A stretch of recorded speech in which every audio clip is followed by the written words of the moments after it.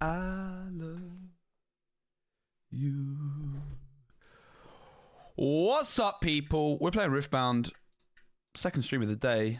I just can't get enough, mate. It's very, very fun. It's very, very fun. We're playing Teemo. So basically, Teemo is a blue and purple leader, the only blue and purple leader. At the start of the game, you choose a champion. These are like in my deck. This Teemo. This is our chosen champion that we're going to be playing. It's just a unit card that's basically like an extension of your hand. There's two locations. One is picked from each player, and then there's a mulligan. This is our like main card we don't want to have in our opening hand. The mulligan in this game, the cards just go to the bottom, and they just stay there. Basically, the idea is you don't shuffle. So we'll probably just get rid of this one card. We could have taken a second mulligan, but...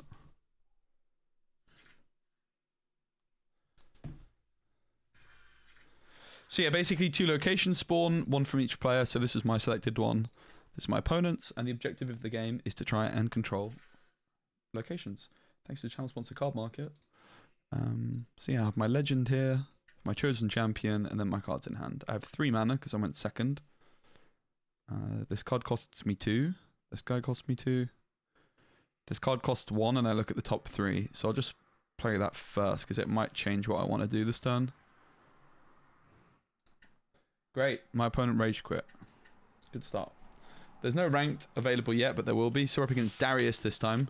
Again, we get to pick our champion. This is the guy I choose to play as my chosen champion.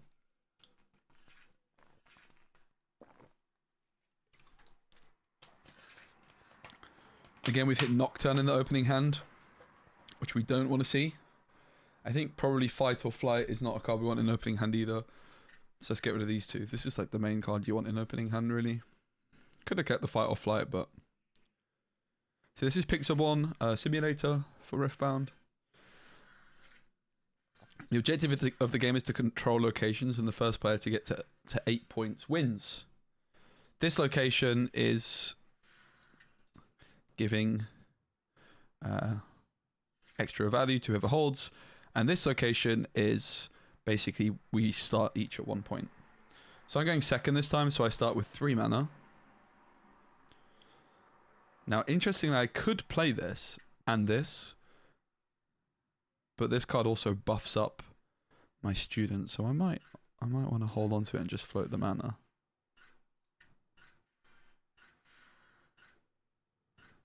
So you have a base area, and then you have 2 locations. You can't play directly to a location unless you already hold it. So they go ahead and try to get the Altar of Unity. I could respond to that with the stacked deck. I mean, I have the mana to play it. I just figured that it might be worth holding onto it because of the synergy it has with this. It's going to be quite hard for me to take control of that. So I draw Sneaky Deckhand, which is a card that I can play to an open battlefield, so I could play it here if I want. Not really that much for me. Let's move into this location to the left. Hope everyone's good. Hey William. Hey Donkey Kong. So I took control of this location, I gained a point. What I'm going to do now is use my leader ability.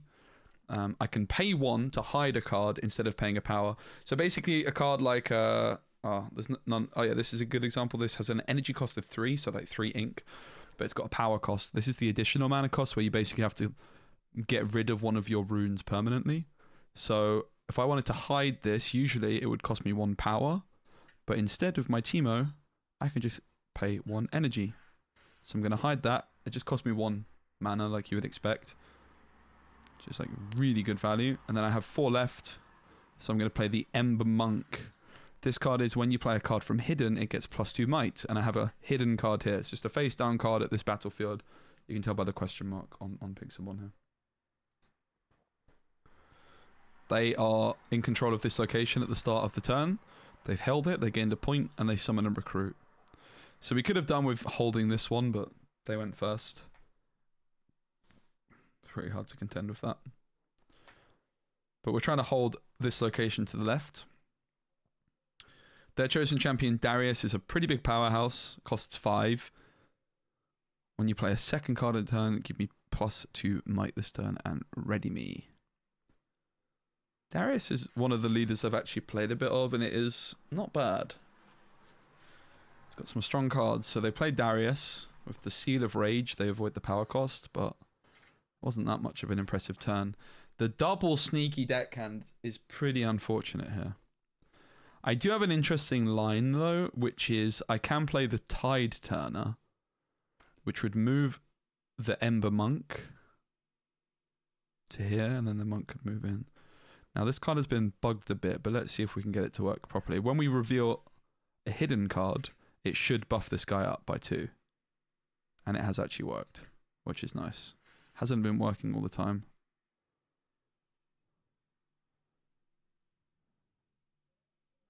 So now what we'll do is we're going to play the Tide Turner, I think.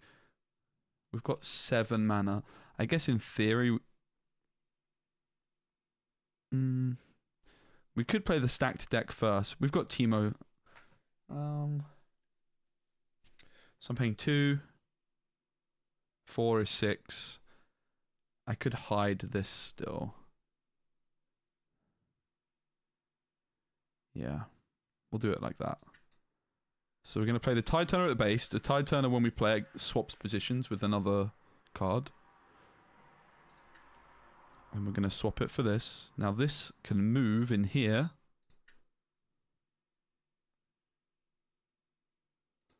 Six beats 4. The Tide Turner is really strong. Really, really good. At the end of a showdown, the damage is wiped as well. So this was like incredibly efficient. We're going to reinforce this location. It's the main one we want to hold because of the recruit token at the base.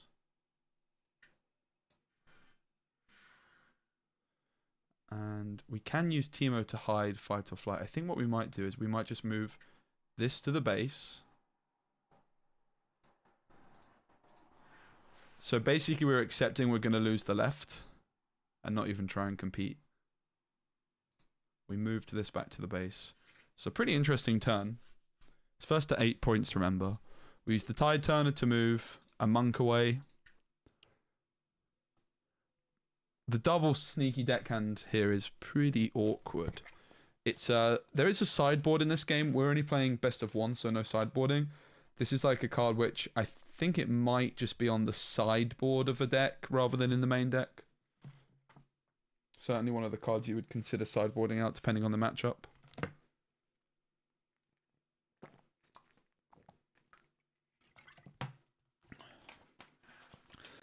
So they play Cleave, which gives +3 might to one of their characters this turn when attacking. I have no mana myself, so I can't respond to anything. So Darius is looking huge because he also gets +2 might. When they play the Guillotine, which can just kill a unit. So they're going to kill my monk. They're kind of popping off. It's the second card they played this turn as well, so Darius is going to get an extra 2 might. It's like a 10 might guy right now. It's kind of absurd.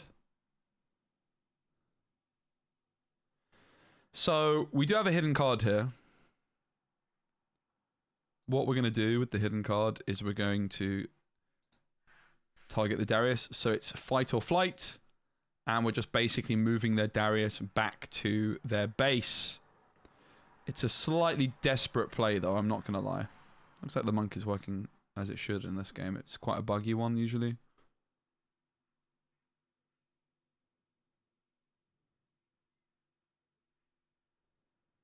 But yeah, they pumped up this Darius a lot with the Cleave. And this way we take out their recruit and we'll also hold, so we'll spawn our own recruit. They're going to come in here with the Phoenix and we are going to lose that one though. Unfortunately. It's looking a little bit tricky, but Hidden Blade comes down. They kill a unit at a battlefield and they draw 2. So they kill their own unit. They could have killed the monk. They decide to go for the card draw instead. Phoenix will come in here. Unfortunately, I can't do anything about it. But I can probably just come in here and finish it off with my student, perhaps. Have to see about that. Don't have any combat tricks currently in hand. These sneaky deckhands have been really bad in this game. Really bad. Oh no, I shouldn't have said that. I shouldn't have said that, chat. I think we'll try without this card in the next few games. I think it might be a sideboard card. See how we feel without it. Just had to talk. Oh yeah. So there's actually some really nice options here.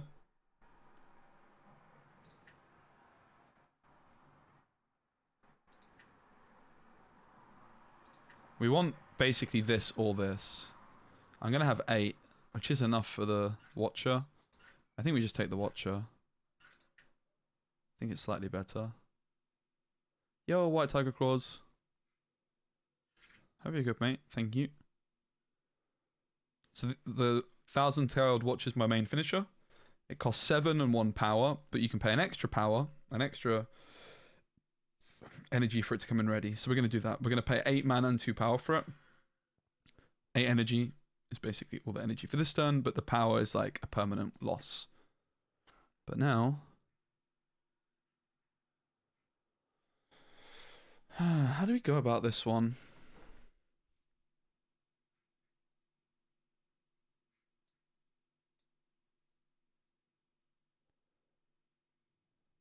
This will put us to 6.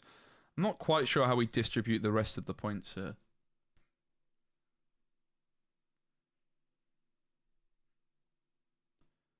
My gut feeling is we reinforce and we retreat on this one. Let's go, White Tiger Claws. I appreciate you, mate. Hey, Rex. Maybe you could have moved Student to Phoenix.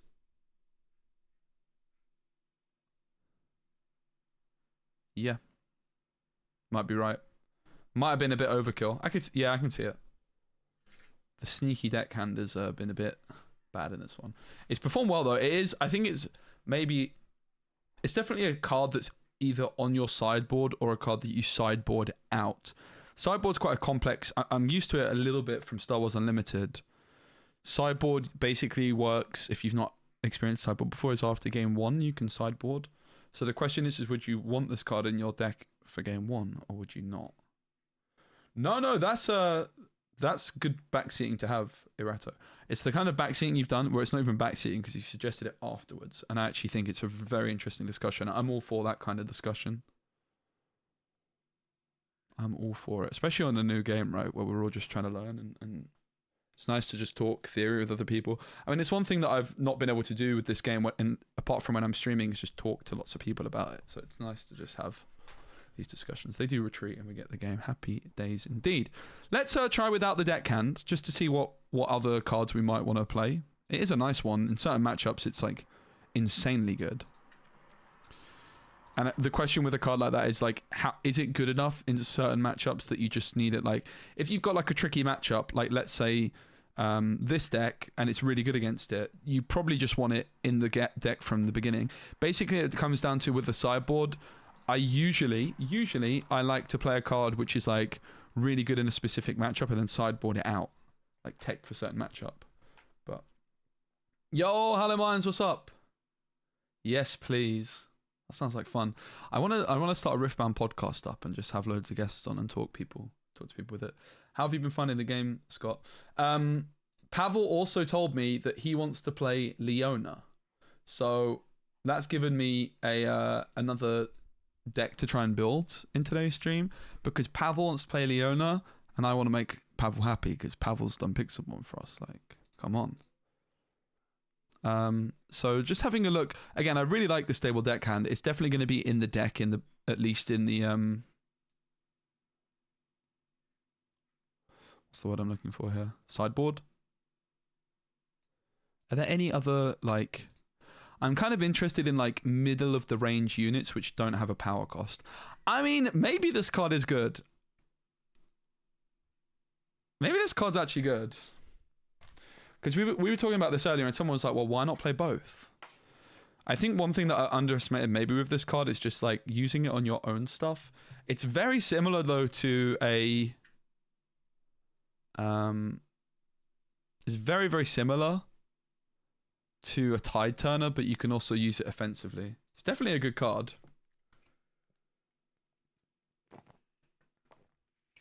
Let's go, Scott. Yeah, it'll be nice to get it running.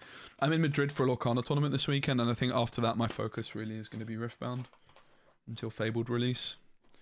I might also play some Gundam this weekend, there's a chance. But I'm in Madrid for the release day, but there's a chance we do a Gundam stream Friday. We'll see. Look at the top card of your main deck. So basically, yeah, what I'm kind of interested in is at 4, we have a good card which isn't a power cost, but we don't really have that around 5 and 6. This card's not bad. I don't think it would be a card you play 3 copies of, but it is a card I quite like. This card's bad.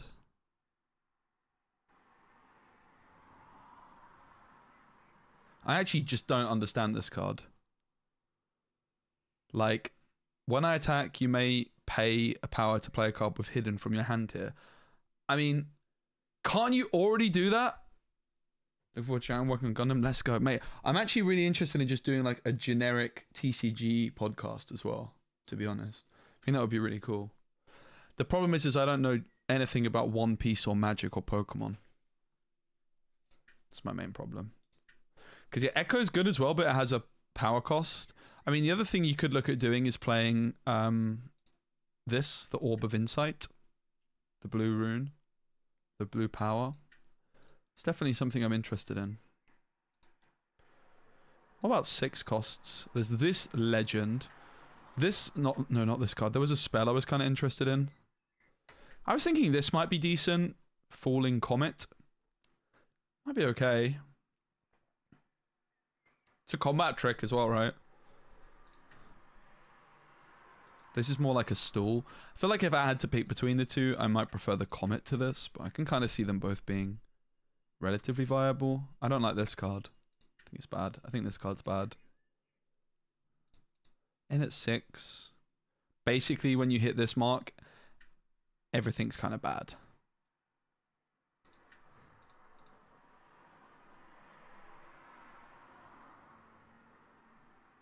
Hell yeah. Are you going to be at, I don't even know what events are coming up. I'm sat there like, there's events coming up soon. I mean, I'm going to Gamescom. And I'm probably going to go to Essenspiel because I'm expecting Riftbound to be there. But it hasn't been confirmed yet. So I'm not wanting to like book it too soon and then find out it's not going to be there.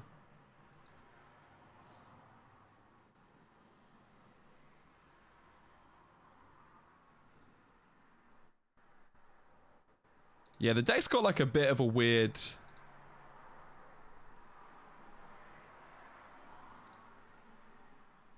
This card's not bad. I can kind of see it. What else could we do in this slot? I want cards which don't have a power cost, basically. This card's interesting, but I think it's bad. I was looking at it a bit earlier. Kill a friendly unit or gear, but you have to turn it sideways to gain 2 power. I think it plays the card with hidden from hand face up, attacking with it. I mean, that does make a lot more sense. Top man, Scott. Yeah, I'm just waiting to see if Riftbound... I mean, surely it's going to be there, right? The how to play rules are unplayably bad. I did a video, KT, on how to play a bit, but I'll definitely do a bit more. You move the AV in and play purple Teemo from hand. I mean, that is not bad. I think it's a bit too slow, though, right? Like, you don't... I don't think I like this card. I guess if ever there was a deck for it, it would be this one. I don't think I like it, though. It would probably be quite good with this card, right? The Fae. When you play me, give a unit -2. And I mean, that is a card we could look at playing again. It's like a defensive hidden card. We could also just play more of the Teemo.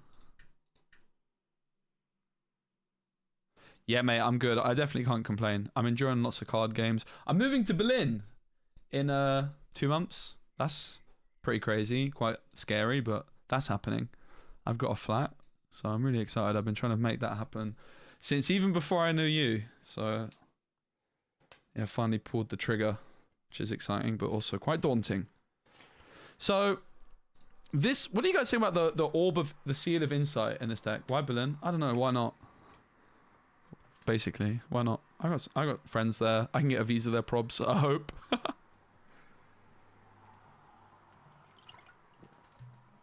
Germany's got like a good card game scene. Probably the second biggest in Europe, I would say, in my experience, behind France. But obviously France is like very French speaking. Everybody from Germany. I know, right? Seems that way. Thanks, mate. I'm really excited. It's going to be a good experience, I hope. My main concern... I feel like this card's probably good as like a 2 of, but I'm a bit worried to play more than 2. So this card's kind of interesting, the Orb of Regret.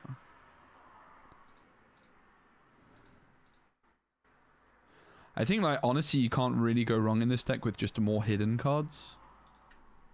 This card is really strong. It's a 4 static card that's hidden. But then you could also just say, well, Specky isn't Teemo also a 4 static card that's hidden? And the answer is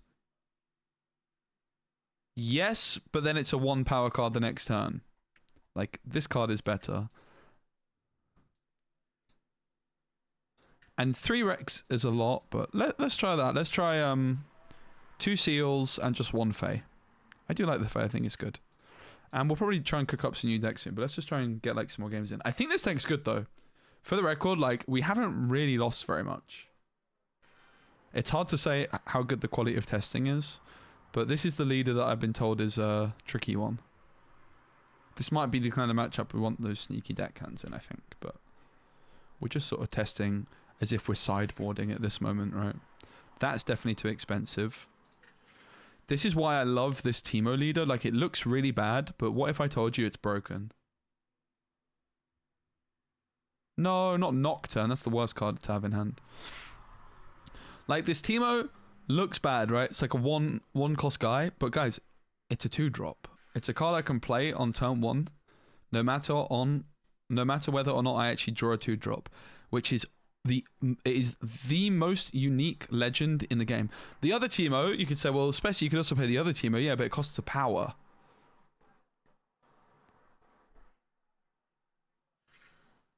I mean, to be fair, with the Orb of Insight, I could kind of cancel that power out, right? But so we're going to play Teemo, but we're also going to play the stack deck. So let's just play the stack deck first to see if anything changes.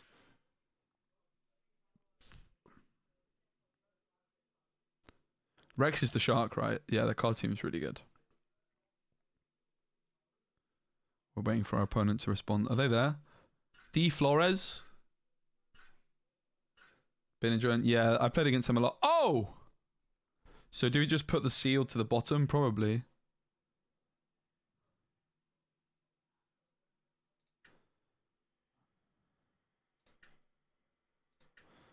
So basically we're paying 1 power for this, but we can float the rune. So you might think, oh, well, you've got your 2 purples already available. My opponent's taking ages to respond.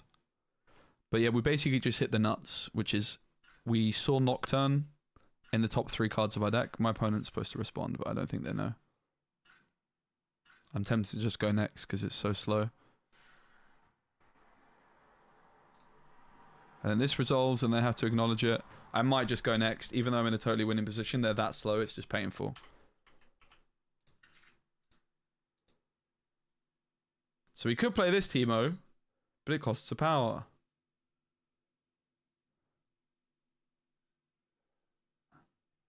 I mean, we could play the seal and then this.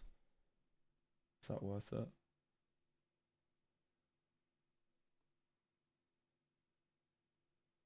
Sure.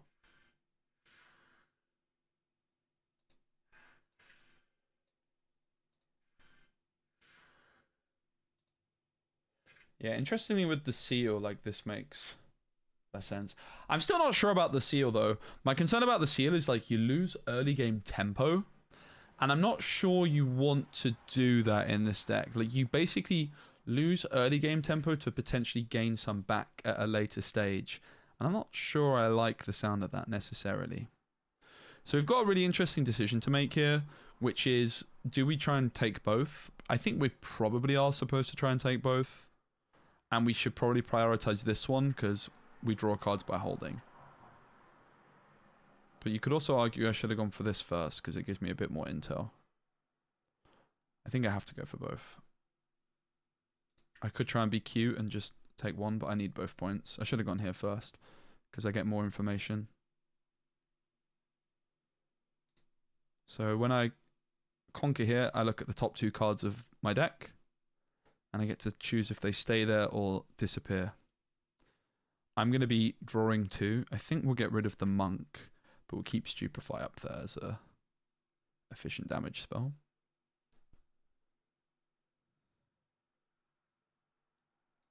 I will put the card draw here. I should have... I actually missed sequence. Hey, oh, what's up, man? I actually missed sequence slightly. Have we had a stream? What are you up to today? Because we're going to put this Teemo in our hand. But I missed sequence because they know where... they basically know where the Teemo is going to be now. Although you could argue I'm bluffing. I'm already unconvinced by the orb. It's the first time the orb's in the deck here.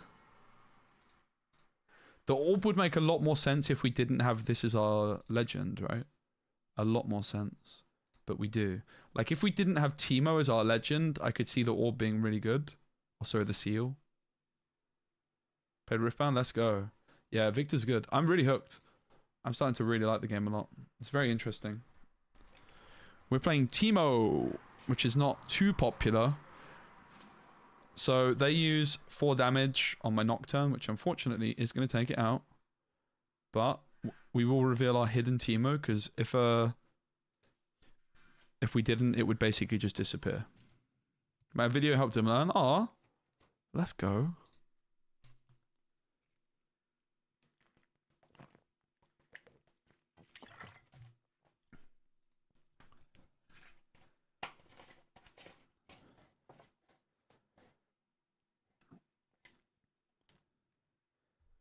This deck we're playing against is considered one of the better ones.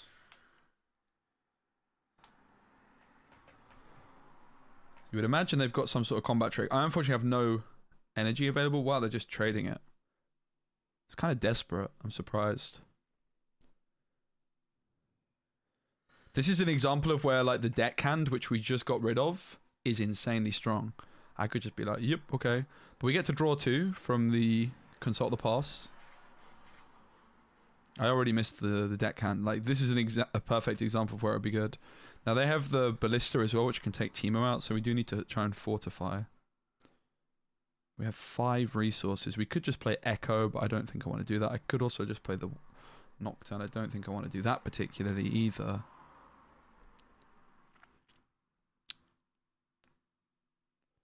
Yeah, I'm not liking the change to the deck. Again, it's like a change that in reality would be a sideboard decision more so than anything. I think I would like the Tide Turner. Tide Turner's broken here, guys. Look how good this is. Oh, mate, this is turning into maybe my favorite card. So, important sequencing moment. No, it's actually not important. But what we're going to do... Wait, are we going to do... Here's the play anyway. Ready? Tide Turner at base. Swap with Teemo. Oh, mate. The Tide Turner's so good. Which also begs the question, maybe that like 5-cost guy that we were talking about might be good. And now Teemo can go in here. Bro! That's so strong. Tide Turner just gained us a whole point. For 2. It's like similar to the deck hand, which you can just enter an empty field. It basically just did the same thing.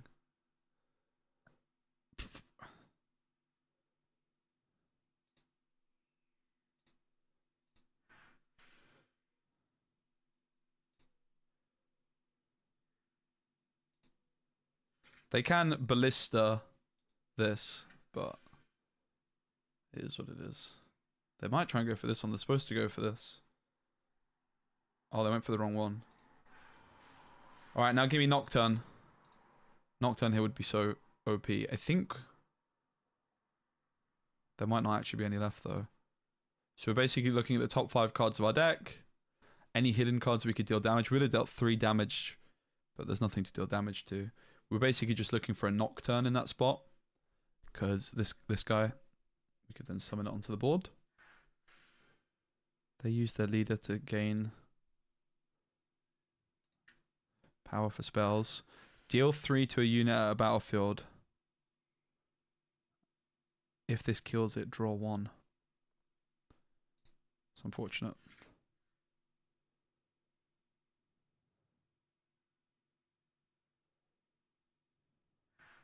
Deal 3 to a unit at a battlefield. Oh no. This is where like those cards which can just come in and be played are very, very valuable. I'm not too impressed by what they've been doing. We can play Echo here. And it can enter play ready, which I think we'll do. Let's use the orb, finally.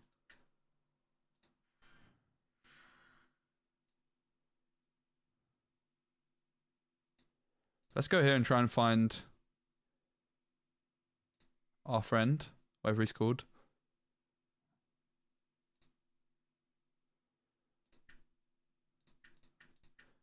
We probably want both of those actually on top of the deck. Specifically consult the past, because I can now play Stupefy, knowing I'm finding that. Is that good? I don't know. Maybe we just get rid of it. We have a lot of cards already. Thousand Tailor Watcher we'll definitely keep.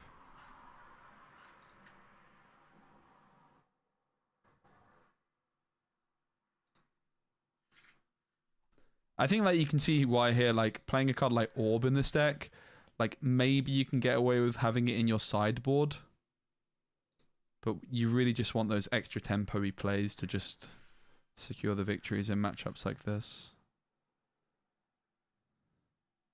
Yeah, I did misplay though. What I should have done is kept this card on top, because Echo's going to die here. I could play Stupefied, draw into it, and then play that to just draw for free. So it was actually just a strict misplay. It's quite predictable that Echo was going to die. But yeah, basically they're just like a control deck, right? No, it's our first time trying the card. I'm just trying it out. I agree. It was literally the first game and I already don't like it.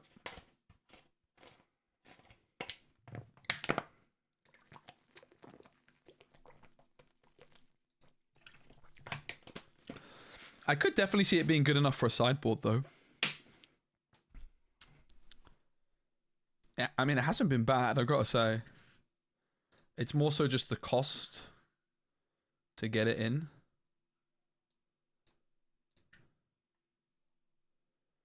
Like, by just removing other cards. It's actually been pretty insane.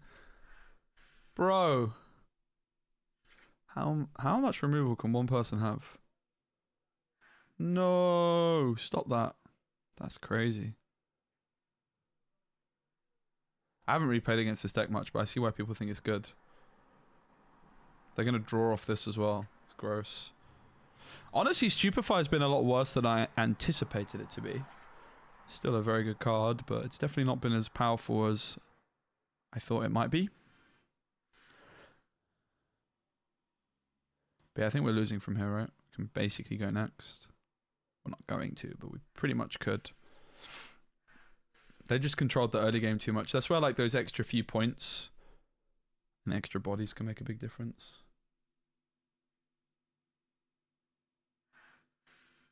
I'm really liking it. No, I mean if you basically rewind Kikam, it's exactly what I was saying starting this game. I was like, yeah, I don't know. It's kind of not doing what I want it to do. It has been good though, I have to say. We're playing 2. Maybe it's just a 1. He's like, yeah, okay, I'll play 1 orb. Sure. Time Warp? I mean, I saw them. I gotta be honest, I don't really understand. I don't really understand it. I haven't seen them, and there's possibly something I'm missing. I don't really understand the Time Warp though. Like, what's it doing? Aren't you just paying 10 to have another go? It's like, surely that can only be worth it if you're reducing costs somehow, right? How are you reducing its cost? Is there something I'm missing? Or, oh, because Time Warp just gives you... Okay, there is something I'm missing, because Time Warp gives you more points. That's the logic of it. Yeah, I mean, this one's looking kind of scuffed, guys. I'm not going to lie. I only lost because of a bug, guys.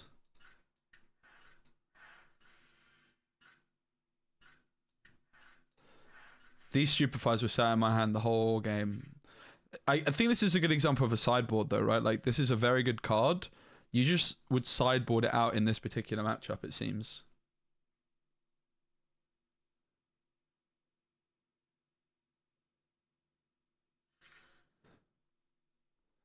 I mean, it doesn't sound completely terrible. I don't know that it sounds good, though. Maybe. Maybe I'm just a hater.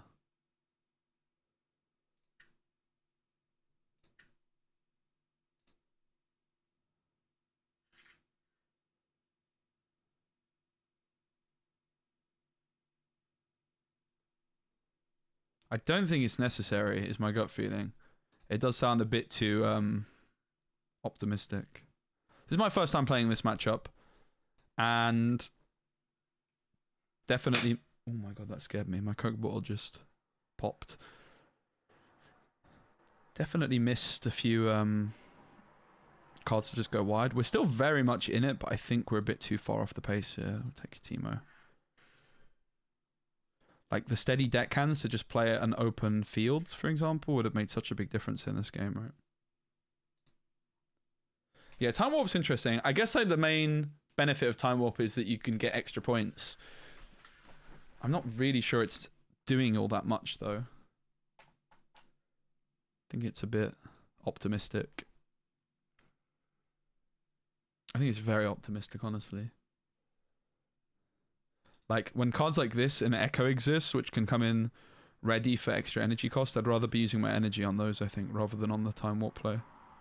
So we just need to hit one hidden, we're fine. And if we hit a Nocturne, we're mega fine.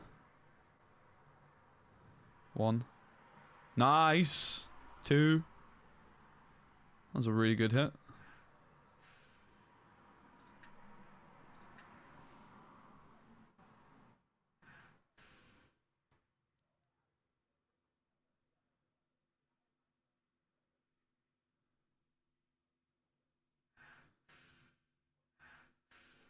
There's some in the Phoenix back.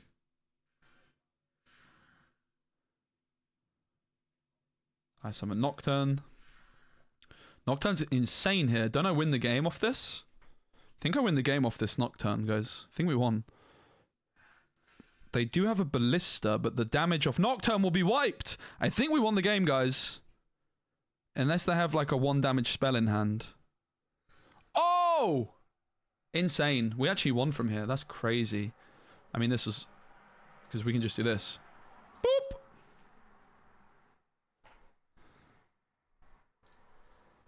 GG. Ho ho ho! So maybe you don't even need those aggro boys.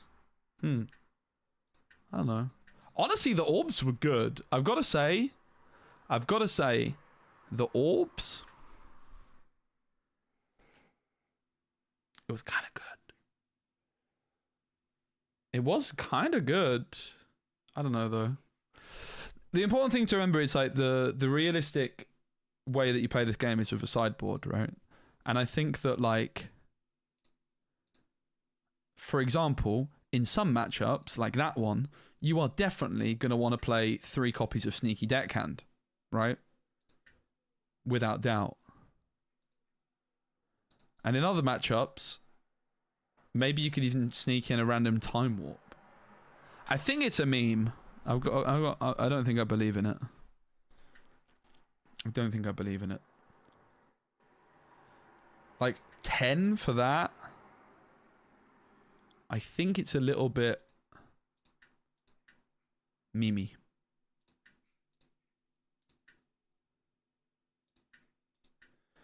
Next turn gives you the runes too.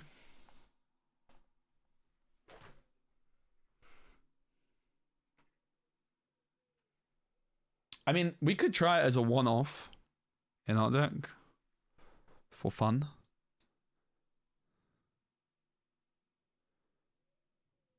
Yeah, maybe on a sideboard. I don't know. I think a lot of these things are like cards I could see sideboarding, like top end cards, but I need to play more really.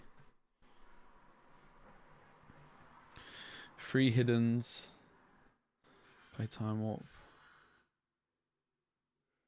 Maybe. I'm very sold on this Teemo as the starter guy. He's so good. We need to defend here. Well, I don't think we're playing time warp this game. Well, then maybe we end up doing so.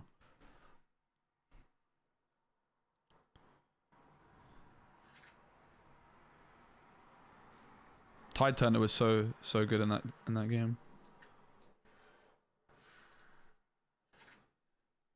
I mean, it's possible you could bottom deck 40 cards in one game. Probably not.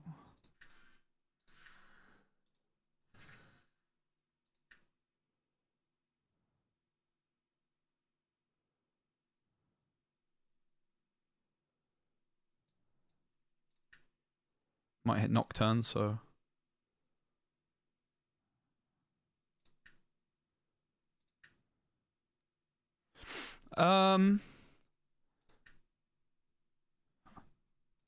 Maybe we just keep the Riptide Rex. Hand's quite expensive, but I think we might be able to get away with it.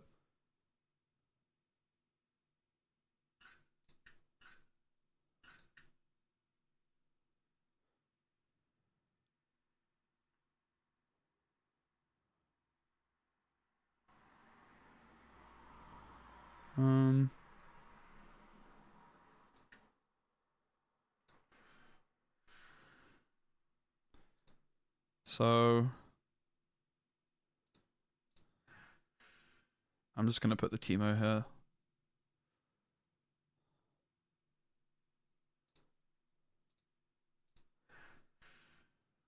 Cost me 2 to do it, but sure. No need to play this yet. Because this costs a power, you don't want to play it until you're getting the value from it. I think the orb's good, to be honest. 3 is a lot. Like, I cut the orb in my Jinx deck, which I'm not sure was correct, but...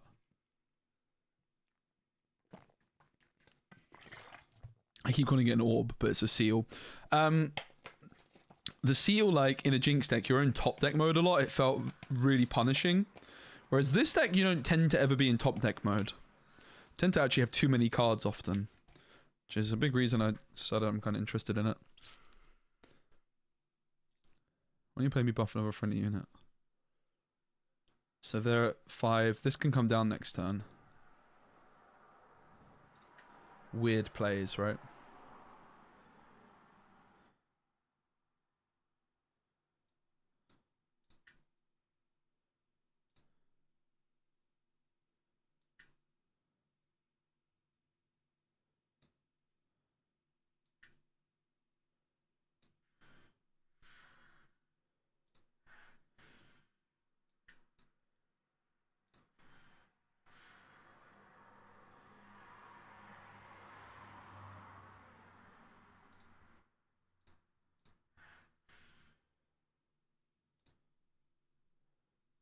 I gotta say, this leader is very strong.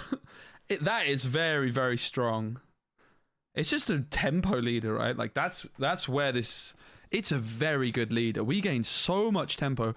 I'm not gonna lie, the orb seems kind of good. Especially with the fact that we can bottom deck stuff in our deck, right? Like, with the Vision of the Future, the stacked deck. We can stack the orbs on the bottom. Sorry, the seals on the bottom when we don't want them. I think it's quite good.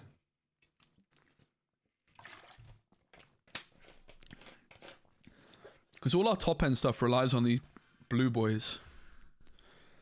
The Snapvine's kind of crackers, right? So they're dealing damage to Echo. Is there anything I can do about that? No. I do gain all my resources back, but I have nothing to do with them, unfortunately. So it doesn't really do much. This is why I'm also looking at like the 5-cost spell. But this is also an example of actually I don't have anything to do in my hand and where like the orb is maybe a bit mediocre.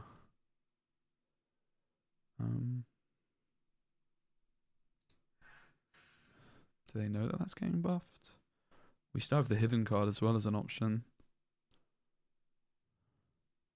We could even pull Teemo in, right? I mean, we don't need to do anything yet. We pass. Wow. I didn't read this card properly, but I don't think it's doing anything, right? So they can use one of these. This now wipes. That's a very, very busted interaction, but... Okay, we're kind of just chilling, right? What we could conceivably do here is we could conceivably retreat. I think we're supposed to try and hold on, though. I don't want to play a big Riptide Rex. We have the movement boy here. So let's put the monk down. And leave the guys hidden. Bit of an awkward game. We missed our card draw this game as well. Like the card draw hidden card. You can see that don't have an abundance of card draw. Always. So we buff this up. That's a fight they're winning, but we've got a hidden Tide Turner.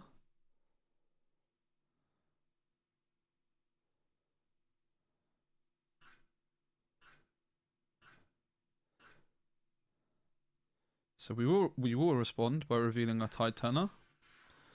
And that should buff the Ember Monk, but it is a bit bugged, this card. So this should be a 6 now, which is insanely strong.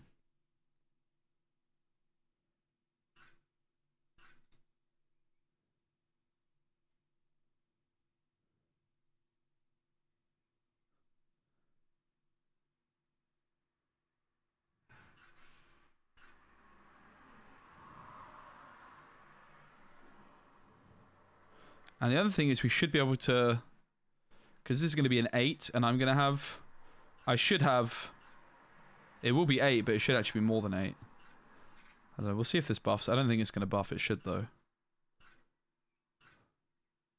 But I could even do Teemo to get to even more. Is it going to buff? No, this card is bugged. It's known bug. I'm still playing it because the card's good.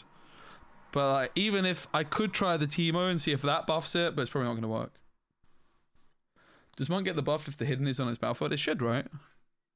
When you play a card from hidden, give me +2 might. I think it's just a bug. It should, based off the card text, as far as I'm aware. Hidden is a weird one though, and I heard that maybe they're planning on rewriting the way written works because it's a bit of a weird one. But yeah, this is very unfair. This should have survived, I think, the Ember Monk. So we should still be in control of this battlefield. Wow. Okay. It's a Teemo problem too, though. Isn't it just a Teemo problem? Right, yeah, it's a Teemo problem. I see what you mean. Yeah, but I don't know. I haven't played this deck, but mine just seems really solid. What are they moving? I mean, this whole interaction is cringe.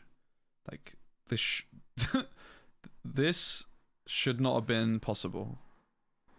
But it's fine. I'm playing a bugged card and knowingly it's my own fault. I accept the consequences. Card's really good though. Oh, come on.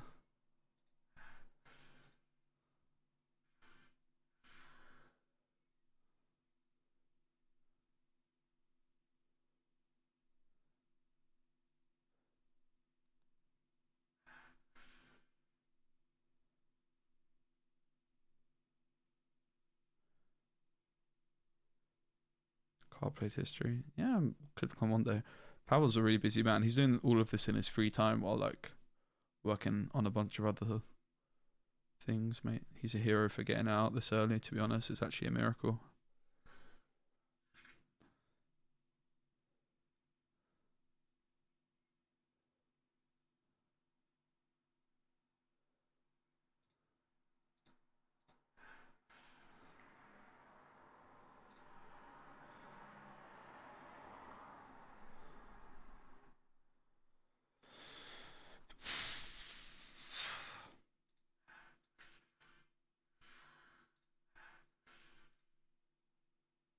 Pretty sad times.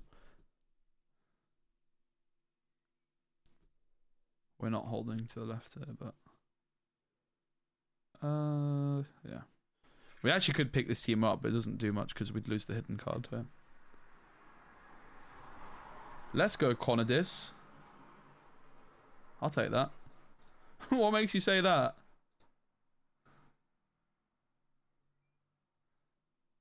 I might have to put that in my bio somewhere.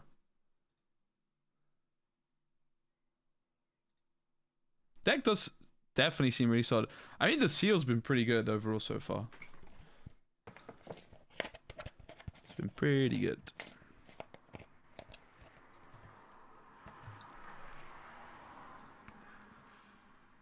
This card's so good in this deck. Don't mind if I do. Ooh. Oh! Oh my god, guys. Did you see that? That's insane. Oh my god. We revealed the Consult the Past, drew 2, and drew the flipping Fight or Flight. Get out of here. Nope. Get out! You know that meme? Get out!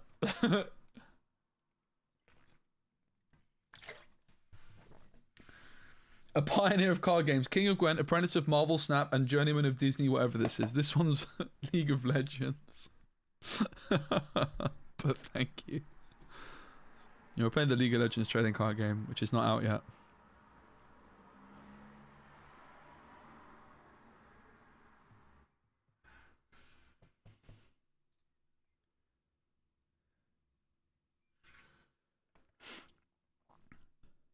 Damn, this card's good. Deal 6.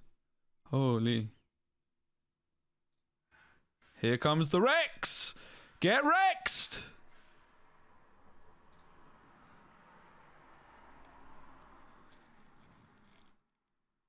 I mean, I should have played this first. Oops. I got ahead of myself a bit, didn't I? Ooh.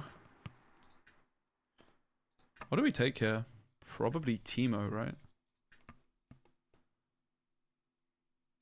If only I had the sneaky deckhand. True.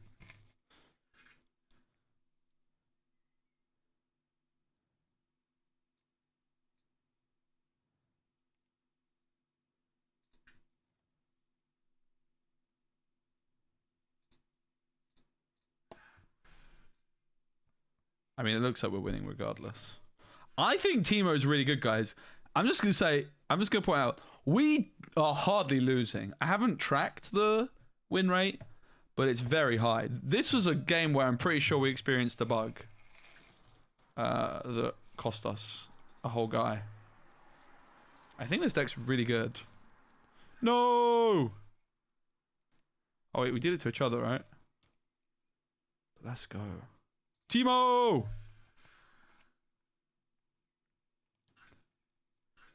Why is this flashing? It's not like I can play it.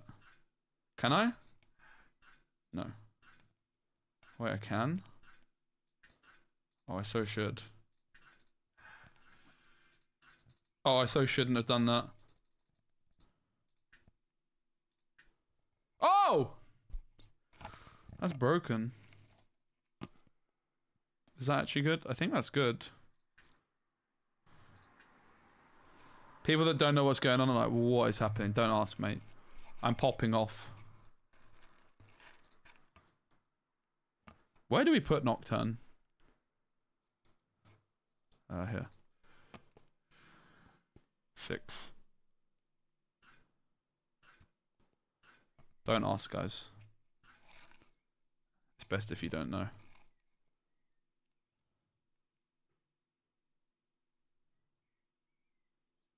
I shouldn't have played this hidden card here, but maybe it, I mean, maybe it just psychs them out. Maybe, oh my god, guys, what if they're so panicked that I've actually just got them? I can't even reveal it though, can I? Because I just played it.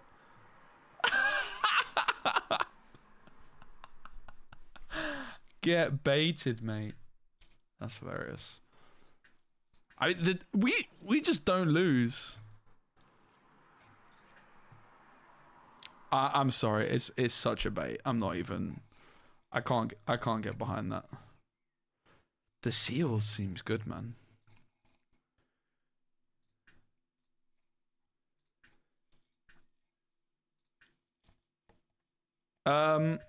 Let's maybe play a different deck. I don't know. This deck just seems good. It's like, what more is there to it? I think it's time to build something new. Let's play one more. Pavel wants Leona, so let's play some Leona. Okay, this is the test. Victor's supposed to be very good. This Teemo is kind of insane against Victor, so maybe we make an exception to our rule and pick this guy. Yeah, I wouldn't play 3 seals, but 2? 2 seems reasonable. I think I'll drop Fight Off Light, keep the rest.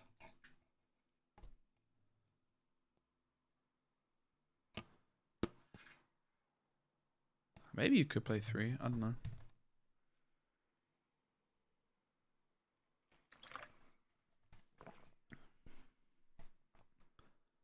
But I'm kind of already got girl asking for already.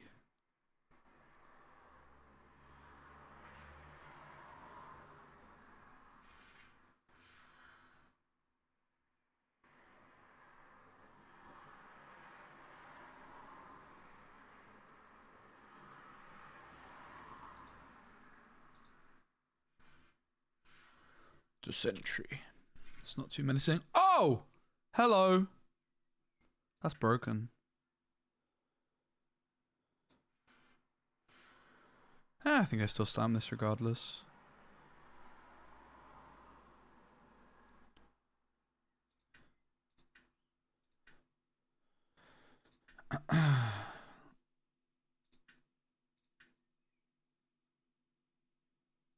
Curve. Powerhouse. We'll take the curve. Be sensible.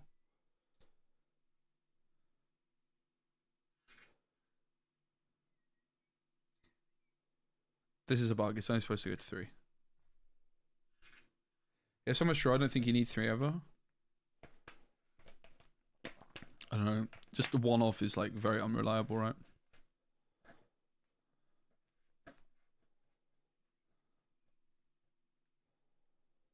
Two is probably the right amount.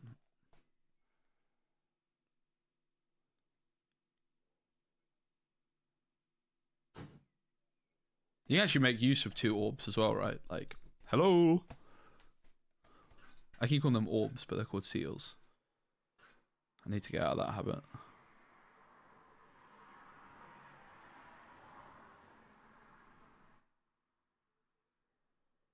But this is another position where the deck hand would be good, right? You just put the deck hand in here, and then you can attack here. It's very nice.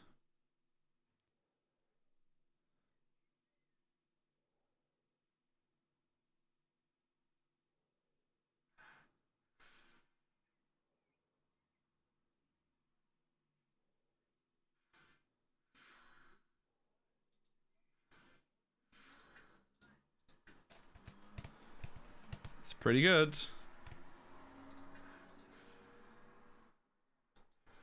This card might be a big problem for us. I'm not really sure I can deal with the Victor that they just leave at the base. No!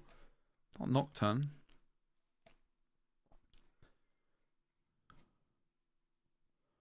Units have +1.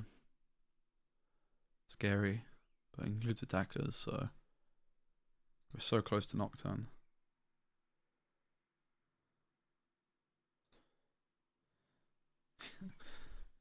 Different lingo indeed. So we look at the top 2. We can recycle them or not. And they draw.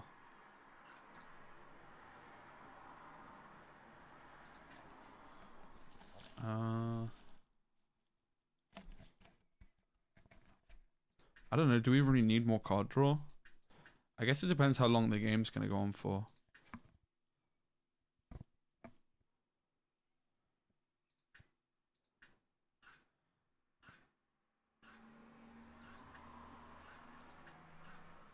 I'm going to get rid of Echo, but I'll keep the card draw.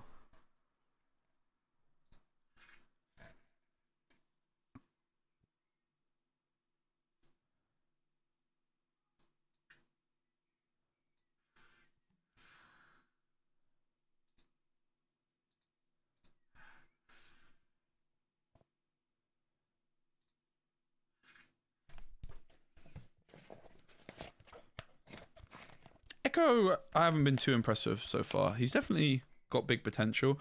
I think the fact that he just comes in ready is a big advantage. I think it's a good card. I do think it's a good card, but...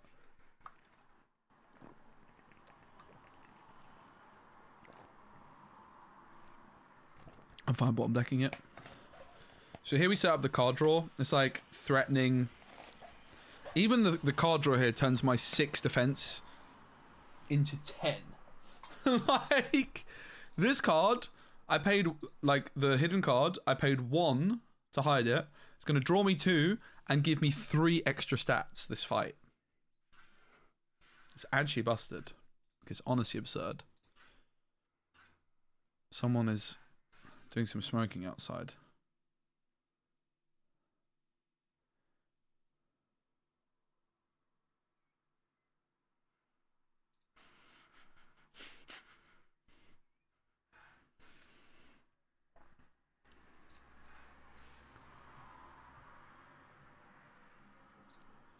There's no need for us to take the card draw here, it just reveals our secrets.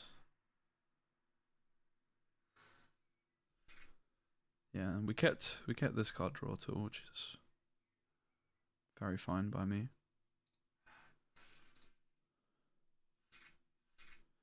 Some combat tricks up our sleeve now. My brother actually got buffed, congratulations. I think this is a moment we could just play the Nocturne. Threatens ganking, which is good. It's not ideal to play a power, but it's fine.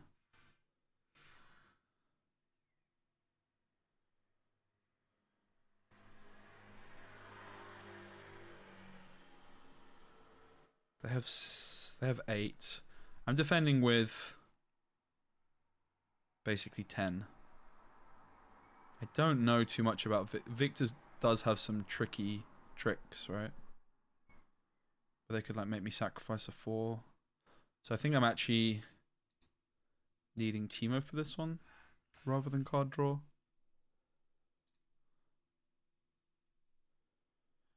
I could also put this Teemo into hand at this moment.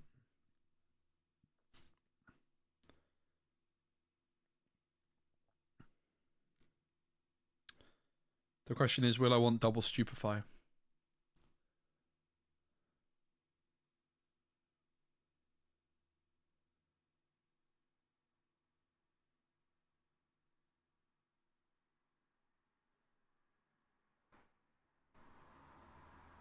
I don't think I need 2 Stupefies. I think 1 will be enough. So let's just put the Teemo into hand.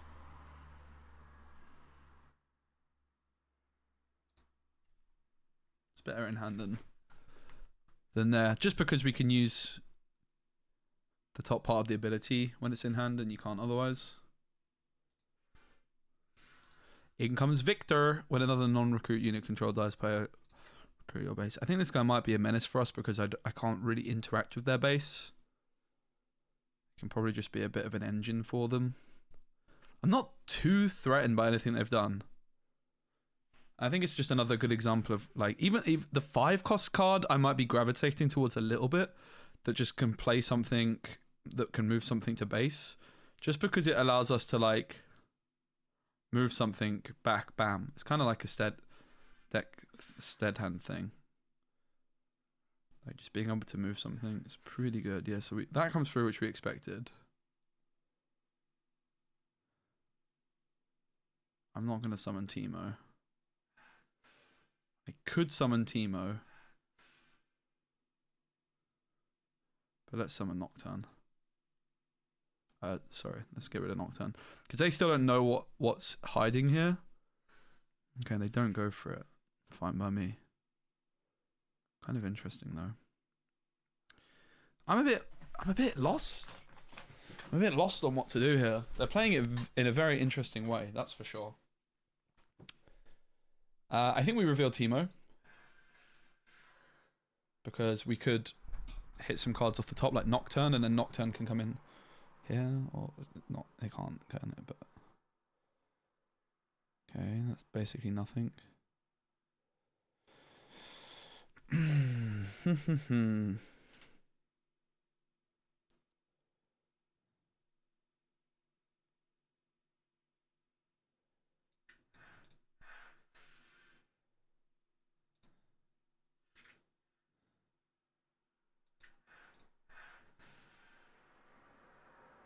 They're doing something good. That they're being pretty annoying. I'm wasting all these spells. Is it even worth it? I really don't know that it is. They're kind of countering my deck here though, right? Like I'm not really providing any threats. I mean, I'm kind of chilling, but I'm also kind of not chilling.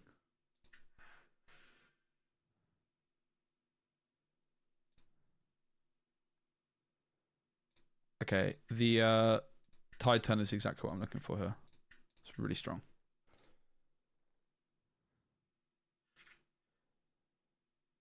Because I do this. Bam.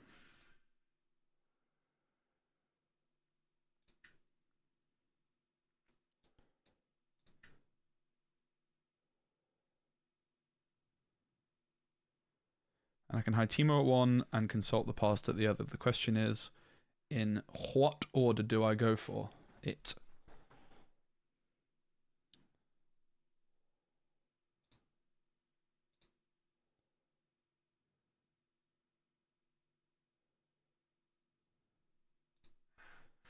I think I go card draw here, Teemo here. We kind of made this work. It was a bit janky. The hand's outstanding though, right? Really, really strong.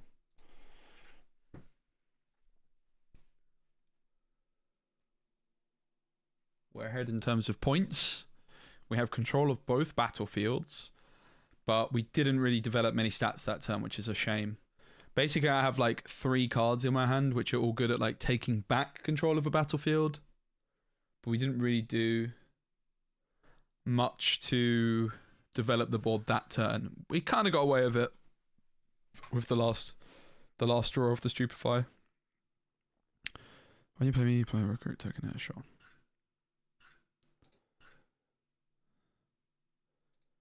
We don't want to reveal what the hidden cards are until they make a challenge at a battlefield.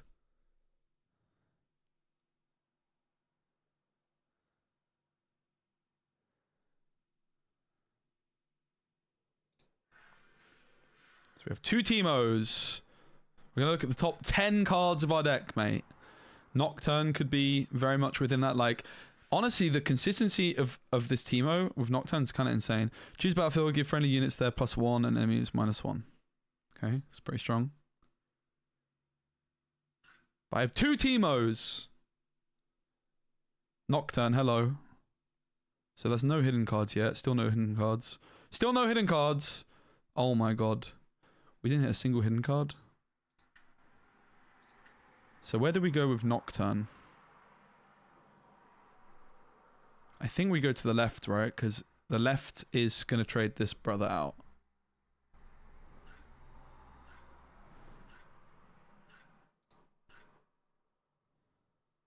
But I would need 3 damage to take this out. I'd need 3 hidden cards in the top 3. Which does seem a little unlikely. Maybe it's better to just go to the right. But then the big guy lives.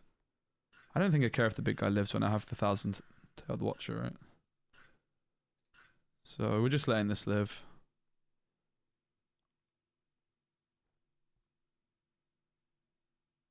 Oh my god. 1 damage? That's it. I looked at 10 cards from my deck and 1 of them was hidden. Bruh. I mean, how many hidden cards do I play? 3, 6, 9, 12. I don't know. Almost half my deck is almost half my deck is hidden. Most of them are, I do have a lot. I have a lot that aren't. 13 maybe. I think it's more like 15. But yeah. I can still take that out, that's fine. I shouldn't have damaged that to begin with, that was a bit risky.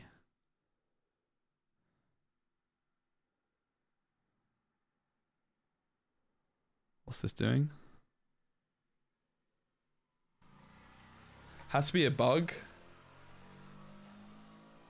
It could have been a bug, yeah. Because yeah, I think you might be right that it was a bug. Because Nocturne got played, which meant that one of them was different. Probably. I'll report that to Pavel.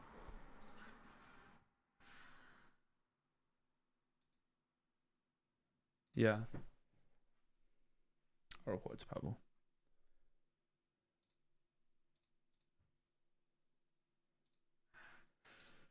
I'll play my game first and then. Hidden Blade on the Monk. Alright.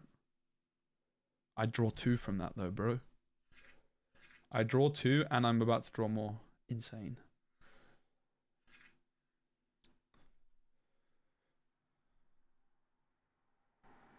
What's crazy is I still didn't hit an orb. You can see where the orbs are pretty damn good in this deck. I wonder if we actually just play 3. 3 blue orbs. I have 9 available here.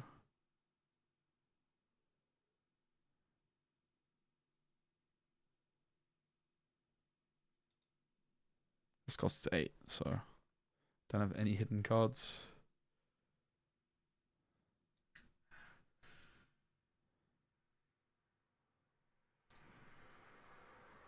Bam! What's better, Teemo or Faye?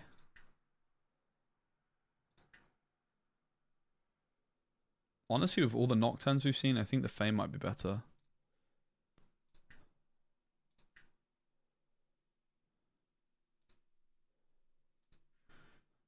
This deck's insane, mate.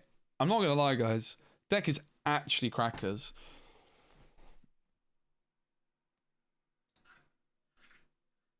I still think we just slam the Watcher, right? We have enough of them.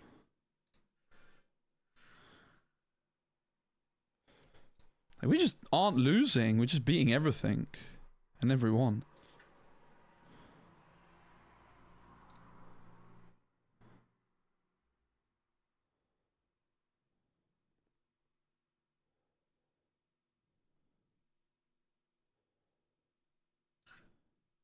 So we look at the top 2 cards now. Bro, how is that even in my deck?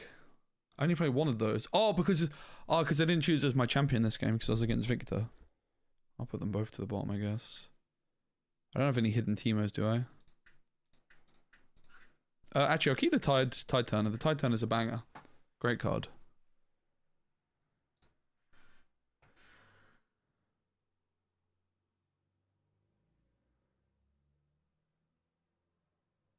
I will play a power to move the Fae. Oh, I can draw as well. I forgot about that. I'll just leave it hidden. They don't know what it is.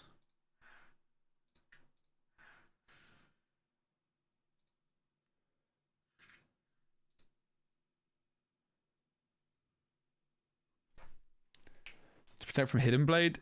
Is that how Hidden Blade works? Isn't Hidden Blade like a targeting thing? Can't they just target it? I think the orbs are good. I might go to 3 orbs. Like see this game, like missing the orbs. Like I lost a lot of tempo just now when playing this. I think the orbs might be good. It makes the echo a lot better, and I mean, basically all my finishers want the orb. It's hard to see how it wouldn't be good. We usually have enough cards. It's definitely a card you could sideboard out in some matchups, but I think it's good.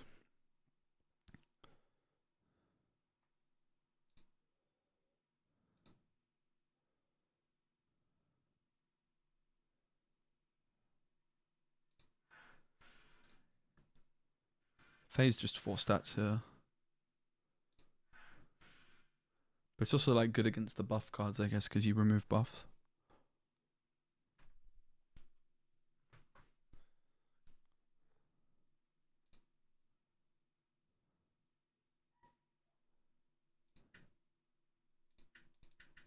Bro, I don't want to deal damage to that. Thank you. Because Victor.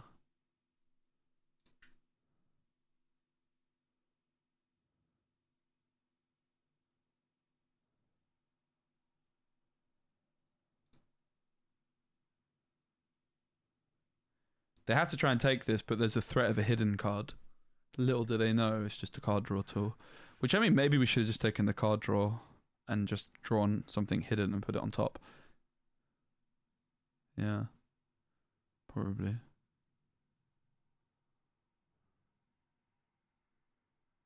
This card's so good. Like, ganking in this deck is absurdly strong. They have a hidden card here, so we're just going to slam Rex, get rid of this, and then the hidden card disappears, and then the Nocturne moves in. GG.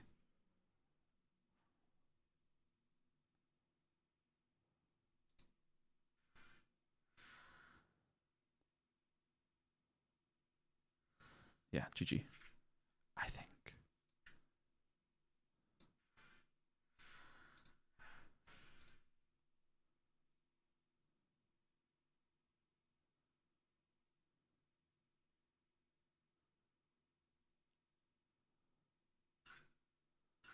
It's really interesting how like a 6-cost card is a finisher in this game, potentially, because of the power cost. I like it.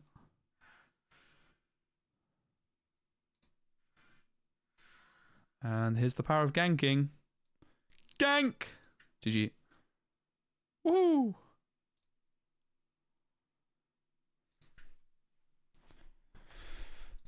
Bro, we just don't lose. Let's be honest. We just don't lose. I'll get rid of the Faith now, even though it was good there, and just put in the extra orb, I guess. Thanks. Very strong. Seal. Alright, let's try something different. I do want to revisit Jinx at some point, but let's look at Leona, because it's what Pavel wanted to try. Radiant Dawn. I don't know if it's good, but we'll see. Green, yellow. Haven't played much green or much yellow, so it'll be a fun one. So Leona, when I attack, stun an enemy unit here. I might not play this deck if I'm not that into it just yet. I'll have a look at it. I'm not very impressed by that. Power cost on a 4-cost champion that doesn't do anything the turn it's played. It's a weird card, right? It's like got shield when it's a defender, but it wants to attack. It's a weird card.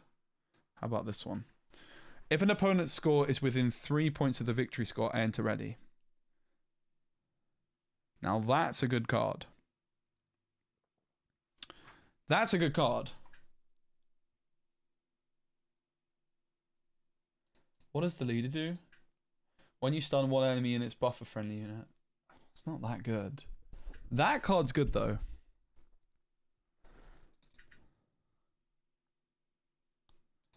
I'm not convinced so far though. Let's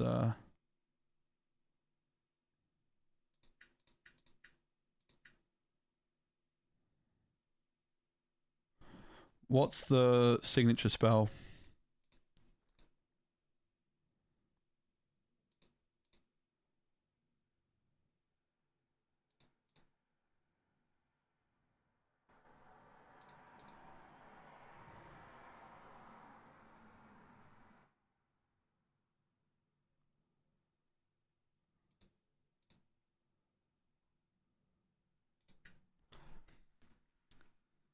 Stun an enemy unit at a battlefield. You may move a friendly unit to that enemy unit's battlefield.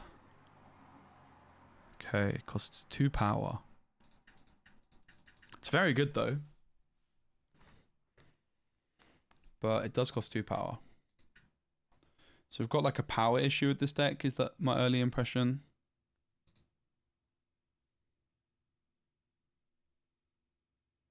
Everything costs power. So I would imagine it might be an orb deck. I don't know. I really don't know these colors very well. What's the top end options? When you stun an enemy unit, ready me and give me +1 might. It's not great, I gotta say. It's really not very good actually. I don't like that card at all. It's like, this card would be much better if it was like pay an extra to enter ready, right? It's just bad. It's like, like this effect. Accelerate, channel 2, runes exhausted, and draw 1. Honestly, I kind of like this card. I wouldn't say that it's outstanding, but it's interesting. I like accelerate as a keyword. It's really strong. And its death knell ability is good.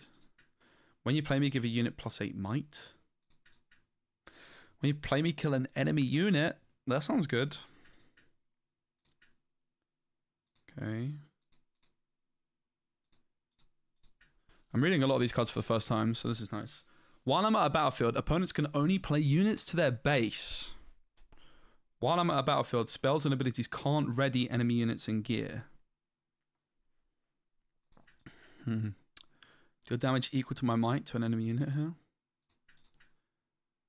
When you play me, buff me. Then if I am at a battlefield, buff all other friendly units there.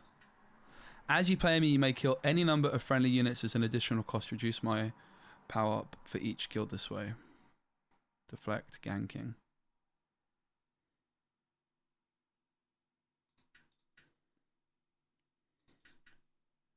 When you recycle one or more cards, buff a friendly unit. Start the next player. It's like a multiplayer card. The Darius. Shield. I don't know, these cards just don't look that good to me so far.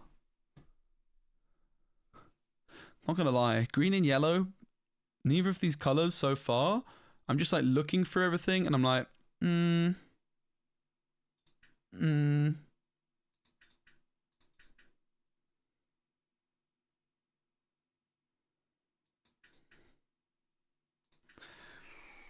Green and yellow. I don't know, man. Doesn't look like a great combo. Is this the only green-yellow leader?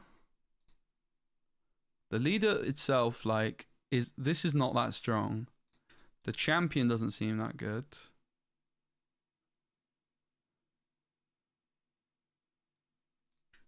I don't know. I'm a bit unconvinced so far. Look at the top 5 cards of your main deck. You may play a unit among them. Its energy cost is reduced by 5. Then recycle. I mean, that card's really good, right? What about this card with Nocturne? Honestly, Nocturne, insane card. Reinforce plus Nocturne's really good. If there's other synergy there, I'm not sure. What's green-purple?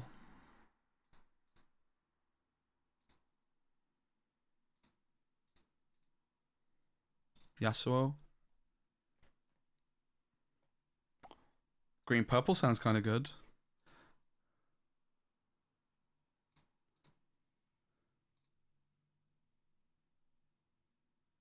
Now there's one of each, and then some of two.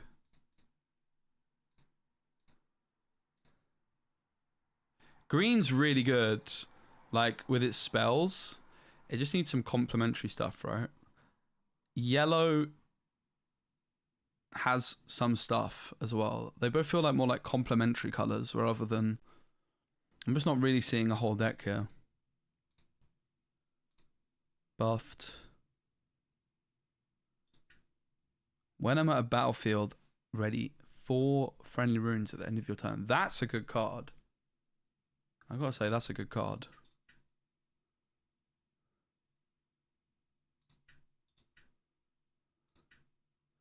This deck, I'm just not sold. There's nothing here I like so far.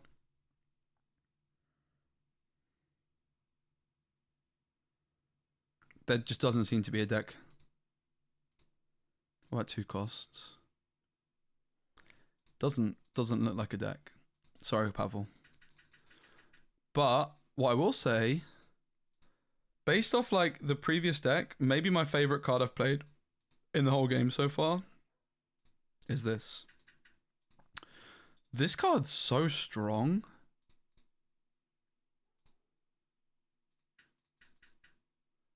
And it looked like green had at least one way of proccing it. Are there other ways? Obviously, you've got stack deck and reinforce. Are there other ways of looking at the top of the deck? I'm trying to think what other purple cards we played that could do it. I don't think there was any others. Apart from like recycle, but you don't want to just like look at one card. You want to look at a lot, right? Recycle's not the word I'm looking for, but...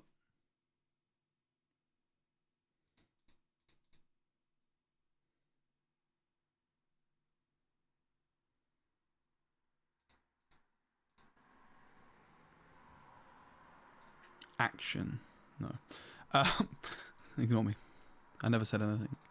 So is there any other cards in green which look at the top cards of the deck?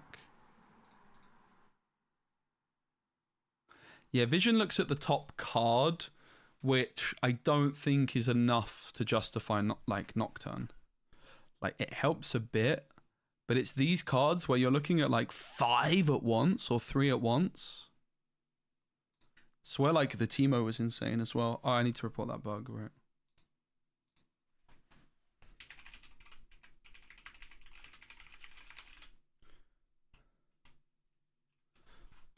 It's the Teemo that we have in purple is not the one that looks at the deck, right? Yeah.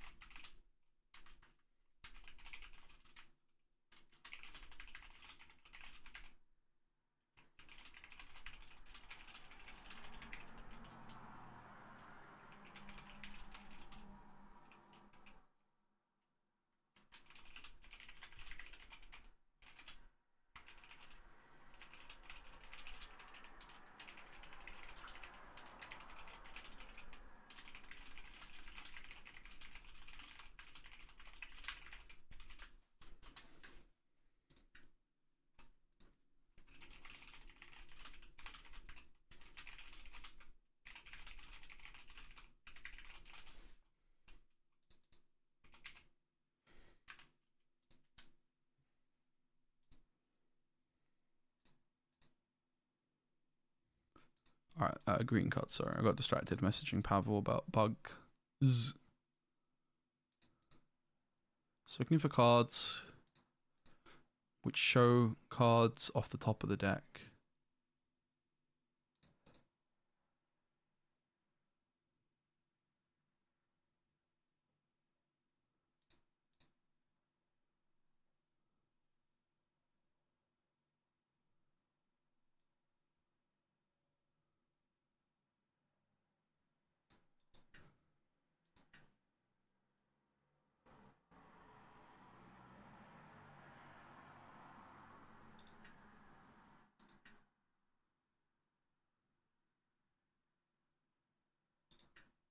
When you kill a stunned enemy. There doesn't seem to be that many ways to stun, did there? I felt like there wasn't actually that enough ways to stun.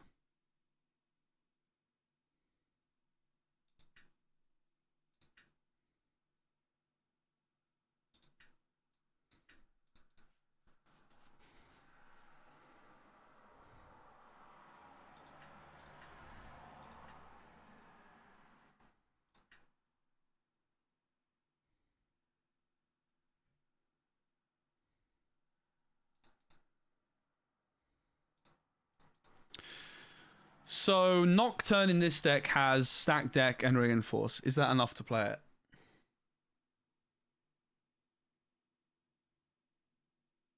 Yeah. I think so. I think Nocturne's like unbelievably good. It's the best card I've used in the whole game, I would say. I think it's got to be good enough. Like, both these cards are good in their own right anyway. I think this card's good. It is a bit weird. Is there 5-cost cards that you care for? No, this card's got to be good, right? How much is in the Teemo deck? Not much more, no. Basically the same amount. It's just that, like, you could argue that this Teemo card is easier to trigger and you can trigger it multiple times. It's just easier to trigger because it costs like 1 and you put it down, right? Whereas the other card is like coming in later, but it is the same amount. It's got to be worth it still, right? Like, it's got to be. I'm trying it. This card's just outstanding. Like, I think the truth is that even just playing this card, like, at the late game, it's not ideal, but the gank on it, it is outstanding. So what's the... I need to get my head around the legend. I've heard this one's got potential as well, so I'm quite excited. Hey, Feldy, great to see you. I'm quite excited to try this one, because I know it's supposed to be quite high skill ceiling. So the green Yasuo... When I attack, deal damage equal to my might to an enemy unit here. And the purple one is the one that's in the thingamajigger deck, right? Yeah, it's just done all art, that's why I struggled. Ganking, the 3rd time I move in a turn, score 1 point. This is what beat me with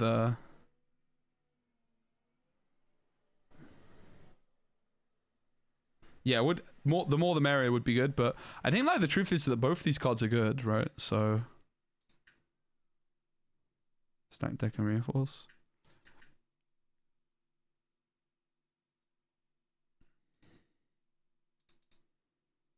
I don't know about the champs. I'm guessing the move one is better. Let's just put 3 battlefields in just to complete it for now.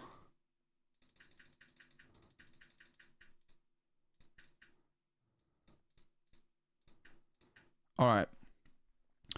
So we've got like some amount of Yasuo champions. Green and purple. So 0 cost cards, green and purple. Obviously we've got the seals. Sure. The 1 cost cards.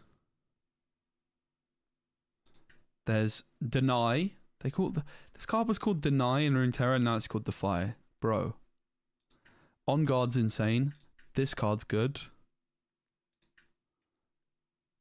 Green has a lot of really good combat tricks. You have to think that's good enough, right? That just seems auto-include. 2 cost units.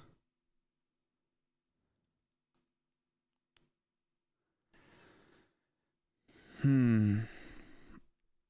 Simon, what's up? You know it? The 2 drops are pretty bad.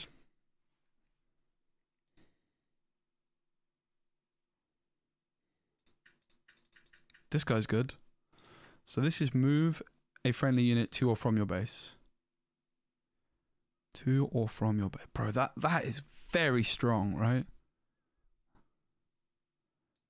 This guy is a movement guy too. I feel like this card's still good enough. I'm liking the look of the Yasuo. This one. 3rd time I move in a turn, score a point. Like, that's the win condition, right? I got a good feeling about this deck. This deck looks good to me. Alternative win condition. I don't know about this Yasuo. When I attack, deal damage equal to my might to an enemy unit here. I don't know about that. Maybe, but I'm not too convinced.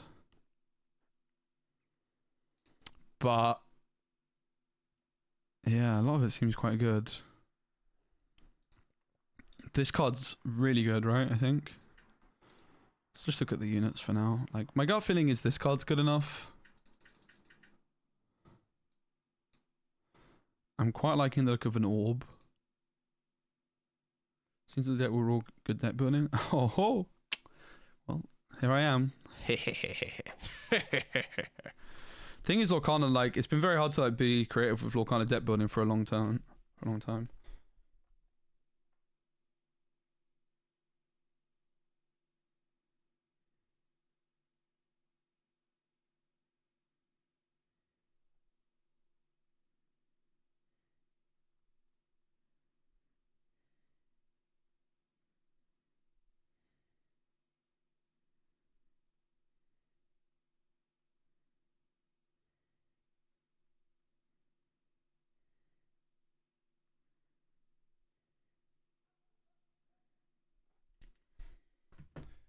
Let's go, Duke. Yeah, I had a little break, get some grub, chill, but I was itching to play some more. It's been going well. We barely lost it. Did we actually lose a single game with Teemo? I don't think we did, right? I think we played for an hour and won every game. Pretty good. And now we're trying Yasuo deck for the first time, which is definitely one that has promise. Poro Herder. When you play me, if you control Poro, buff me and draw 1. This card I'm kind of interested in. Like, this Poro is not great, but it's fine.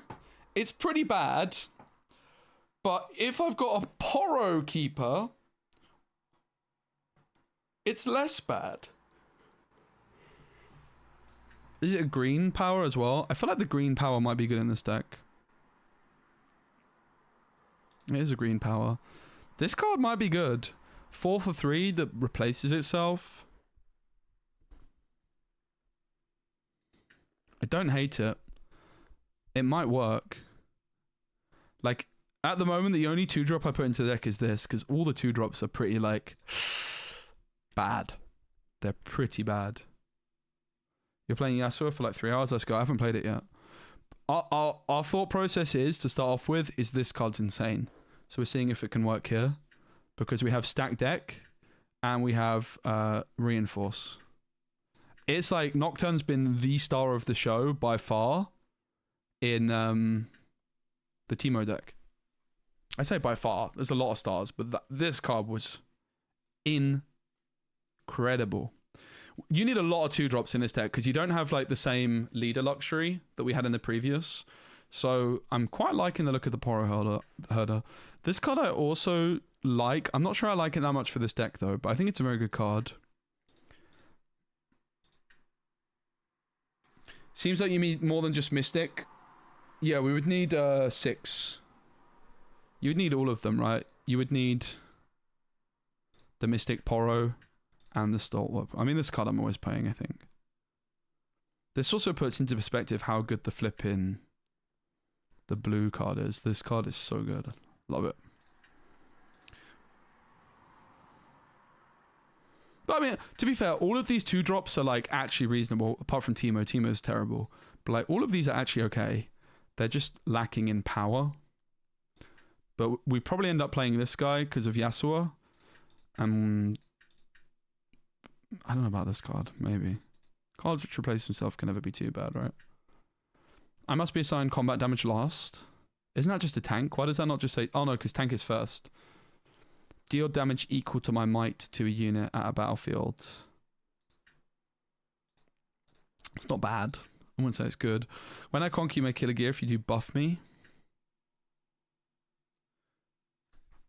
Yeah, exactly, Diego. There is some synergy there. It is a low percentage, but it's not like... Let's, you know, if you're playing a Poro, you've got 39 other cards, and 3 of them are Nocturne, right? So in theory, it's 1 in 13, which, I mean, it will happen 1 in 13 times. It's not the worst odds. It's still odds that do exist, right? Like, it is feasible to happen, in theory. With Nocturne, Yasuo, I mean, Yasuo's green energy. One thing that we could think about is Twisted Fates, if we didn't want to play any green energy, but I'm pretty sure we do. If we want to play any green... Oh, no, this doesn't even have green on it, so... Okay, definitely not Twisted Fates. Cool, that answers that conundrum. Play me to an open battlefield, friendly units, maybe part to an open battlefield. Don't think so. When a friendly unit used from my location, I maybe move with it. I don't think so because it costs a power. Tarek, tank, other units have shield. It's not very good. When I'm at a battlefield, ready for friendly runes at the end of your turn. Can I use this on my opponent's turn? No.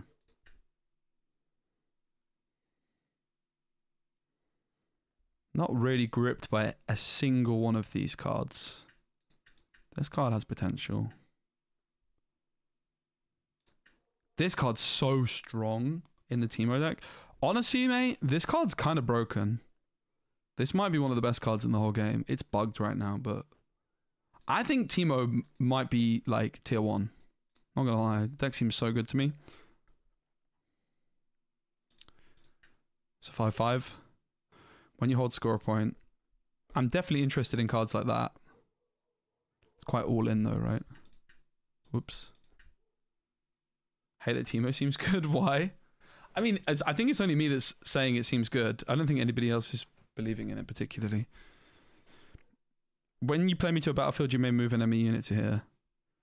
This card's really cool. It's like a control tool, right? Lee Sin, buff me. Marauder, Jinx, Yasuo. You have 8+ runes. I have 4 might. Deck is weird. Hidden seems good. Yeah. When I'm at a battlefield, opponents can only play units to their base. When I'm at a battlefield, spells and abilities can't ready. I don't know.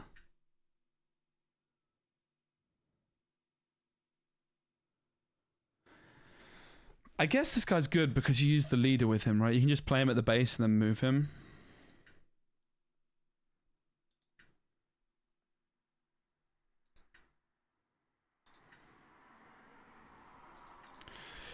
So I'm just trying to like look at the card pool overall, and it seems like this deck needs to win relatively quick. So my gut feeling is the general game plan with this deck is going to be score some early points and then win the game with this guy. Like, just fight for control, gain the board, gain as many cheese points as possible with movement cards, and then seal the deal with Yasuo. It is, in theory, the deck which cares the least about board presence, because we win through an unorthodox win condition. This guy, right? He gets us our last point. That's when I'm like evaluating decks. It's the same thing I did with Teemo. The first thing I did with Teemo, I was like, right, what's the win condition? How do I do this? Took us a while to like understand how the deck worked, and then pretty much after the first game, I was like, right, this deck's really good at holding one location, but how do we actually win the game? And that's where we like looked at this guy and eventually this guy. And it's kind of similar to this, like the thing to do when building the deck is like, okay, evaluate which cards are good, but it's also like, how do you actually win the game? And I don't think this... I mean, this card has a lot of power, but I don't know that we... This card's interesting. It's like the big top... Out of all the top-end power plays, this has the most potential, right? For sure. And we might end up playing it. But like, maybe you just don't need top-end. And maybe you just need to go wide and win. Hey, what's up? We have control with like defy. We have movement galore. So my gut feeling is you probably play a ton of movement cards. This card also might be good, right? It's an extra point scorer. I think Ari might be good. This is also the card that's the first... bear in mind I have like alt arts as my image download here. But this Ari is the promo, right? The normal art though, but it's like the launch. I think this card's good. No, it'll be my first time. So we're going to be learning on the job. But we're trying... And also, actually, if you think about the game plan we're discussing right now, Nocturne really fits that game plan, right? Like, it actually fits the game plan to a huge degree, which makes me very excited, because this card's busted. This might be the best card in the game, I think. I think it might be that good. It's so broken. It's so good. It's a stretch, but it is absolutely absurd how good that card is. It's the most specie of takes I've ever heard. I mean, I'm probably the first... Well, maybe I'm not the first person to put the card in Yasuo, but we hardly lost with Teemo. We've just been playing Teemo, and this card's just been... It's definitely my favorite card I've played, no doubt. It's very, very strong. So...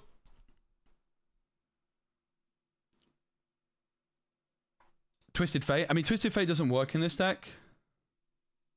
Because you have red, blue, and yellow rune. And we're playing green and purple.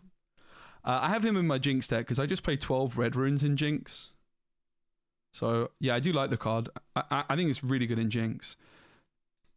I need to, like, I haven't played Jinx since, like, playing other decks. I'm pretty sure I would change this up a bit. Having, like, played more with other decks now. It's definitely a deck I want to revisit, but I definitely really like in a Jinx deck playing 12 red runes, and I think that this card's really good in this deck. Probably wouldn't change that much, but I think I would a bit. I'll revisit it. So, we need consistent early curve. I'm kind of interested in the Poro guy. This card might be good. I think we want sneaky deckhand. I think it's good. I want the Poro guy. I'm going to try him. I want to play the Mystic Poro. The Tide Turner. Ride the Wind. That's a spell, right?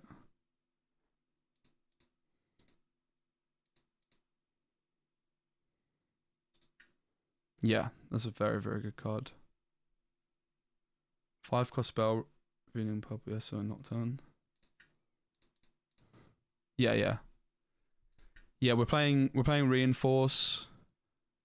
we're playing... I'm going to delete the deck and start again a bit. I don't want to completely delete it. But let's just... I'm a bit overwhelmed.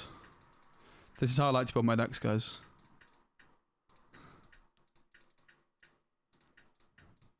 Alright. Reinforce. Yes. Stack deck, yes.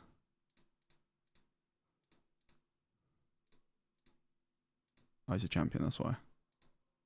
Nocturne, yes. Cool. Yasuo, yes. I don't know how many. One at least. Okay. No, you're all good, mate. You're chilling.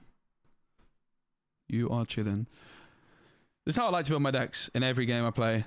Like, we've looked at all the cards, we've evaluated everything, but rather than like trying to build like a deck like that, let's just like rein it in for a second. We need consistent 2-drop units with this deck. Titan, yes. Poro, yes. We need a lot of them. I think it's just Poro, Clockwork Keeper. This deck is going to be hard to fit everything, man. How many 2-drops do you need? We can't miss turn 1 with this deck. Not an option. I think if you miss turn 1 with this deck, you lose the game.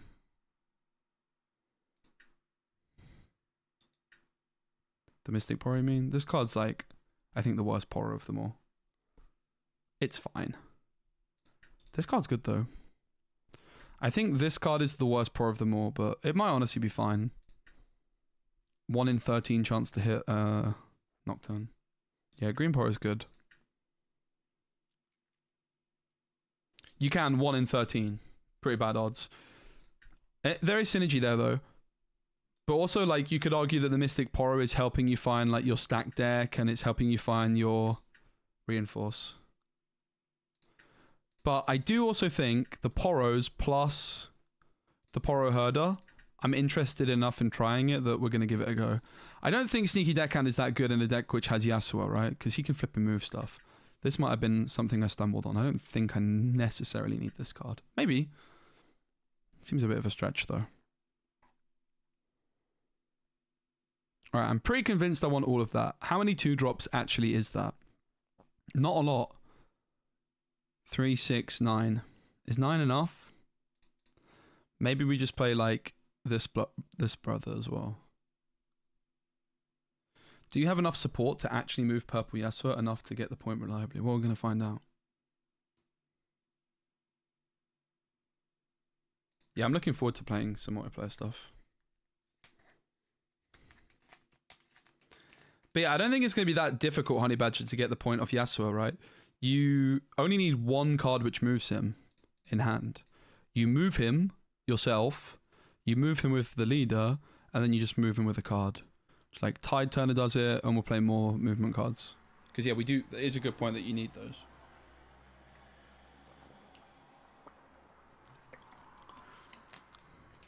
I do like Tide Turner. Impressed me in the thingy jack. Might be good enough for Jinx, I think, too. I think the card's really good. Alright. Alright. So we've got, like, some cards.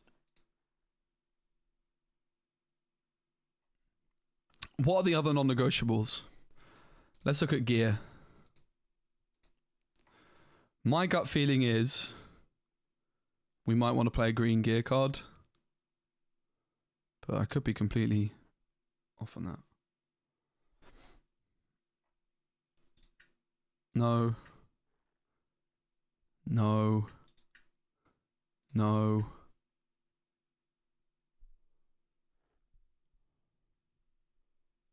That card's not bad. Yeah, I think Tide Turner is really good. It's actually almost like... So in the Teemo deck, it's good because it has the hidden synergy. But it's also not that good because you already have a 1-drop or like a turn 1 play with your Teemo leader as a reliable play. Whereas in this deck, it serves a bit of a different purpose, right? It doesn't have the hidden synergy, but it's just a card that you can play on turn 1, which you really need. And it's a good late game card and a good mid game. It's just very good. The main way to use it is like if you've got a card at a battlefield and it's an empty battlefield, or a battlefield, like let's say you've got like a big guy at this battlefield and your opponent has a small guy at this battlefield, and that's it. You can play Tide Turner at base. You move your card from your battlefield to your base, and then the card at your battlefield can go into it. You could argue with the Yasuo leader, it's not actually as effective. It's basically the same effect as Yasuo on a body, right? That's basically what Tide Turner is doing, kind of. But, yeah. It's also got the hidden effect, and it's a body. But that is basically a way of looking at it, right? It's like the Tide Turner is basically the Yasuo effect on a body. Pretty much. It's actually almost identical, right? It is almost identical. But Yasuo's also got a bit more flexibility because you can move something from your base into a battlefield that you don't control. Yeah.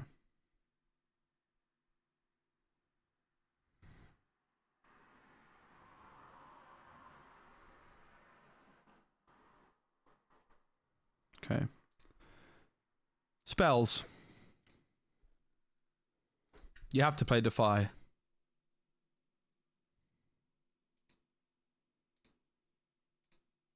Yeah, exactly, Duke. Yeah, you're spot on.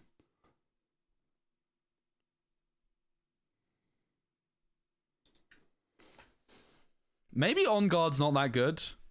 I was looking at it before thinking it's insane, but it might not actually be all that. It's possible that Gust could work in this deck because you gain like early tempo. Because we might, like, I don't think we're really supposed to have much of a top end. I could see Gust being good. Pay 1 to stall. Might be an option. On Guard could be an option. Play as is where you may exhaust a friendly unit if you do draw 2. Yeah, so Legend can't move battlefield to battlefield. Okay, cool. Rune Prison, stun a unit. Block. Give unit shield 3 and tank. This card's great, right? Discipline, because it's a cantrip. It's like a reverse stupefy. This card's just really good. And it has Yasuo synergy.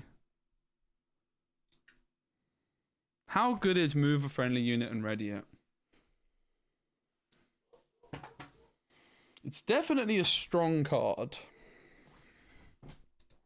Costs a power.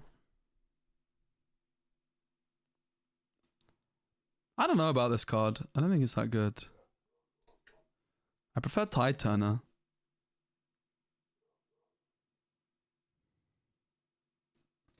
It's definitely a good card. Might be good enough.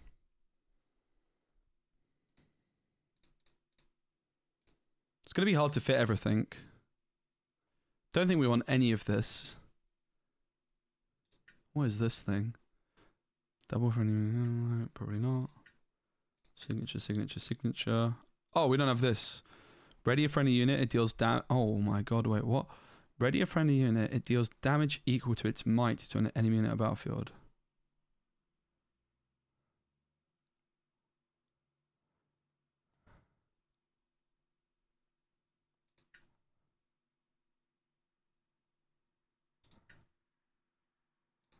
That's very strong. That's a 3 of, isn't it? That's very good, guys. Gain control of a spell. Give unit a battlefield again. Can't use any of this. Yeah, I think we need more bodies too. Alright, I think we want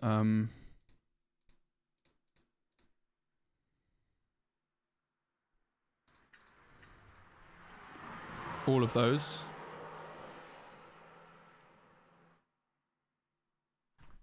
Yeah, I agree, Ovi. They've done a really good job. I'm really excited to try Sealed out in this game, right? Because a lot of the cards are really good.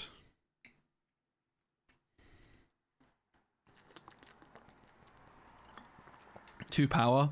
Yeah, but like we don't really have much top end in this deck if you look. So actually a card costing 2 power, I mean I kind of compare it to this card, right? In red, in a Jinx deck. 2 power if like a deck that's trying to win quickly.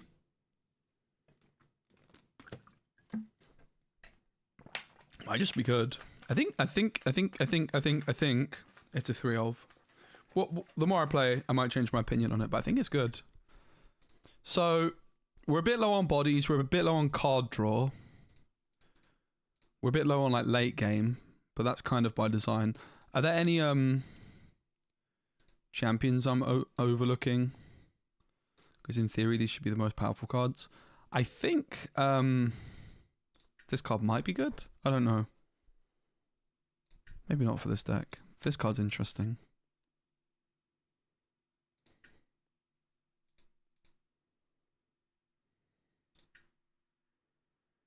I don't think I like this card that much.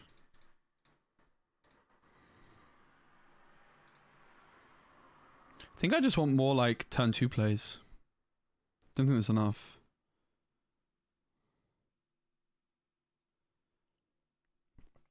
At the moment I have 3, 6, 9.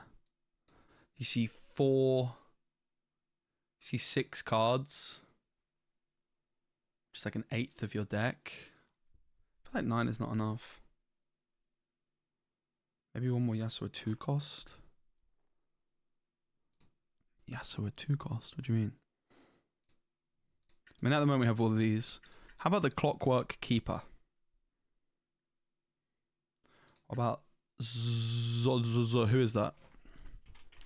Oh mate, I shouldn't have said that. Now you're gonna get me with Zion these. Oh, this card? Yeah, this card might be good. Let's have a friendly in the dark. Kill this instead. It might be good. How about friend Cogmore on battlefield with Yasuo's ability could also be good.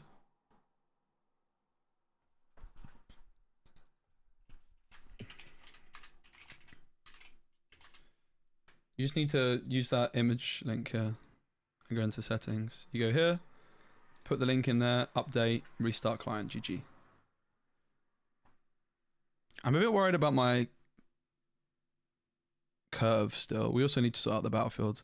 I think I just want more 2-drops. I think 2-drops are the truth. This card does seem alright though, but I don't know. I don't know if I care that much. Is this even good? Clockwork Keeper. It's like, fine, maybe. Do I just prefer this?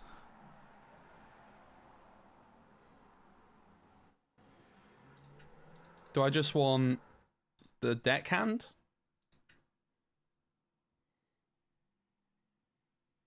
This card's not a bad shout, by the way. Don't hate it at all. Cogmore, the Void.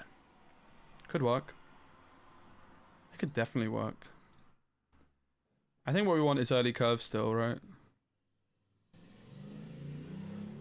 We have like very little that's just costing like... We basically just need units. We have a lot of combat tricks and spells and guys.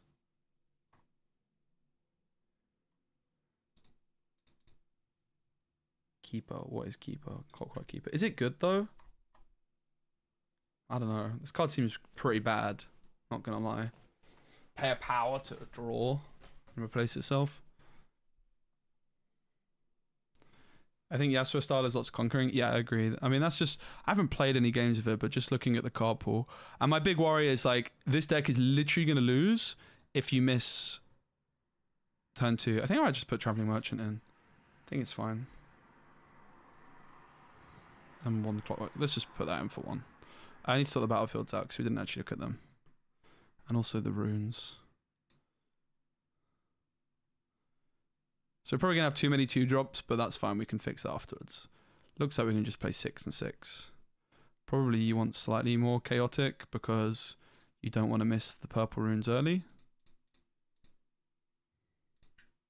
Chaos, rather. And then battlefields, we'll take a look at because I didn't actually look at them yet. Battlefield. When a unit moves here, it gets +1. Sure.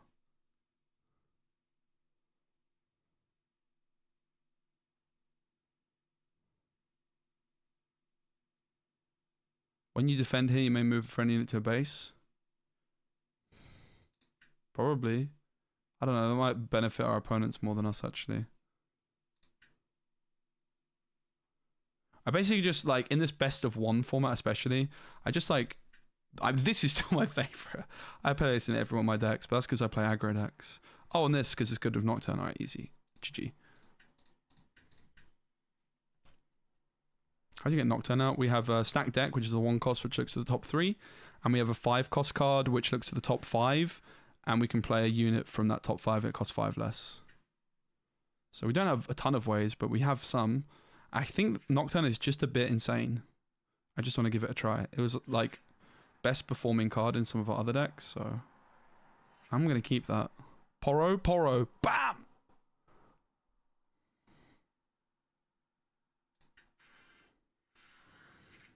No, not Nocturne. One off, mate.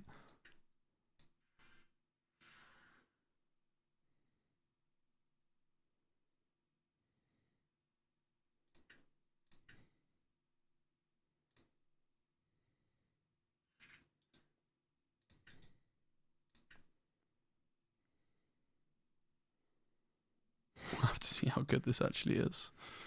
4 for 3 that replaces itself for 1 power. It's like, I was kind of sticking my nose up at the 2 for 2. Is this better? I mean, imagine if you don't have a Poro. It's so bad.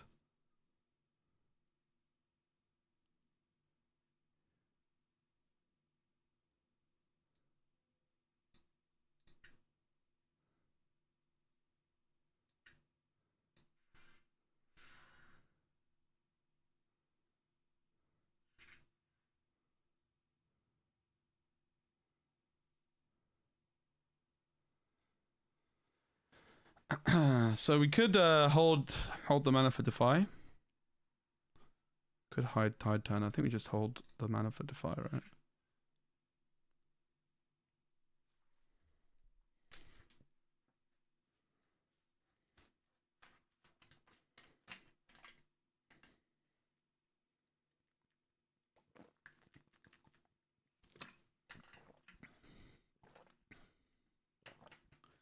All these 2-drops are already seeming good.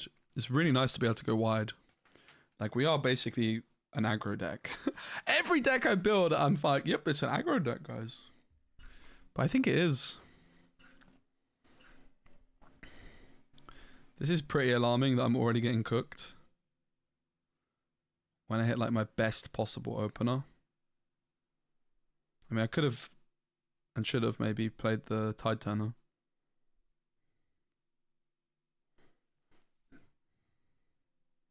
Maybe the Teemo's even good in this deck, because like we actually, our 2-drops have like no stats. It's kind of crazy. So I go for a Reinforce. Come on, Nocturne, show yourself. No. Look at the top 5 cards. His energy cost is reduced by 5. Bro, this card's terrible. What?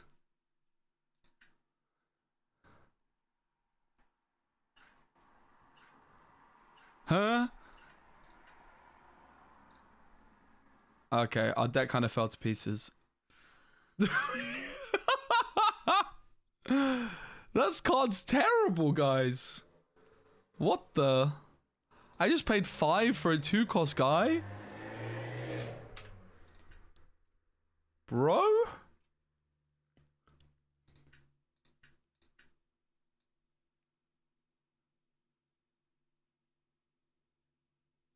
Okay. In my head, I was gonna like just pay 2 for that.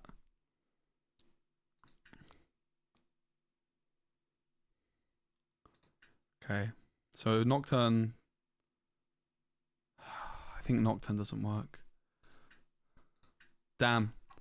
I don't know then. I don't know if I'm that interested in that deck anymore. I mean, maybe you can still play it, but you need more top end. I have to say, like, the Poro Herder. Gonna do another card reveal review. For what? For this? For Riftbound or for Lorcana? I'll be doing, like, Lorcana card review videos, yeah. But all the Riftbound cards are out. I will do videos on the Riftbound stuff, but...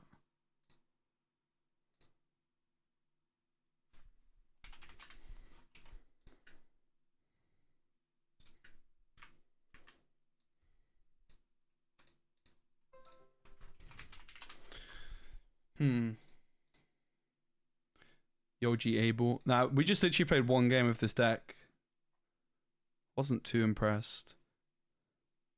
This deck is the truth. This deck's broken. So basically the lesson to learn, if I want to play Nocturne in this deck, which I've never done a Riftbound card review video, but I will be doing stuff like that, like down the line I'll do like, I think it might be short form stuff that I do where I maybe like talk about each legend and like their signature spell and what kind of deck it is. I think I'll do something more like that.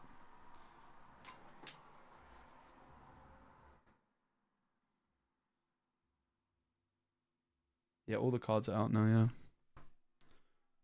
I'll definitely do stuff, but like basically at the moment I'm just playing cards, and then I'll do like the videos I'll be making for Riftbound will be more like I want to be super informed so that they stand the test of time and I know what I'm talking about, right? Like if I post a video about a Jinx deck, I want it to still be relevant when the game comes out and not be like, oh yeah, well, I didn't know what I was talking about. I still feel like we've got to try Nocturne. But basically the lesson that we learned from this is that we actually need like expensive cards for this to work, which is quite alarming.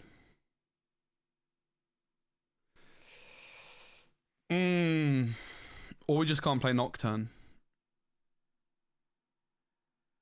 which frees up like 6 slots. But is there even 6 things I want to do with those slots?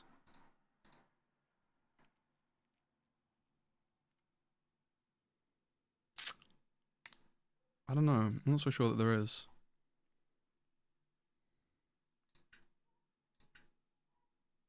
Need more big bodies? Yeah.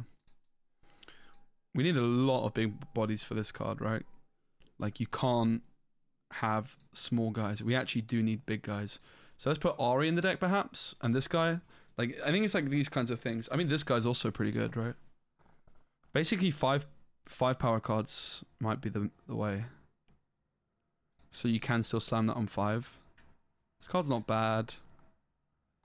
You may put to a battlefield. You may move an enemy unit 2 here. I mean, that's pretty good. But then it goes back to your hand. That might actually be fine for our deck. Since we don't have much draw. Let's try it. Ari. Maybe that's enough. Copium.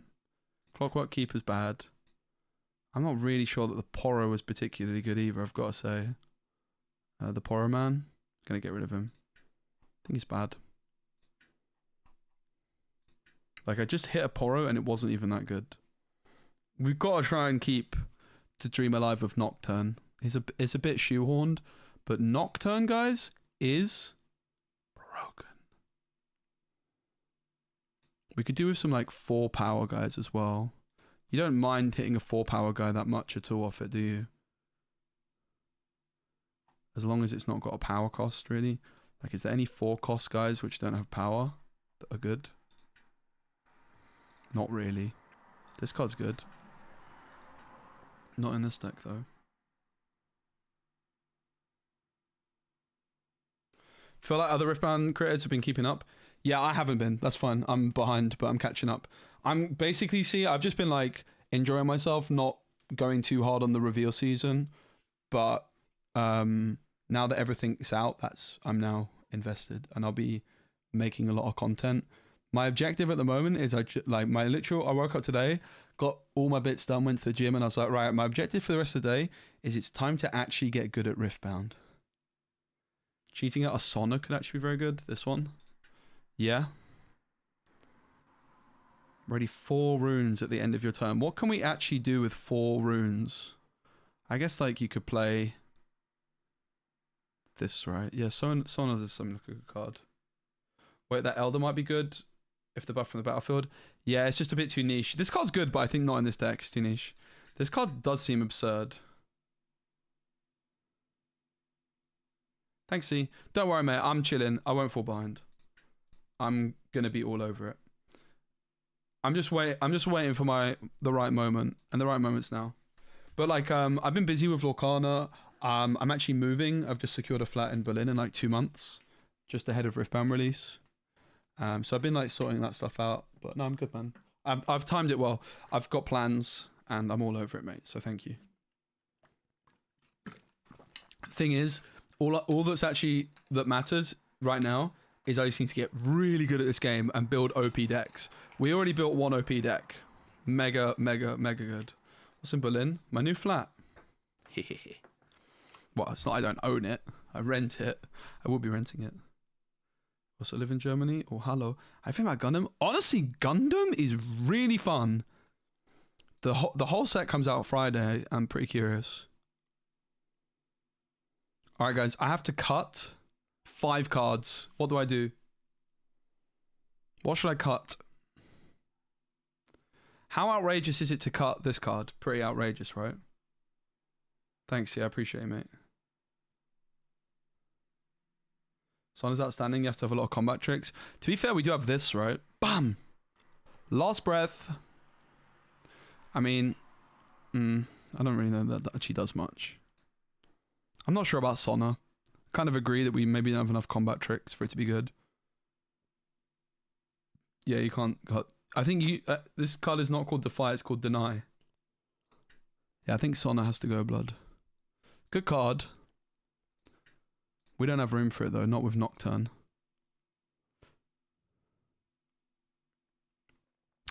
Two more cards to go, blood.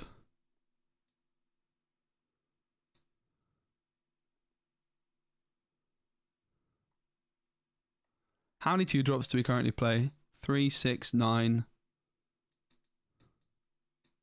12. It's not that many. Let me do it in Lorcana maths. 12 is a lot. Like, I'm putting it... No, Titan is great, mate. Trust me. Trust me! Titan is very, very good card. Trust me. Trust me. Trust, bruv. This card's outstanding. Okay, is it better in the Teemo deck? Sure. Doesn't matter. Great card. This Teemo, playing this in Teemo convinced me. I actually think this card might be like good enough in every single purple deck. But we do need to reduce something. I would much rather cut like Traveling Merchant down or Mystic Poro. This card's so mid. Mystic Poro, more like mid Poro. Mid Poro. We'll play one.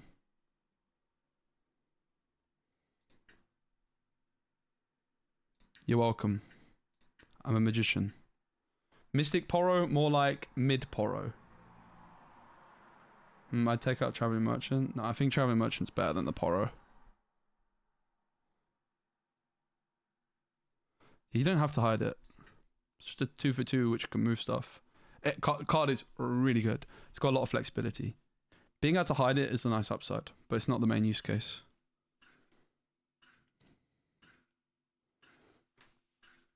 It's just a pay 2, move something, which is really good with Yasuo, right? Like, it's actually auto-include in this deck.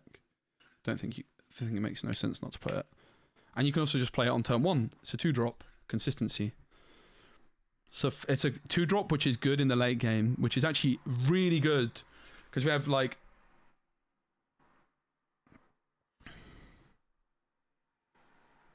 I guess I get rid of that and keep the rest. Controversial. Bro, this hand's stacked. This hand is stacked, mate. Can you guys smell that? Can you guys smell that? Oh, it's Nocturne in my top 3 cards.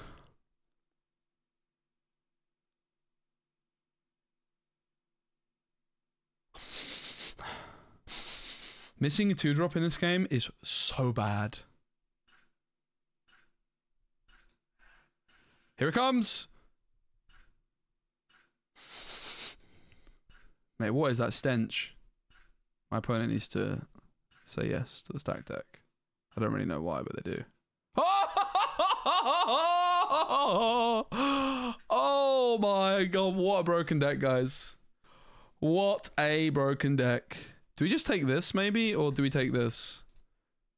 What do we do?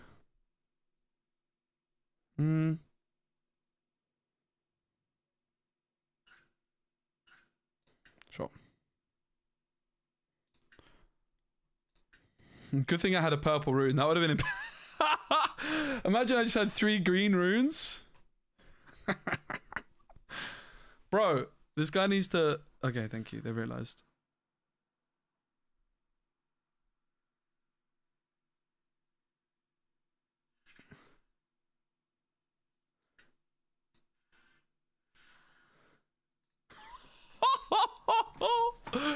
Broken card, mate. This card's so busted. It's so good. I might be in love. Last breath.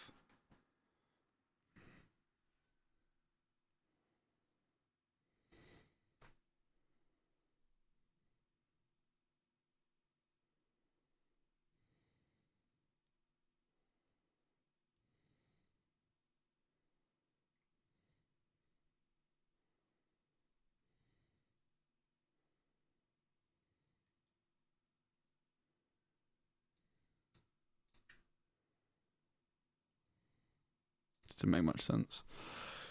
Yeah, this was incorrect. I was supposed to do this first. I think I'm splitting the lanes, right? Like, I just want points.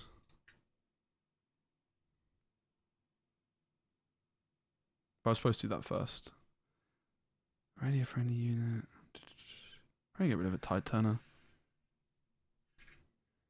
That's pretty good.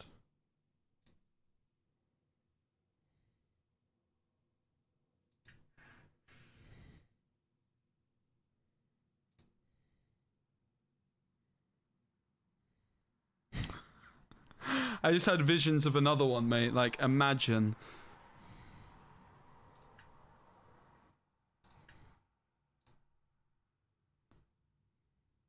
This card's just busted, man. Come on. He's done it again.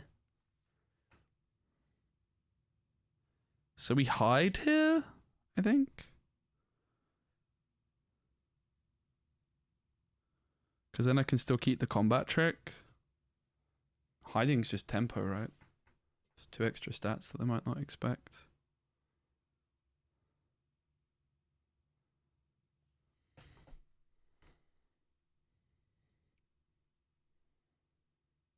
Or we could just do nothing and keep 2 combat tricks.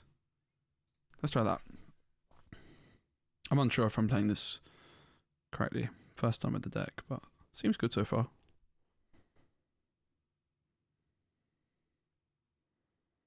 I've kept enough to have this combat trick and this combat trick.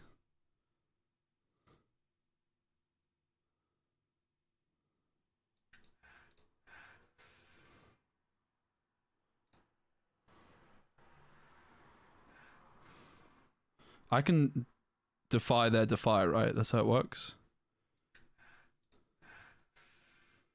Look at me, I'm playing Runeterra all over again.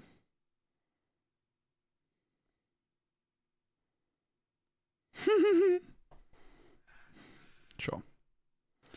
Bro, it's like Runeterra all over again. I love it.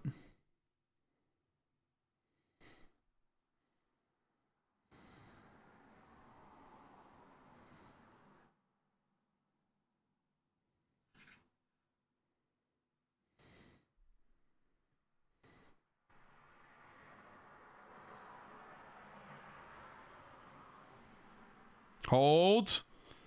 Hold.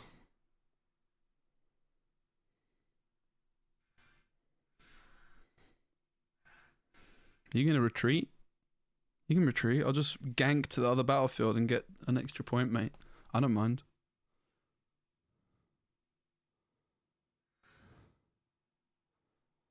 Hold.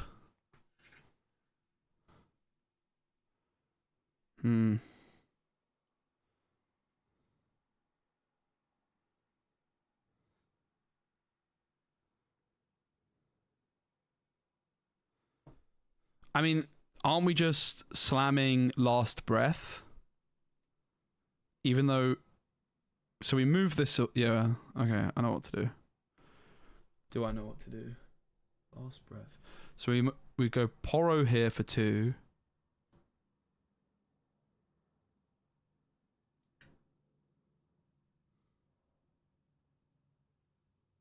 Yeah.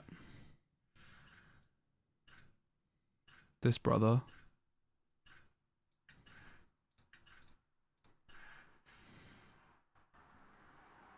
Two drops are broken in this game.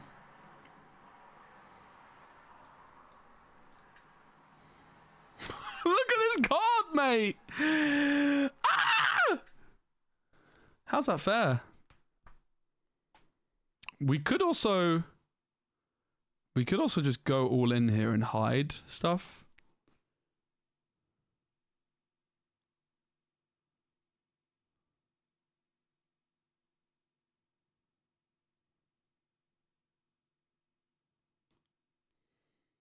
I think it's good. This card's broken as well. Oh my god.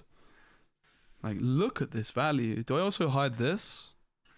Or do I just hide another Tide Turner?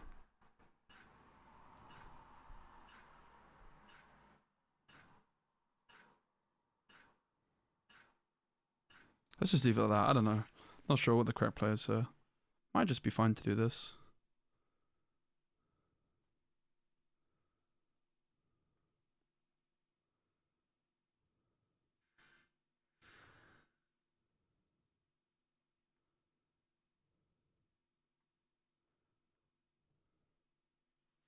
Imagine I did hide this.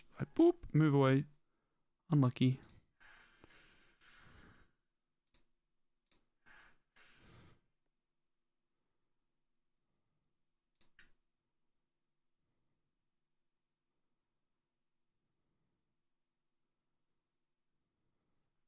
This deck seems insane. I don't know, man. This deck seems so busted to me. I think, like, we already won this game. Admittedly, like, okay, we high rolled Nocturne, but still. So then Master Yi has ganking, so we move their guy. This is only a friendly in it, right? But this can target anything. So we just move their guy, we gank, and then we just win with this guy, right? GG. Easy.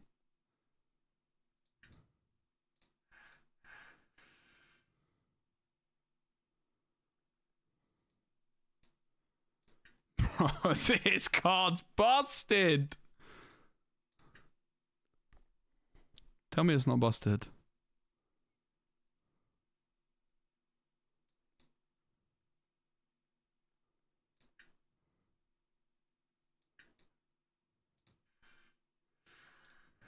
This might have been a slight misplay, I don't know. I think it's fine though.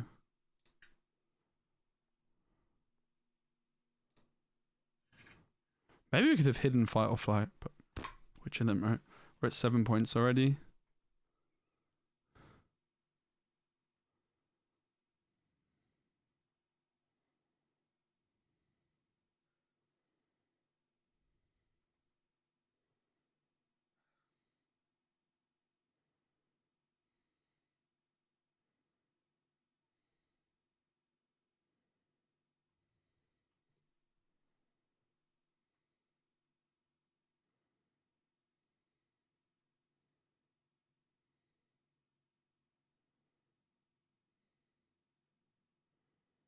Thing is, when you're looking at 3 of your deck, right? You're looking at 3 of the deck and 1 of your cards is not in the deck. So you're looking at 3 out of 39, and 3 out of 39 is the card you're looking for. What's the maths on that? So 1 in 13 cards. I think it's like a 25% chance that you hit. Maybe like 20%.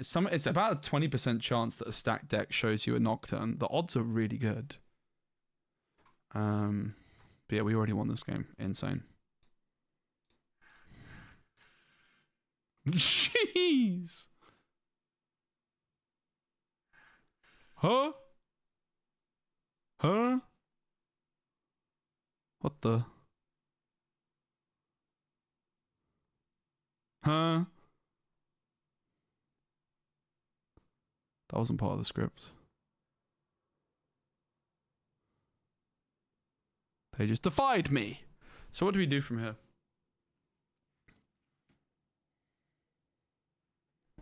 I'm not sure about Ari already.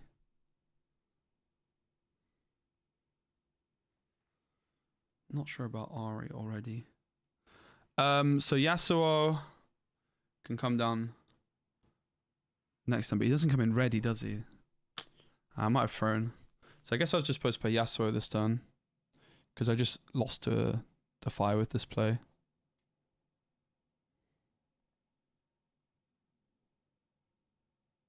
Yeah, I think I lost. Ha! Crazy. I really thought it was over. I just need like one combat trick and it's over. But I lost from her. Probably. Do I...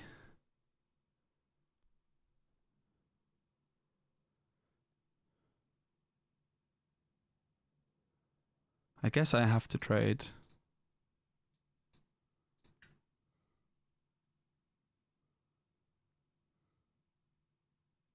Oh.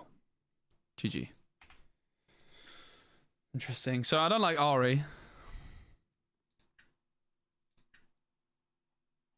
We were losing anyway. So Ari's out. I do want a big card in there though. It's probably just this guy. This card's good.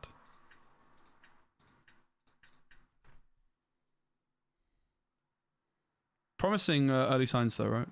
Ari was just sat there doing nothing. Ha ha ha! Zan Syed. Okay, Zan. I see you, brother. Let's go. What a small world, eh? So, he's playing Set, which is very strong, and obviously I don't really know what I'm doing with this deck just yet. The hand seems pretty bad, I gotta say.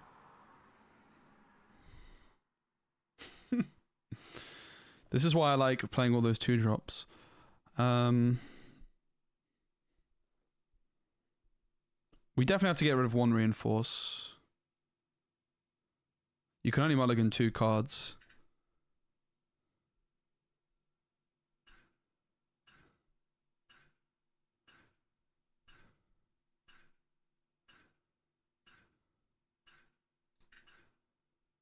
Don't think that helps much. Okay, thank God for that. This is why you need a ton of 2-drops.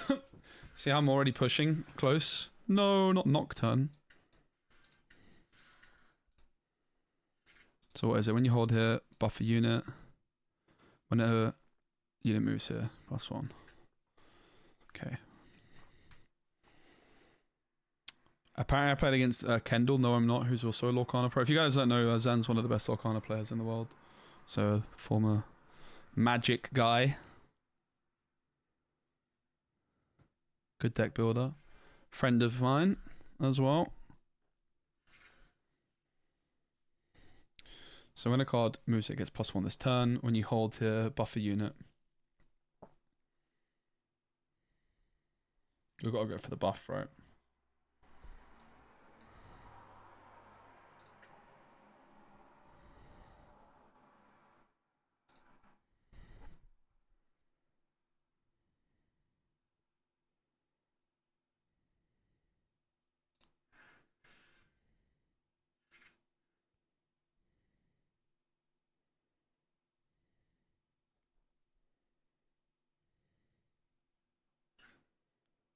Yeah, this is so unfortunate, man. I've got nothing to do. I mean, I could move this back to my base, but that sounds terrible. I think we're cooked.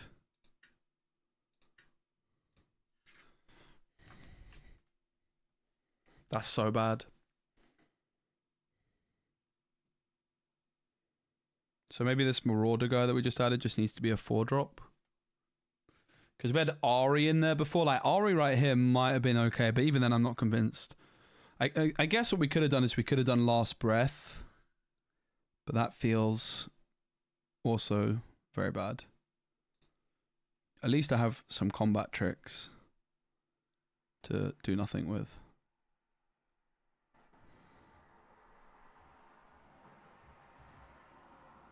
Oh, I couldn't actually do it. I could do it now though, right? I could slam it now, but then they just go Set, pay a power. So I'm paying 2 power. They would pay 1, but they wouldn't get the point. Is that worth it?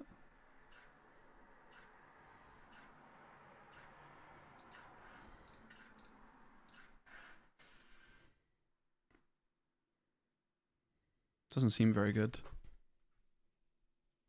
Maybe Sona?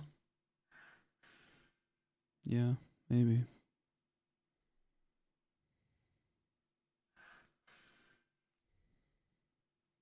Still seems just about worth it. We get rid of the buff. We trade 1 power.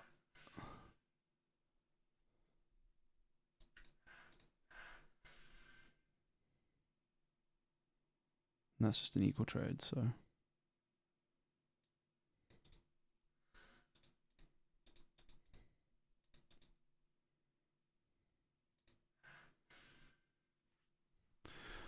Well, considering we had a jank hand, I think we'll take it.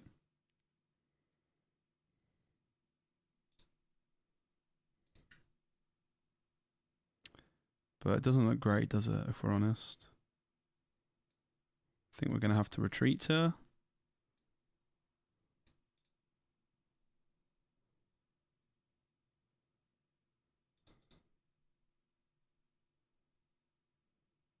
Yeah, that card's nuts. So we could... I think we just need to gain points quickly here, right? So what we could do is we could use a Yasuo buff to move this guy in. We're kind of cooked a bit already, unfortunately.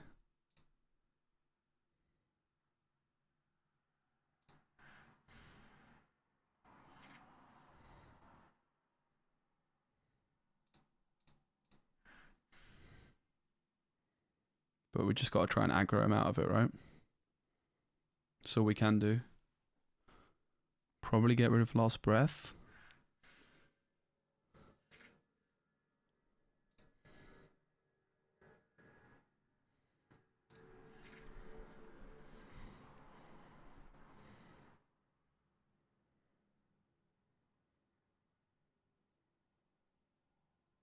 The seal definitely doesn't make much sense in this deck, right? When we're spending power on spells.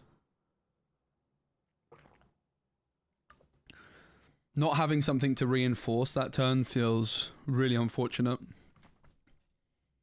Like just a 4, like we're actually looking at, right, like a 4 cost card which doesn't have a power cost.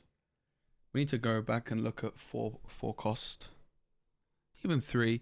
We had the Poro guy in at 3, but he was pretty bad, to be honest. We almost missed the 1 drop as well, right? We almost didn't even hit that. On guard was a potential punish there, but I guess they could buff that and have no problems. We're just going to slam Reinforce here and hope to hit Nocturne off of it and something half decent, I guess. We could also play Yasuo. Start trying to rack up some points of him.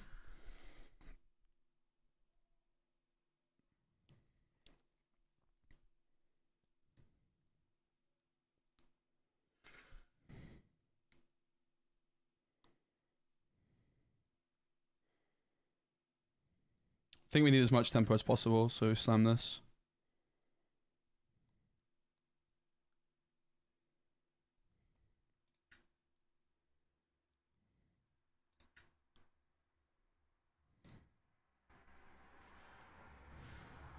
It's pretty good still. Still pretty good. This one's obviously looking like a big loss. Good learning experience. You can just see like how important the early curve is. We almost missed a 2-drop. The thing is the 2-drops in this deck just aren't very good. For the stealthy, there's the Adaptatron, which looks terrible. What's the stealthy Pursuer do? Like moves. That has a power cost as well, right? That definitely has a power cost. The Adaptatron didn't look very good to me. I think my concern with this deck is that like I have to play a bunch of... That's why I like the Teemo deck. You don't have to play a bunch of 2-drops.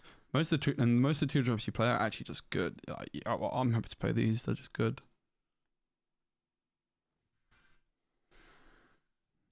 It's not looking too hot, is it?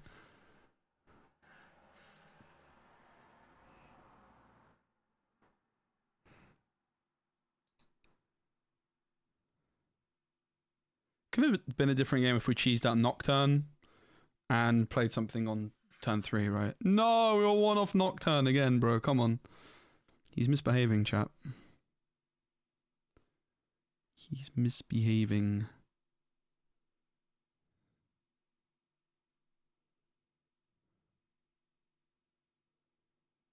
How do we win from here? I mean, I'm guessing we don't, is the truth.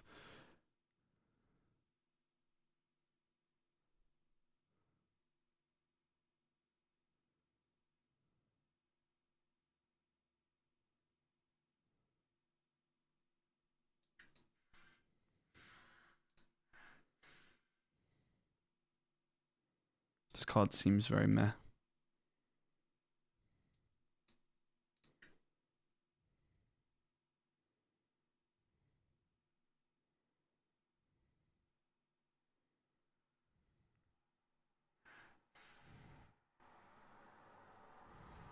Gonna go next.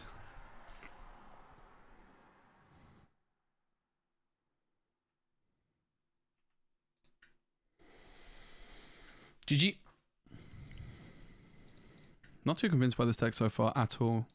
Compared to Teemo, it just seems bad. But it's early days. The Marauder felt too slow.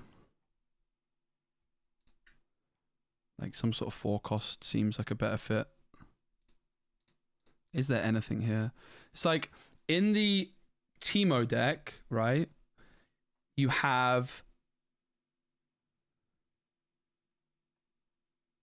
What's it called? In the Teemo deck? Wait, isn't it just Misfortune? This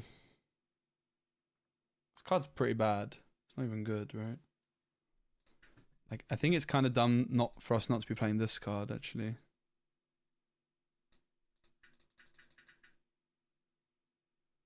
Yeah, Ember Monk's broken! It's so busted. It's so good. Like, it's absurd. Like, if I could play Twisted Fate in this deck as well, but I think we just have to play a 3-drop. And the 3-drop doesn't even have stats, right? Very much it does seem like the game plan for this deck is not about stats. It is just about winning early. Is this card good? 4 for 3? Might be okay.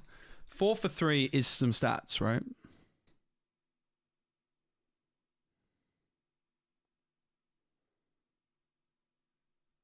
But I've got to say I'm worried again about this guy. If this guy's bad, the whole deck kind of falls apart. And maybe you could try... I don't think Ari's going to do anything, right? I think it's just not good enough. Don't think that's good enough. I don't even know that the Yasuo in the deck is good enough. I like the Yasuo champion. Maybe you do need like some sort of extra clear, because we might just not be quick enough, right? Like maybe you do need the top end. When I attack, deal damage equal to my might to an enemy unit. It's just too slow. It's too slow.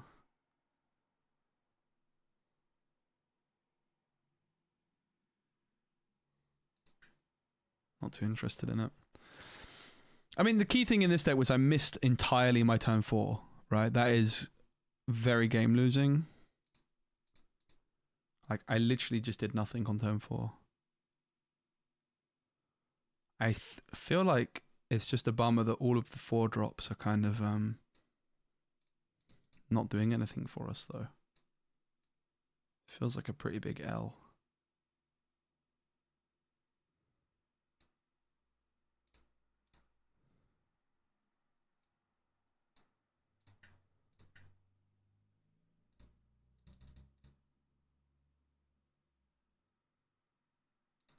Six energy, literally turn 3. It's not though, is it? Should pay power, but yeah, maybe. It might be fine. When I attack, deal damage equal to my might to an enemy unit. It might be the top end you need. It's very possible. My feeling is that this deck is just more wanting to flip-flop. I don't even know about this card, to be honest. I will say I'm not sure about this card. I'm just playing it because of Reinforce. But maybe that's dumb. Maybe you just play Yasuo and you just don't play this card until you're at 6. How about Kane? What does he do? If I've moved twice this turn, I don't take damage. Oh yeah, could also that. I mean, that could be very good, right? I think Blitz is not good here. Which is Blitz? Yeah, I also don't think so. I think you're right. I agree. I agree with that. Yeah, so maybe we want to play some of these guys. I can see it.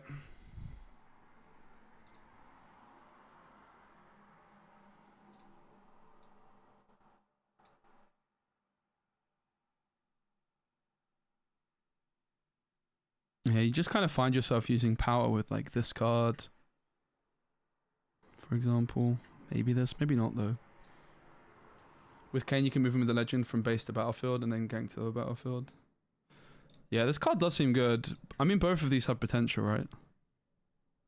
I wonder if the other thing you could do is like you don't play this guy in the main deck. It might just be fine as your champion, right? I don't even know. Like, I don't think you want 3 of these. I think you maybe just want one in a game to finish the job. You know what I mean? Like maybe 1 is just enough. It's just your chosen champion, and you just don't force it. Therefore, you just play it when you need it. And maybe we do want like some top end from these guys. Maybe we want 3 of each even. Who knows? That sounds like a lot, but maybe. I'm just gonna go for a quick wee BRB.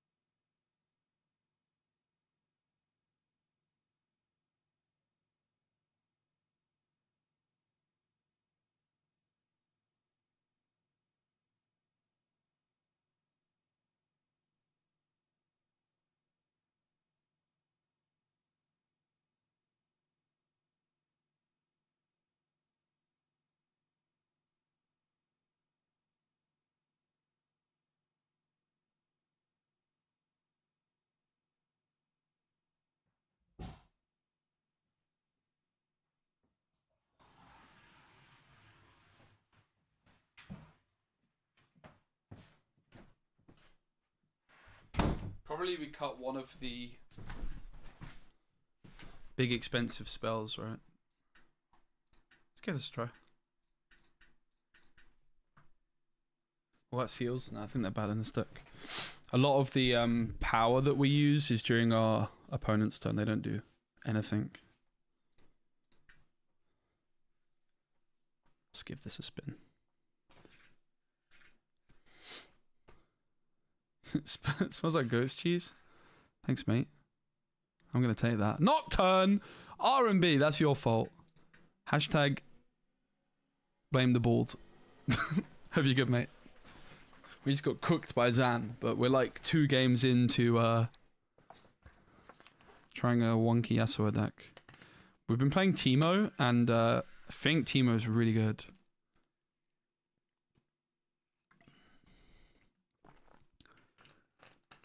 Teemo seems really good to me. Stealing it? Please do, mate. It's all yours.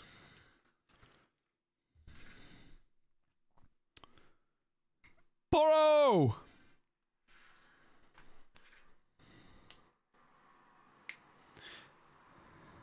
Teemo's the most infuriating thing to play versus. Bam, Nocturne. GG.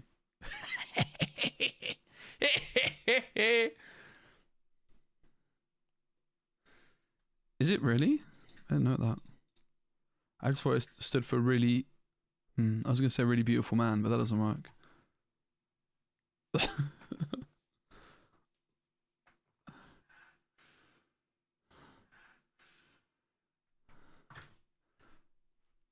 wall dashing. I'll allow it. Why are they using that? Huh?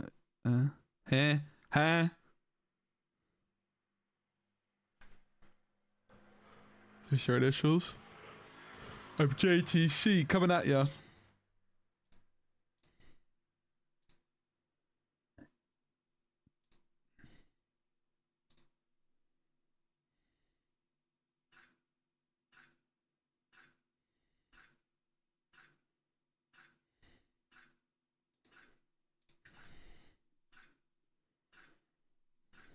Bruh.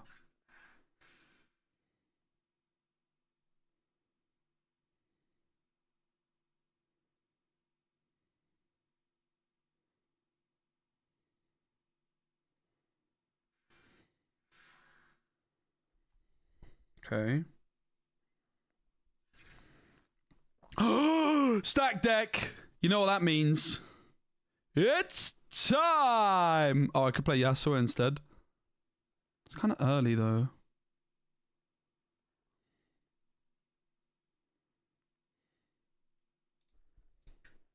I think I want to play stack deck. It's time! Do they even have combat tricks? Ah! Risky. I don't think I want to play this yet. I think it's bad. So, Traveling Merchant is fine here. We probably should take it. Another stack deck, though. Oh! The potential, mate, of the Nocturne! Should we go for it? Should we gamba? Always. I think it's correct. Gamba. The odds are pretty good. There's 2 Nocturnes in the deck. And there's 30 cards. It's not very good odds. Shouldn't have done that. If there was 3, maybe. Damn it. Combat trick's nice, though.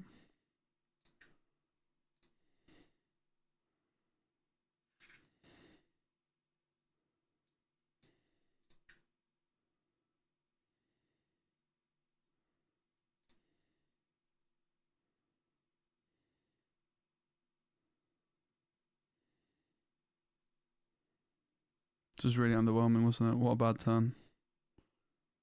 Do we ever just like...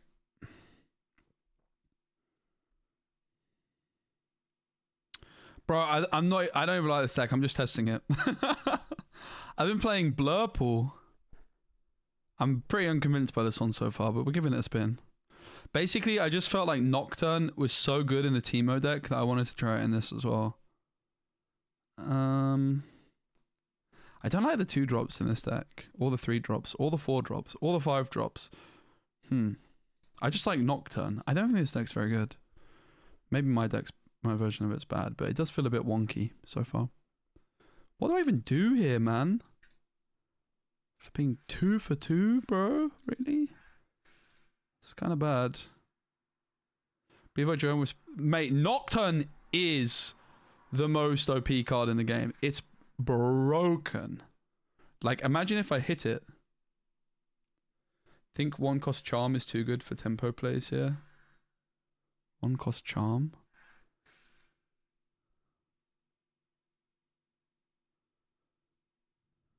Charm and Ride the Wind. What is Charm? Like, move a card?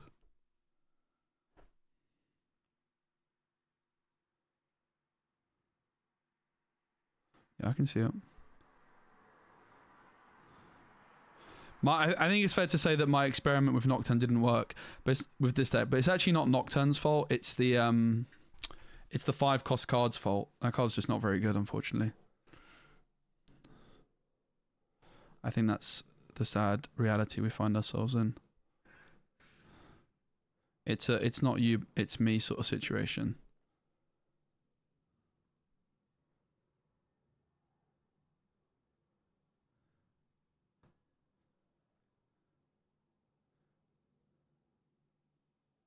One cost Charm. Right, I'll take a look at it after this. I haven't played green until just now. This is my first like 2 games with green.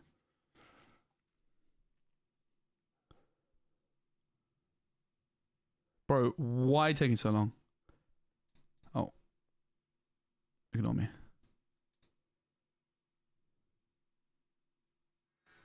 Hooray!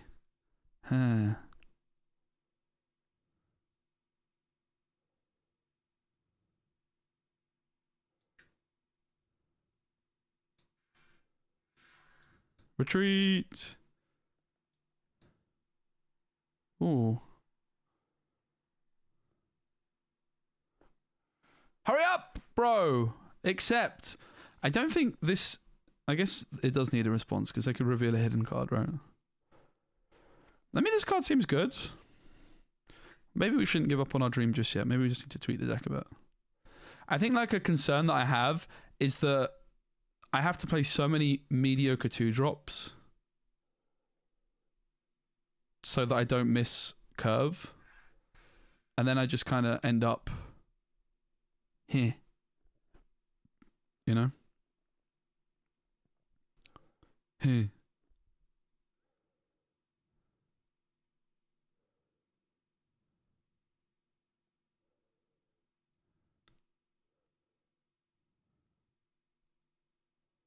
Hey, this guy's slow. This card's pretty good, huh? I'm kind of into it. I like it, chat. Good shouts.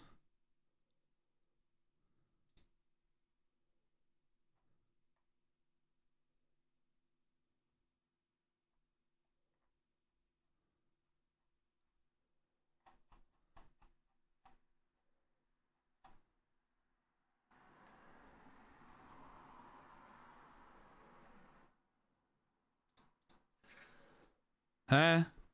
Bro, is bro AFK? Oh my god, reinforce time. What do we do here?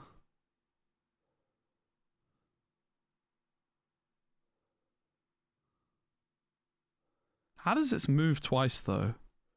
That's kind of the problem, right? Like... Once? Twice? Sure. But, like...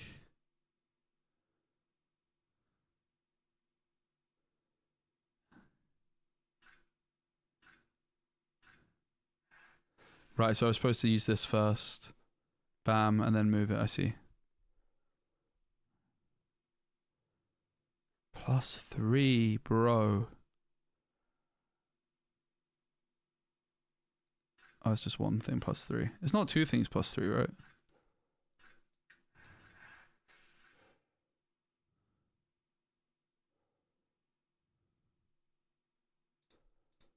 Yeah, I was supposed to use legend ability first. Never mind. I can make it work still.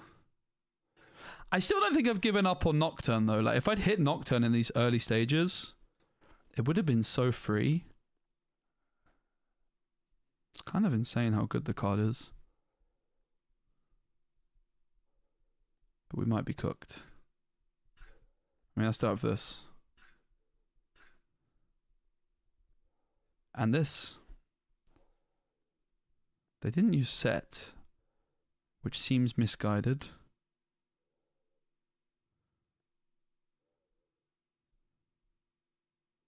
Recycle both.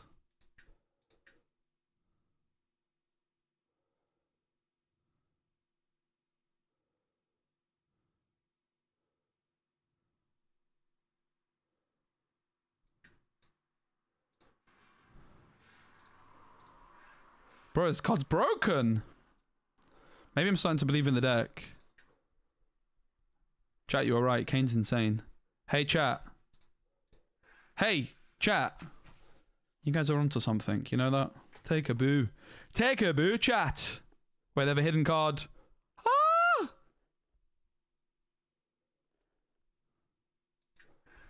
Better find.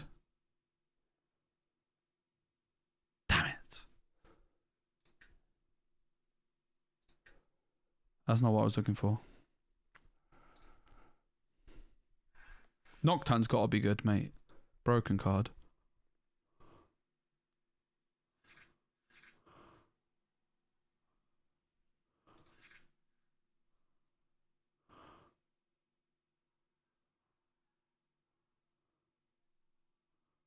Huh.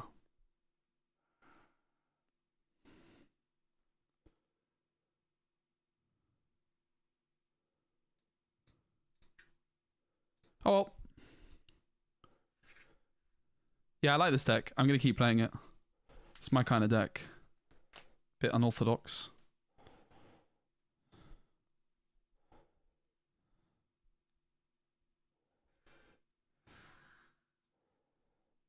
I think this is the right chosen champion. You just want it on a. You just want it as a one-off to just win the game in a pinch.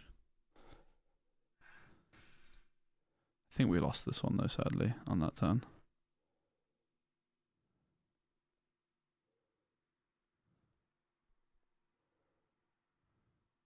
I am a bit unconvinced though by the 2-drop situation. The 2-drops just seem to be pretty bad. You say movement's cool, like I don't have movement cards, bro. You play like 3 movement cards more than me. Because you don't play thingamajigger, right? Tide Turner. The Turner of Tides. Well, what's the game plan? How do I win from here? I don't think I do. It's all over.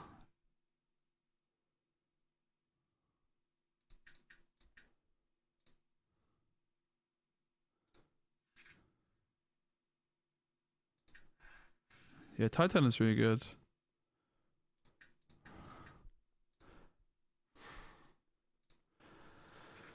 There's so many bad 2-drops in this deck because I need to find them. I accidentally conceded. I mean, it was over.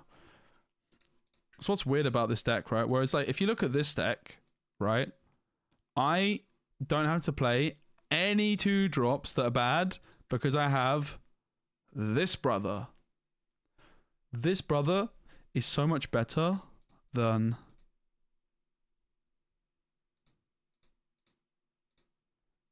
this brother.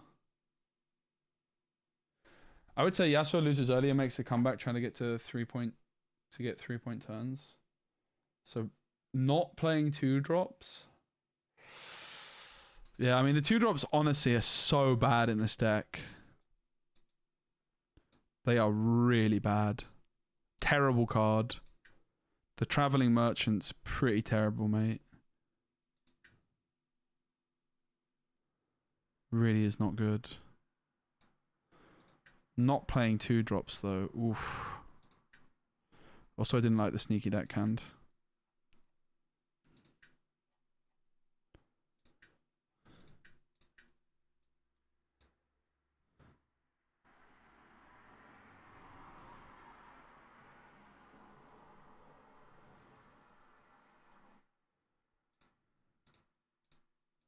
Is there any gear that you could use in this deck?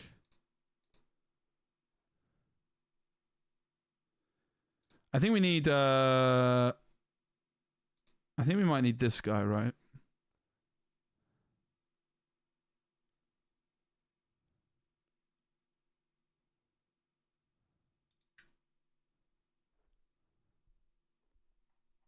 I don't know. Doesn't seem great. Maybe this card's good. You should put in a 7-drop for late game insurance because you have reinforce. I think we don't need a 7-drop. Because of reinforce. I mean, like, sure, you can maybe play this, but or this, or this. Because I play reinforce. I don't understand what you mean by reinforce. Oh, is reinforce the big juicer thing? Yeah, okay.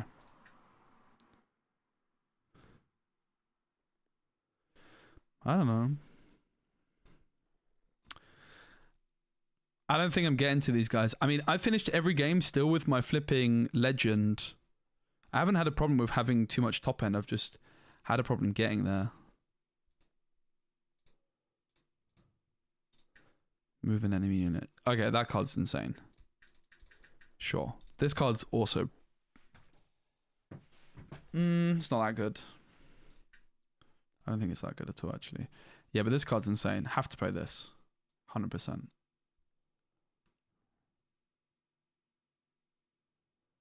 Hondo. The other spell? Eh.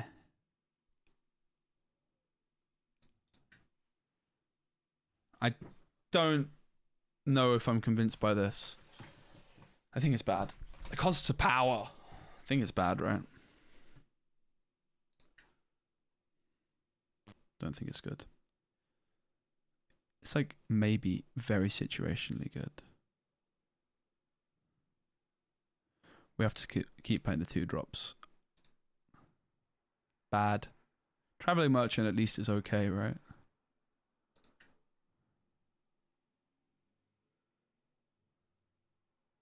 Gust to gain tempo. It's true. Might be necessary.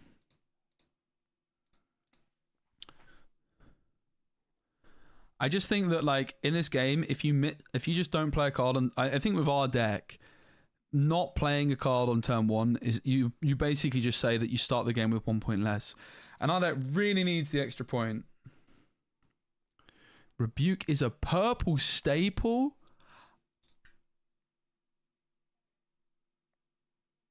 I don't know, mate. Maybe in this deck. I could see it in this deck. Definitely disagree that it's a purple staple. Don't play it in Jinx or Teemo personally. What other purple decks even are there? Misfortune. Haven't played that yet. I can see like these kind of tempo cards being good because we really don't have many stats on the board. But we still need like enough characters, right, for it to actually be decent.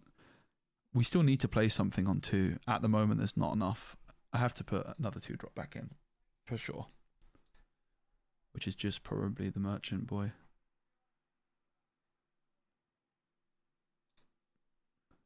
This card's bad. This card is not good either, though. They're all so mid, man. I don't want to play any of these cards apart from like this guy's like okay.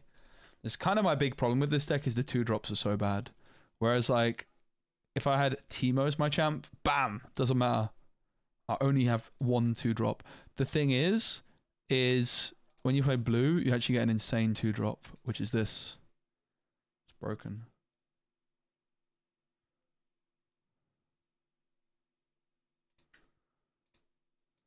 Sure, I mean, Rebuke's a good card, but the thing is like, it's still costing power, and like, when are we getting to our big guys?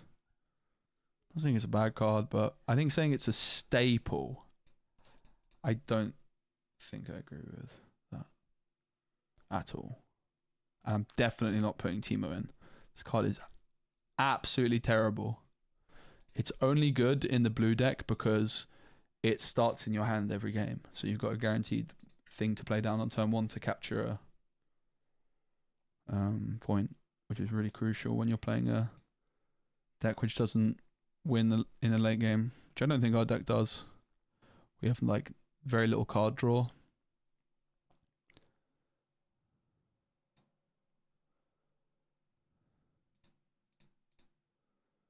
And it's also possible we could look at like the 3 drops, because you are able to play a 3 drop on turn 2 very often. Maybe like, I think the Sneaky Deckhand has to be good for this deck still. I think I have to put that back in. Just sneak some points. This card's kind of interesting in this deck as well. Probably just is some Sneaky Deckhand action.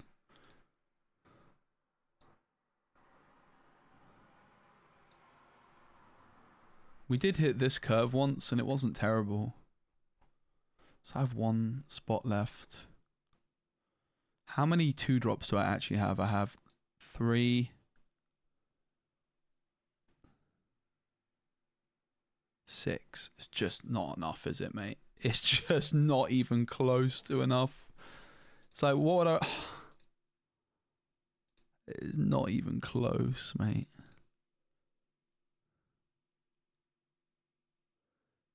What's better, discard then draw 1 or Poro?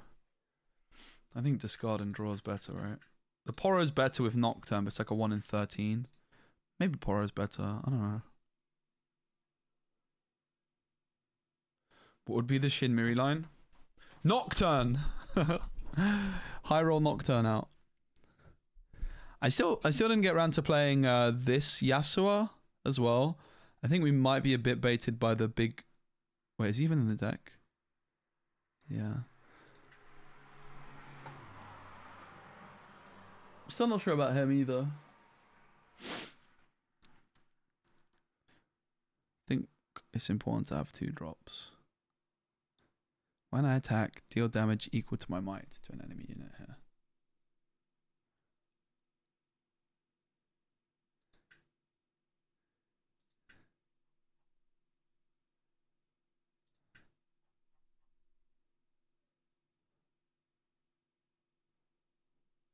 I need more 2 drops, guys. Fight or flight? How good is that in this deck? Kind of broken card.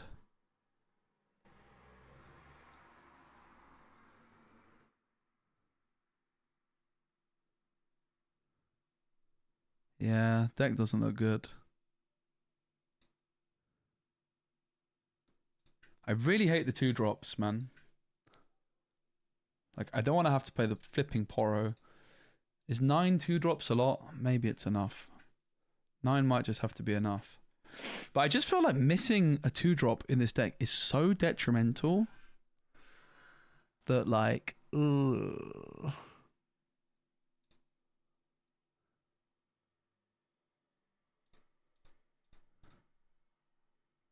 Maybe the actual split is you play multiple of these and you just play 1 of this. Maybe that's actually how it's supposed to work. I don't know. It's possible.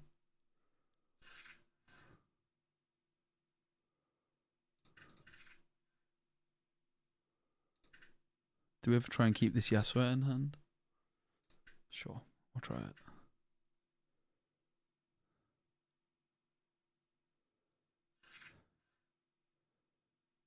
But, like, imagine if I was going first here. I kind of already lost, right? By just virtue of not having enough 2 drops.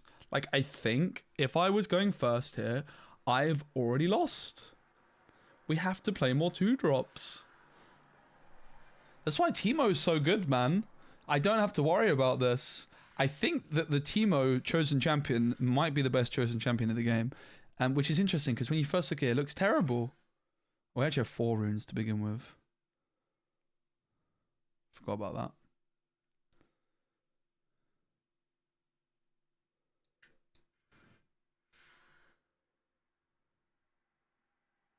Come on, Nocturne.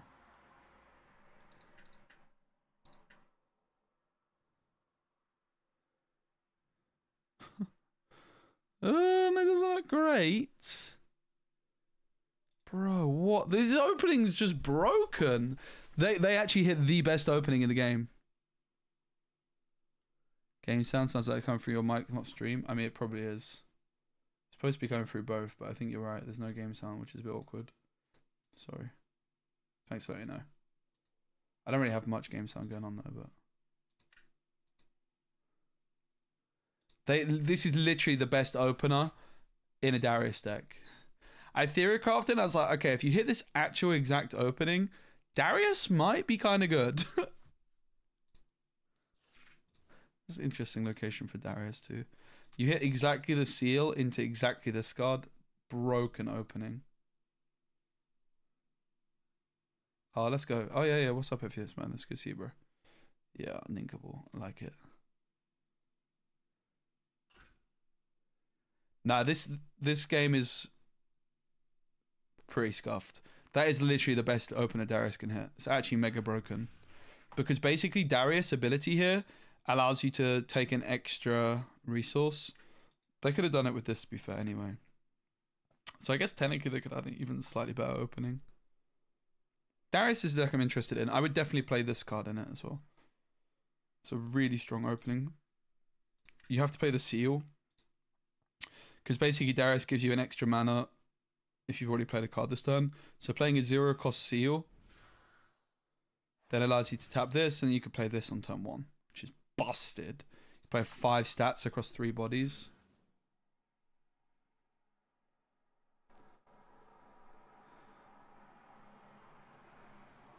So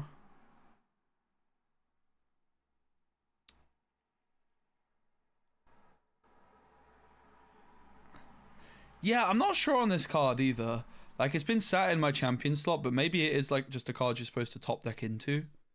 And maybe the card that you need for your champion slot is actually like this, brother, like board presence.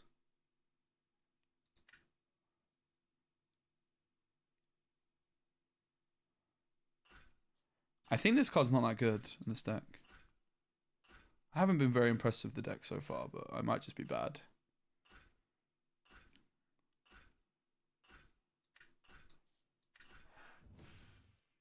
I'm just slamming this because I might hit Nocturne, and I probably hit a Kayn or Yasuo or something to play.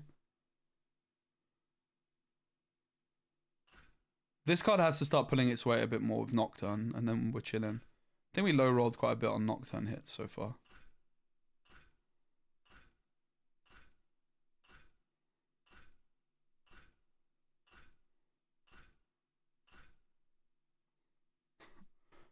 I mean, that's just... I can't play this deck anymore. That's a quit. Yeah, okay. Let's play some games with Teemo. This didn't work, did it? Delete.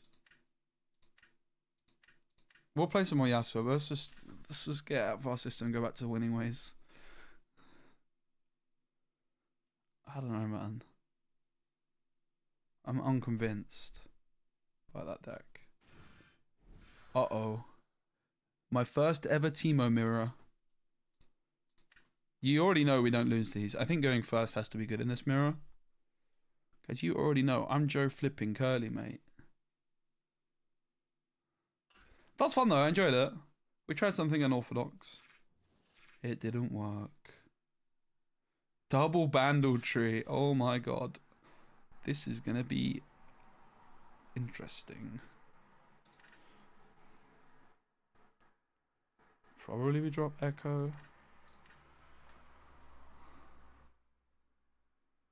Look at this flipping leader, guys. Look how broken this leader is. Compare this to Yasuo, right? This is the difference. You know how I was moaning about my deck just being filled with 2-drops when I played Yasuo? And how bad my deck was because I had to fill it with bad 2-drops? This is the difference. Ignore this. This has a power. I don't want to play this. Look at this. Guys. Guys. This is so broken. I know it looks bad. It's like, especially you just played a 1-cost guy. Yeah, I did. I'm an aggro deck, kinda. I'm not an aggro deck, but I'm not quick. I need the tempo. Honestly, this mirror could be a bit gross, because if someone high rolls Nocturne, they have huge advantage, but let's see. This deck is just so much better than that Yasuo deck. I mean, like, look at my next play as well. Like, this card's busted. Oh, they high rolled Nocturne, guys. Oh my god. Oh my god.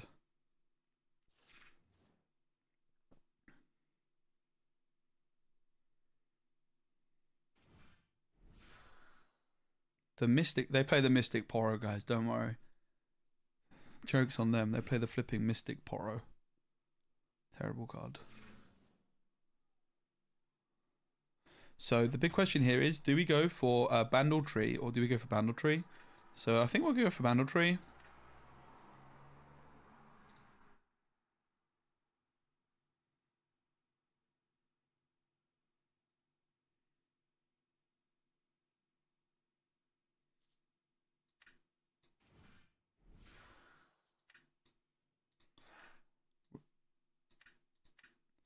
We are going to have to spend a power to play Teemo here.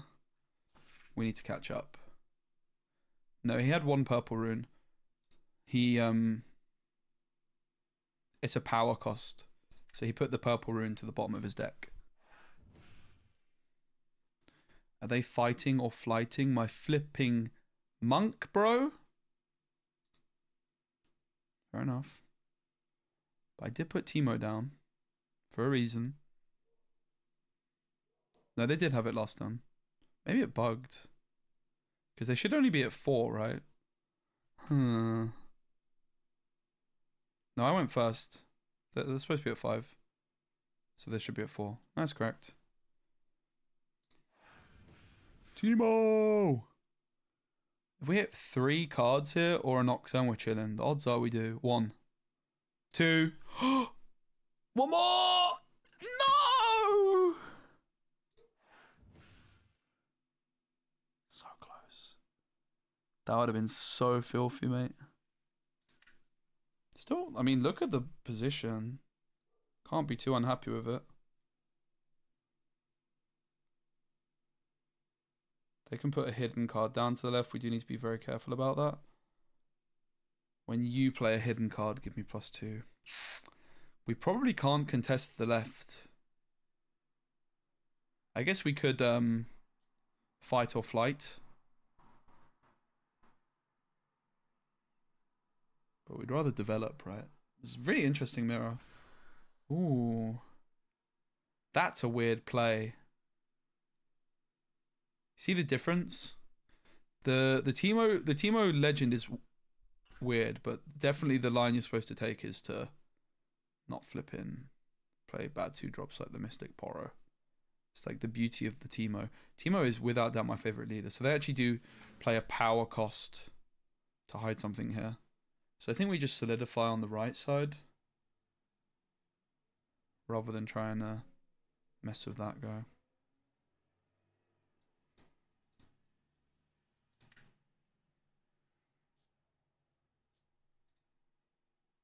It might just be card draw, to be fair. It's very possible we could have just challenged in there, but it's a bit of a risk because it could be a Teemo. I feel like it's probably card draw, but I think I'm in a good enough position I don't need to take such a risk.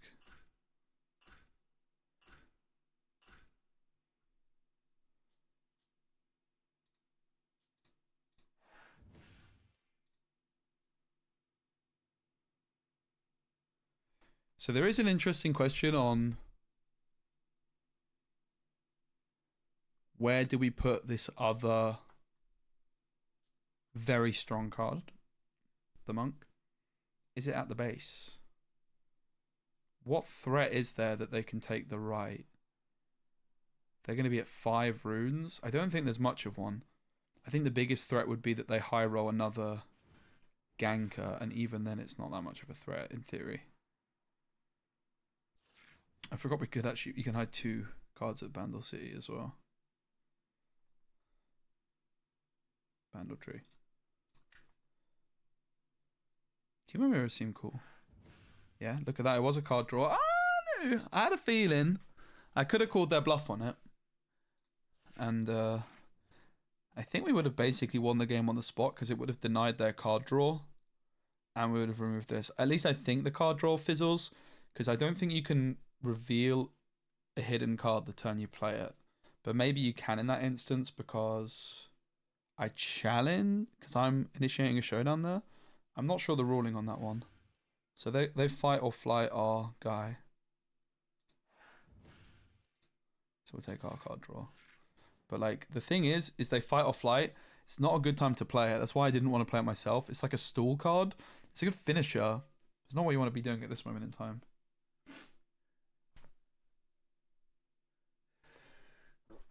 Excuse me. I'm kind of interested in trying Volibear. Volibear's a deck I'm quite into. I don't think Yasuo is good when I compare it with Teemo.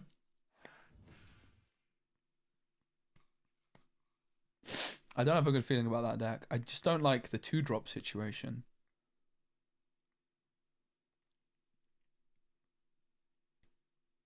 I think it seems bad. I like almost never use the leader either. Don't know if the leader's that good.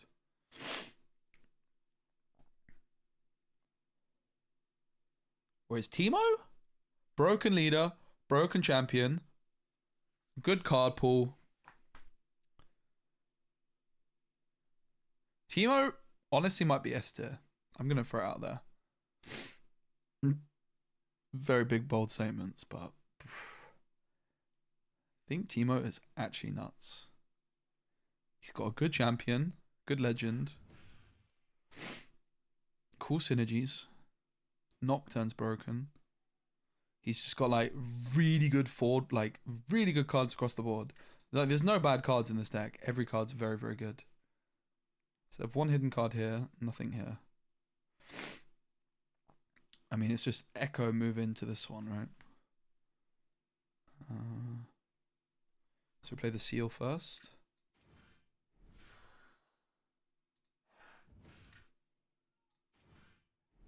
I think going first in this game is way too strong. I disagree. Going first is good. It's important to remember that you're playing best of ones at the moment, whereas in best of three, you're able to choose different battlefields based on if you're going first or second, and also sideboarding if you're going first or second. I don't think I agree. I think going first is good though, especially in this like best of one format. But I don't know if that transitions necessarily, because like you can sideboard to be better going second, right? Like you could just play 3 drops instead of, you could remove all the 2 drops when you're going first. It's possible I was supposed to move this in. I kind of don't do it. Yeah, the way sideboards work is that you sideboard, at least in other games, I'm assuming it's the same in this, is that you sideboard after game 1.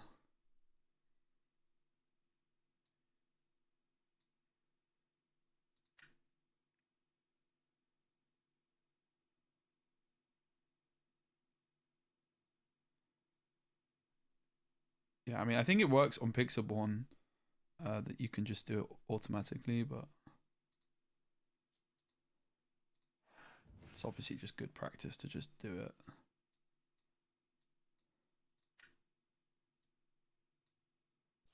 You guys remember when I told you that we just don't lose these?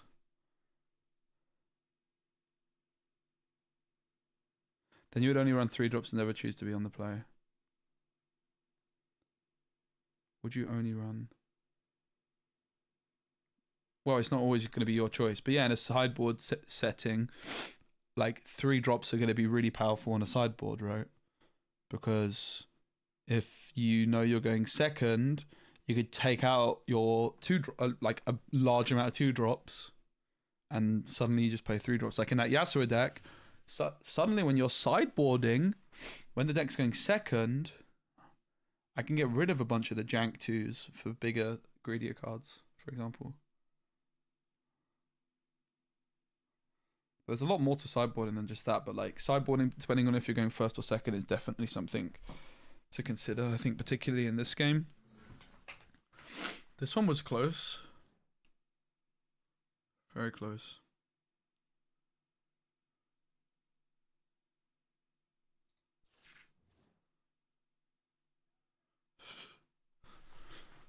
I don't know. Like, what are you gonna do, bro? I could have played something, but I don't need to. I don't need to play anything. It's already over, mate. Teemo's just great. All right, cool. Let's try and get some decks working. So I wasn't too impressed with Yasuo. What are the other green champs? Legends, rather.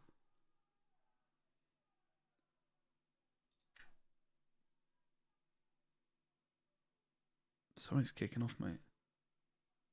What is going on? What day of the week even is it, bro? It's a flipping Wednesday. What is happening? What is happening, bro? Guerrilla Warfare? What is that? Oh, is that the Teemo spell? I found it to be unnecessary. But yeah, sure. But I don't think it's good. We played it. It's a good card.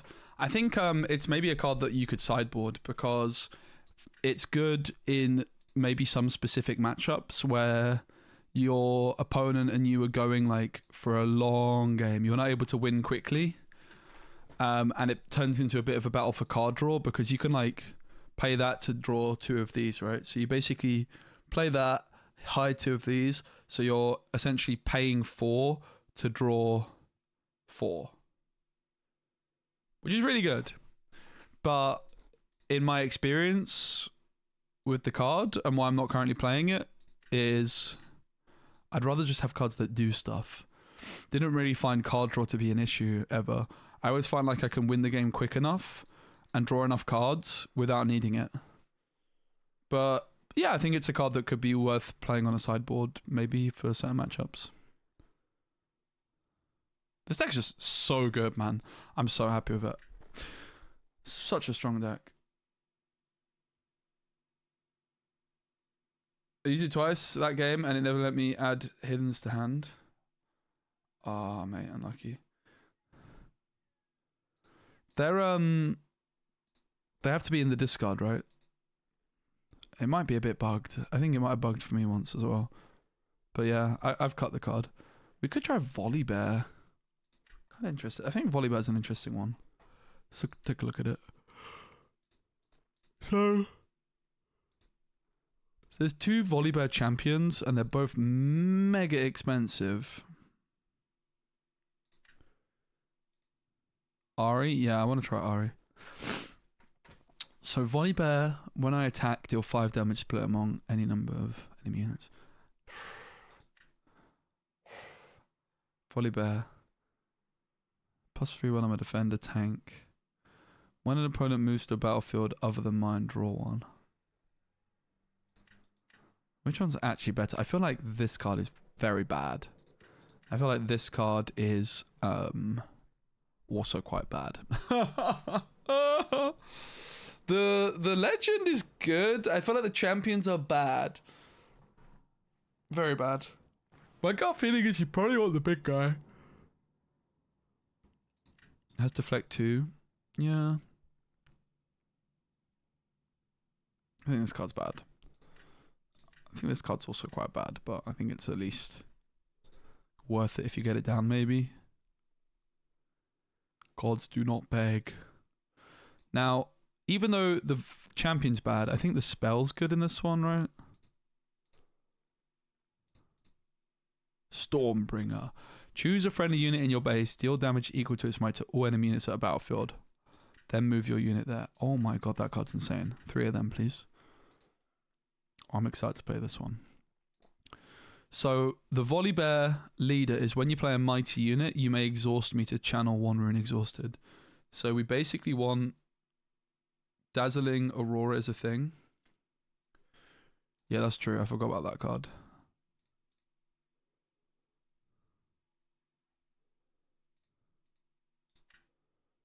At the end of your turn, reveal cards from the top of your main deck until you reveal a unit.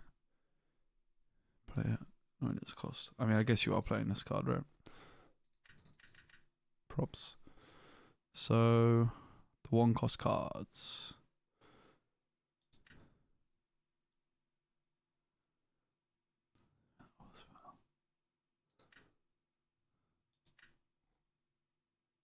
That's a cool card. Not for this deck, but like that's a cool card. That's got to be a good card too. Again, not necessarily in this deck. So anything that has 4 might or more. Sorry, 5 or more. 5 might. Is this card good? Kraken Hunter. 2 power. May spend any number of buffs as an additional cost. Reduce my cost by power for each buff you spend. So if you have something buffed, which we won't. So you could play this and then play this. It's probably not worth it. Power, bad.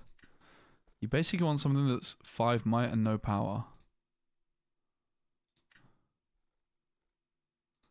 Hmm.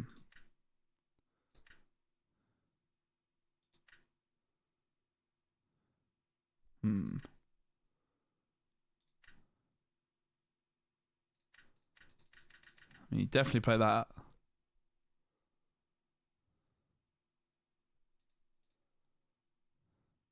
think you play this guy too, right? It's a 4-drop. 1 power is net 0. Yeah. But you want a ramp, surely, right? This card's good. Enters ready, and it's kill all damage enemy. Is that even good? Enter ready. Entering ready is obviously very strong. How the hell does this deck work?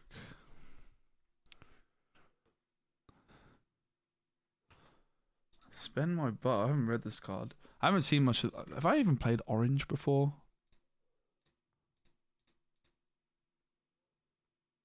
No. Orange is the last colour I haven't ever played.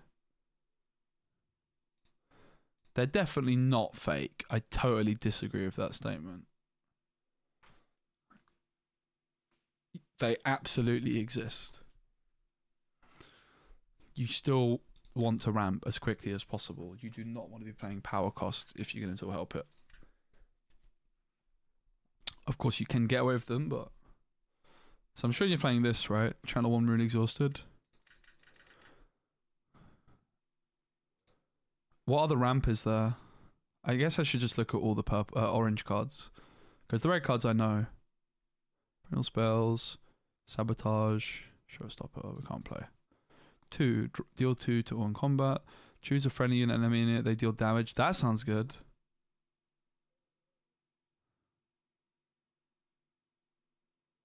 Mobilizing Catalyst.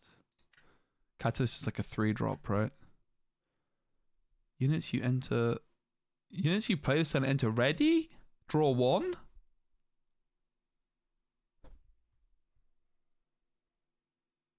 No, I get you over here. Whoa, guys, hear me out.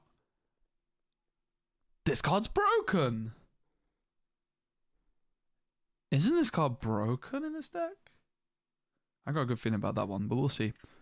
You pay me, buff them for a unit. No thank you, no thank you. As you play this, you may spend a buff. As well as ready a unit. Probably not. Gear, buff an exhausted friendly unit. No thank you. Ready another. Hidden. That's a cool card. I guess like the big question is like, how good is Dazzling Aurora? The answer is very good. Was this like was this one of the last cards to be revealed? Is that why I hadn't really heard of it until a couple of days ago? When you buff a friendly unit, you may pay power and exhaust this to ready it. Okay. When I attack, deal 1 to an enemy unit here. Channel 2 runes exhausted. Oh, baby. Pretty recent, right? Yeah, thanks, mate. Dragon's energies are reduced by 2. Wait, that's a cool card. That's a very cool card. And you pay me buff 2 over friendly units. If an enemy unit has died this turn, this costs 2 less, draw 2. When you play me, you spend a buff to buff me and ready me.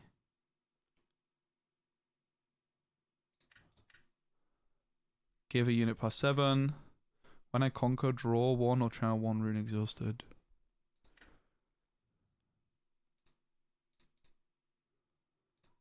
This card's broken. When I attack, give me +2 might. Yep, sounds good. Misfortune seems like she might be good enough. What does this do? Each friendly unit, you may spend its buff to ready it, and buff all friendly units. This card seems good in this deck, right?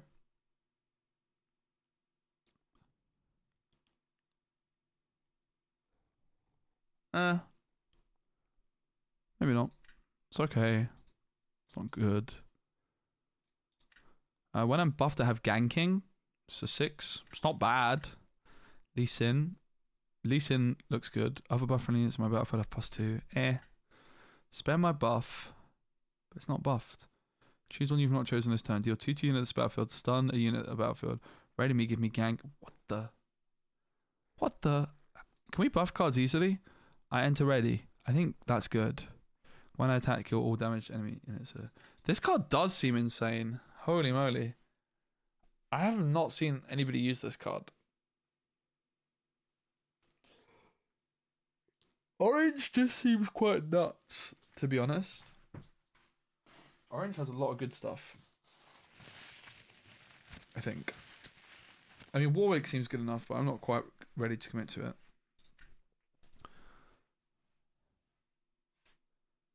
This card seems pretty good too, but...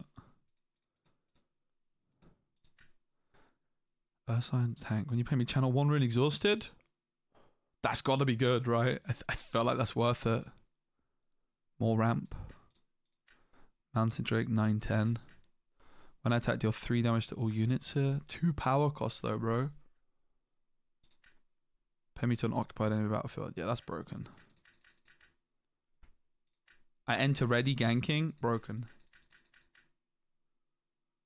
Warwick and Flurry of Blades. What is Flurry of Blades?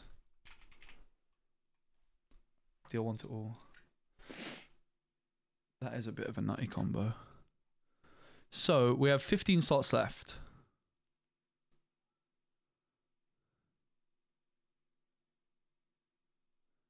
I put in the most OP of cards.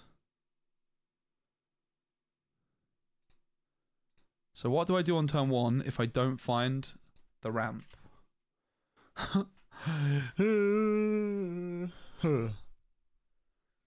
Don't I need like some stuff to do?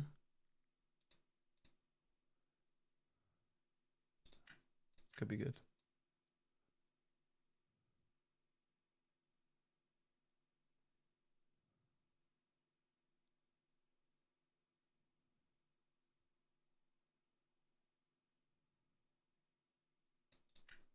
Still kind of interested in that. Is that basically why this deck's bad? Is if you don't hit this card, what do you do?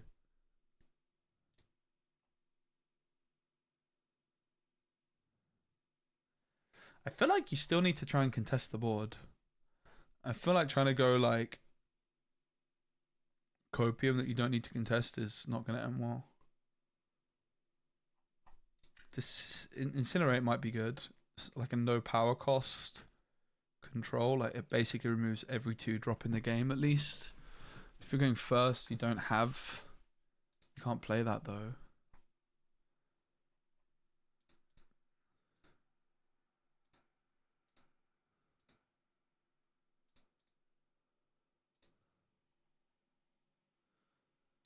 Next unit you play this turn enters ready. Discard 1, choose a friendly unit. The next time it dies this turn you may pay power to recall it exhausted. That might be good enough. Like, I'm worried about obviously the hand size, but if you can just get to the late game, the tempo you could gain by discarding 1 card, like I actually got this or some jank, right? It's like, at least there's something else to play and it's not making this terrible, right? You can still reliably just play that as soon as possible. Because basically your objective is get to this as quickly as possible, right? That is what the game plan should be. And survive until that point. So maybe this card's good enough. It gives you something to play. And when you know it's going to die. Like, also, if you use this card, for example, let's say, with something which enters ready. What's the text on this say exactly?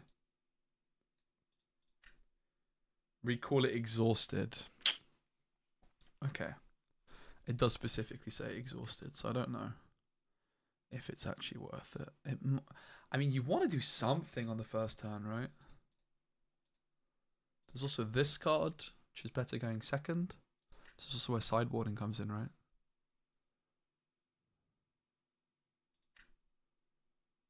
This seems like it might be good enough also.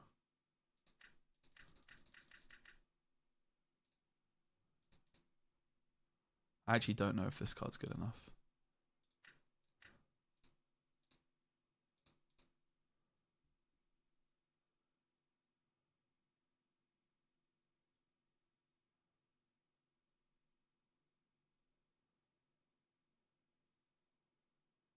Units you play this turn enter ready. Might be abusable. I think you play the Buccaneer. It's a turn 4 Mighty, which is unique. Apart from this guy, but he doesn't count. He costs a power. He's pointless. This card seems fine too.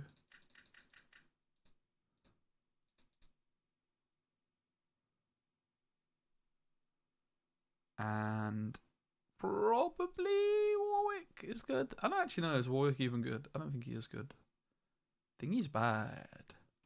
I think he's bad.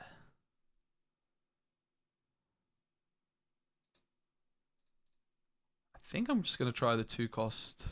I've already got a gear.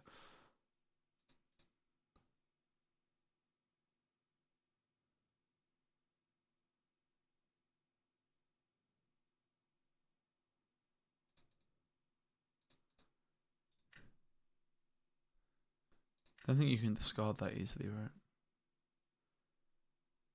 Is there like any other bangers that we're not playing that we should?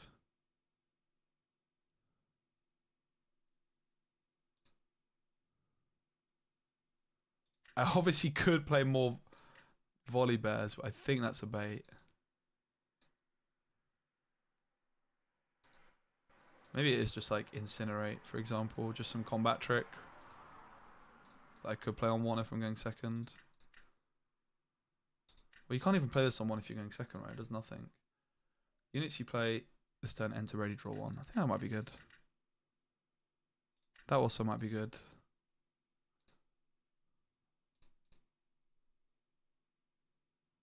It looks like it's mainly purple, orange. Is there any red? It's all orange. Shame we can't play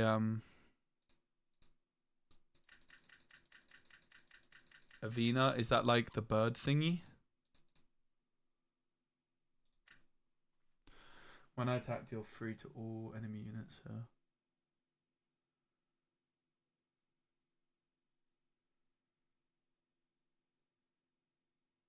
Yeah, I can see it for Victor matchup. Oh, what about this? This spell's energy cost is reduced by the highest might among units you control. That's pretty good too, right?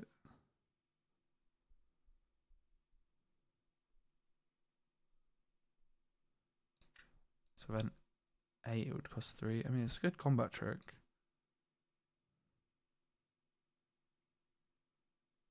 How good's this card? I think it's good. I think let's try without it for now. It's a good shout. I think that like maybe something else big could be good, but maybe we don't need more top end.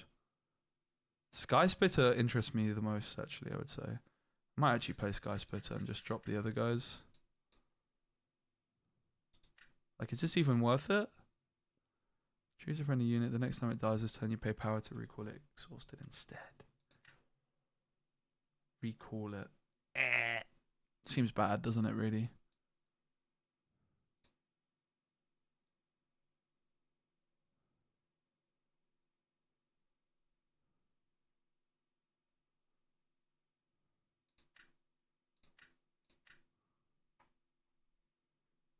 Stormbringer. Sky Splitter. Unlicensed Armory.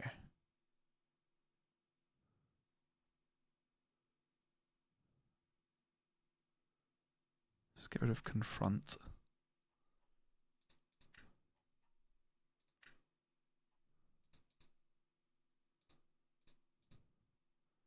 So in terms of battlefields, increase the points needed by 1. Yep. Nice one, Ovi. Thanks for hanging out. Appreciate it, mate.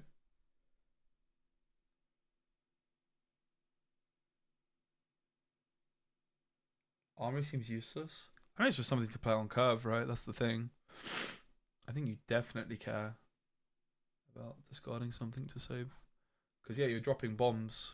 You don't need cards in hand at that point, right? Definitely want the obelisk. Yeah. Whichever one ramps, yeah.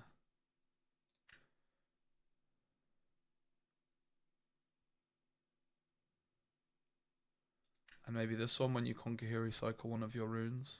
Because it's bad for the opponent.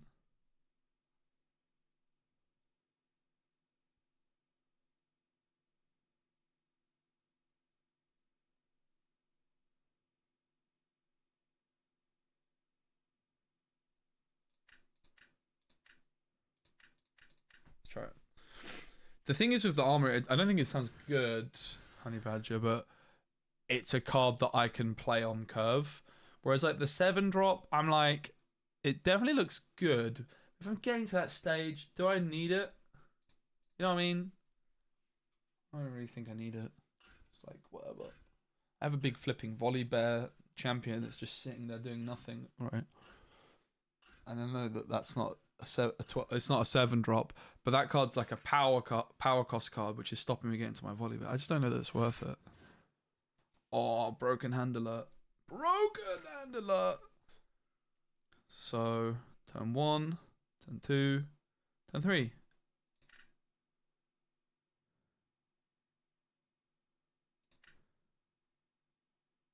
Hand's so good, I'm only mulliganing 1.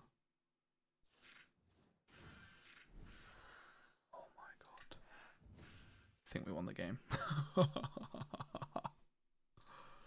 Volley bear, take a bow. We could have mulliganed the Iron Ballista, looking at it.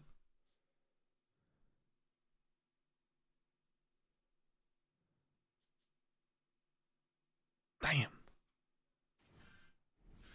Pin Rampa.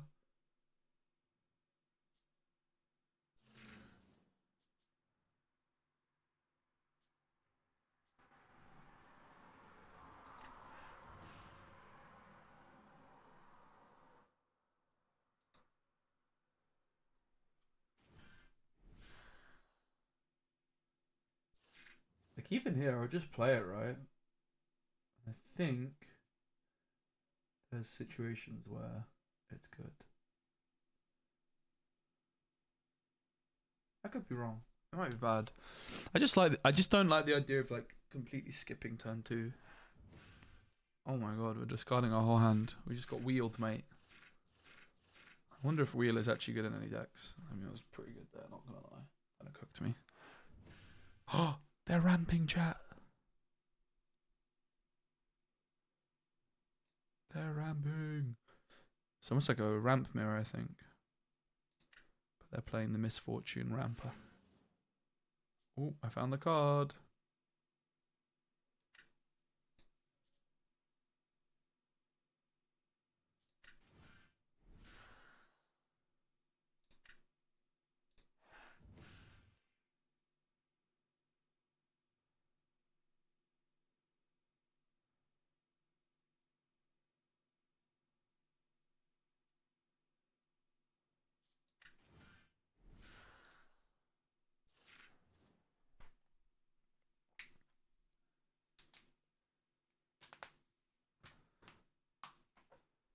Figure it's time to start getting some points. We could have developed the Ballista, but... Oh, mate, they're ramping.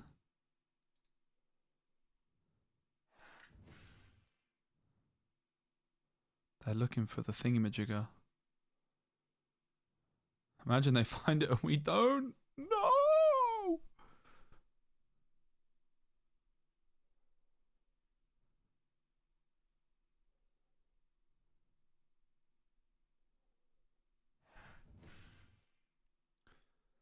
It's a shame this is only at battlefields.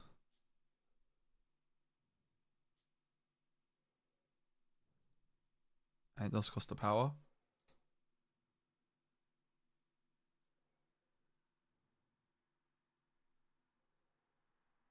I've really enjoyed playing today.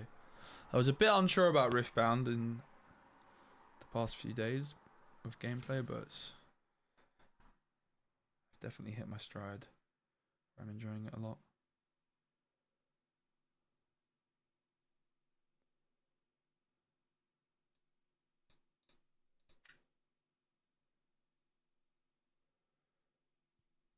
Just set up, right, with the Ballista. Move a friendly oh, okay, sure. I'll allow it.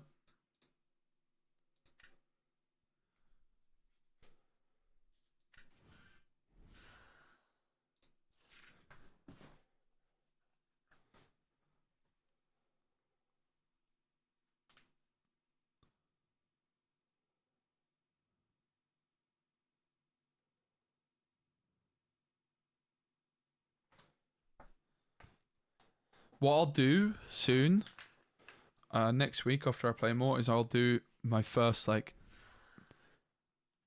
tier list, and it'll probably be controversial of like champions because a lot of people disagree with me. But it should be fun.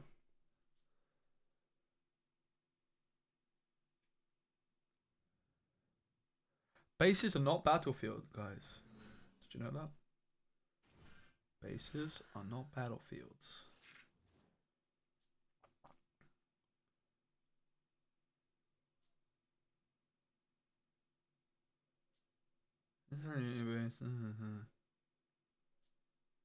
Move your unit there. Holy. Bam! Oh. Oh. So you can play it and then tap and then oh. Pays for itself. Set and Victor. Yeah. They're good. Set Victor. Teemo is really good in my opinion. Is my impression. What else was doing well recently? I think Misfortune might be solid. I definitely think the game's a bit more open than people think. Like the Teemo deck seems so strong. But I haven't played against like Ari. Yeah, I'm interested in Ari. How did they do that? Oh, this lead is very good. That is very cool.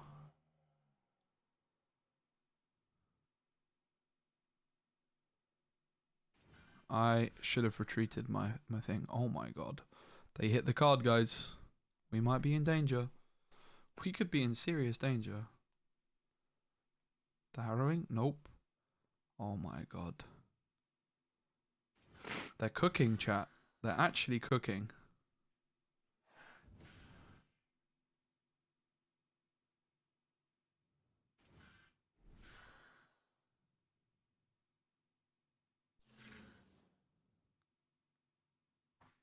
Does this have to be a battlefield?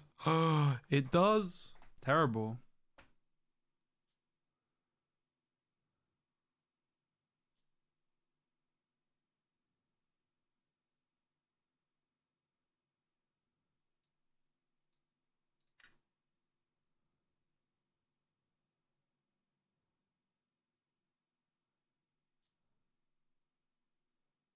Look at me go though. Bam.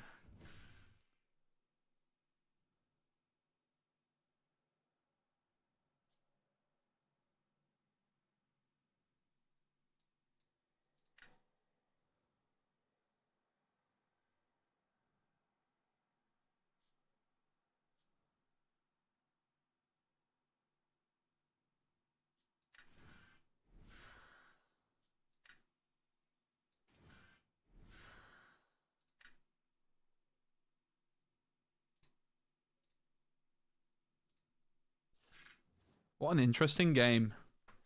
We missed our dazzling Aurora.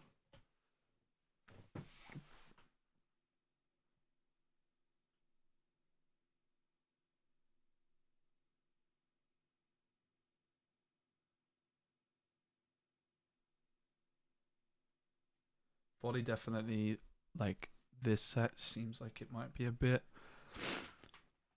too high rolly. The Misfortune Ram deck looks cool. This lead is just very good. I think this lead is much better than Yasuo, actually. It's very similar to Yasuo. This, to me, just seems better. Like, ganking versus move. This is free. The Yasuo costs 2.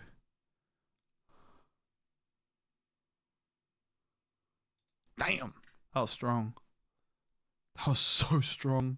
But they didn't do the maths. Well played. That's a BM. Well played. They didn't do the maths on the fact that this gets +3 when it's a defender. So 13 rev. And they play the guy themselves. What the heck is that thing? What the heck is that?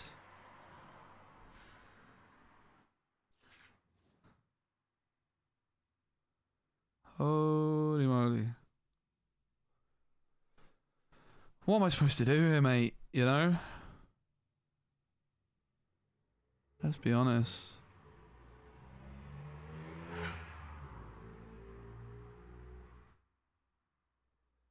Don't I just move this back? Actually.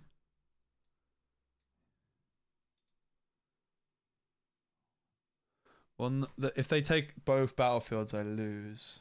So there's a lot of risk in that. I have no combat trick. So I probably just...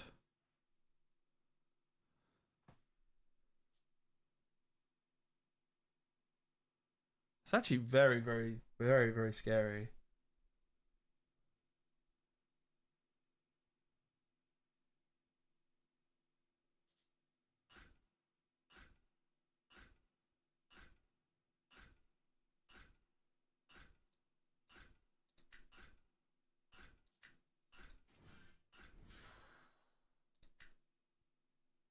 I think I have a plan.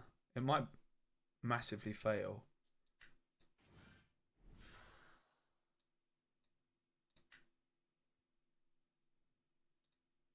I think this is the line. What am I afraid of? I don't flipping know, mate.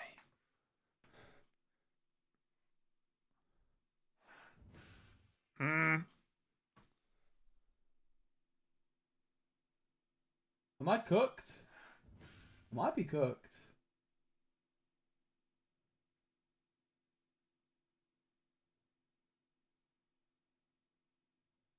Oh, we're fine. Whew.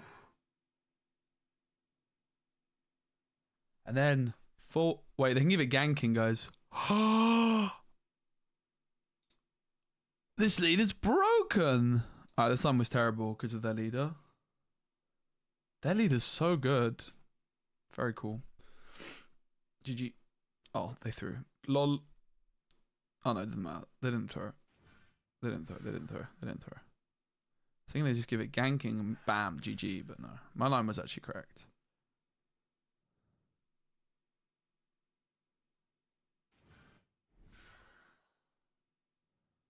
Impressive. Wait, I have to score both locations. Bro, I'm cooked. Oh, I did it. I won. I have a flipping recruit. OP guy. Look at this recruit. Insane. GG.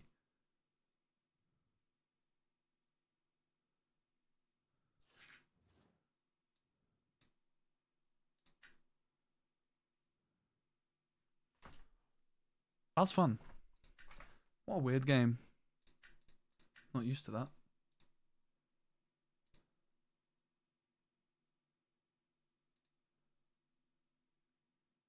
Oh, mate.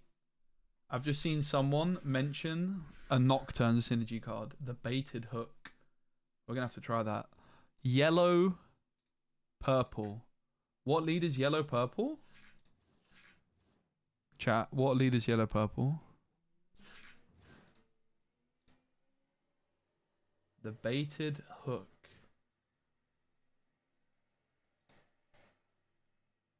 There's definitely a color. There's a color for every leader, no?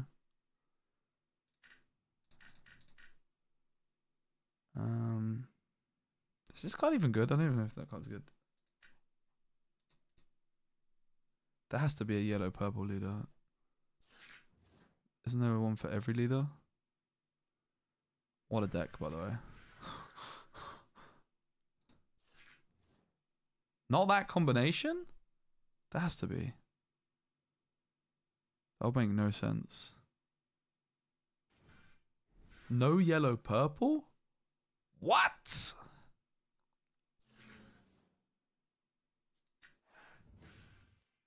Surely you're pulling my leg. No yellow purple. Why would there be no yellow purple and then there's no green red? What? Maybe that's why this first set felt a bit empty to me. No orange blue? There's missing colors? Okay, honestly, that's why this first set felt... That probably explains a lot. I felt like there was like a little bit lacking in this first set in terms of things to actually explore. That checks out then. So they're using this Yasuo. They have the seal. And they're playing Sona. And the sneaky deckhands just popped off, mate. Can it just move to an empty battlefield? No, it had ganking. Oh, okay, sure.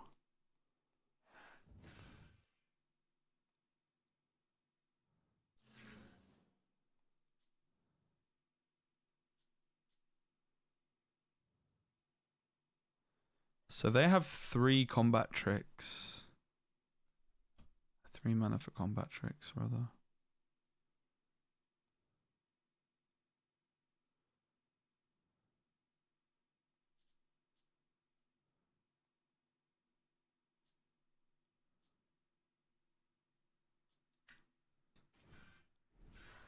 I think that should do the trick.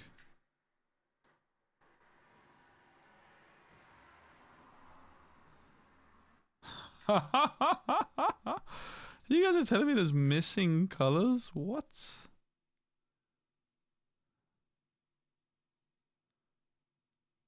So what was I saying? Purple, yellow? There's no purple, yellow. That's crazy. There's no purple, yellow.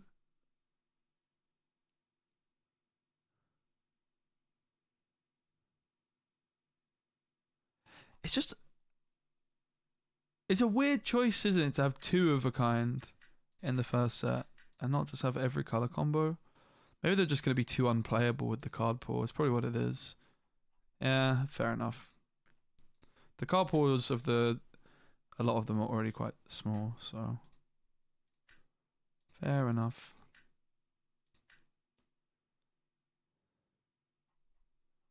1, 2, 3, 4, 12, 4, 8, 12, 16. Yeah, 16, which is enough to cover everything, I think, but there's a couple double ups. Is there 3 double ups total? 1, 2, 3. Yeah.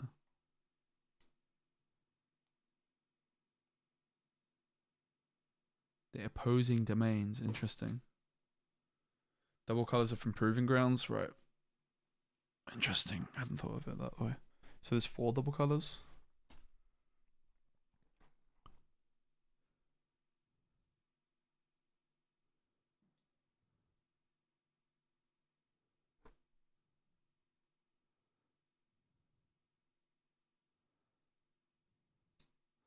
One, two, three. Oh, all at the bottom, yeah. I think I'll call it that, guys. Thanks so much for hanging out. It was a really fun time. Definitely keen to keep playing some more, working out some more cool decks. So far, I mean, this one's supposed to be good. I haven't played it yet. This, I think, is a meme for now, but just too inconsistent, I would imagine. But that's fun. I think Darius is also a bit too inconsistent, but you can high roll. This one's probably good. I want to play more. Haven't touched. I think it's bad. I think it's bad. Very good, very good, very good, very good. I think this is okay, but Jinx is better. I think this one's okay. I think these 2 aren't great. Lux might be good. Alright guys, thanks so much.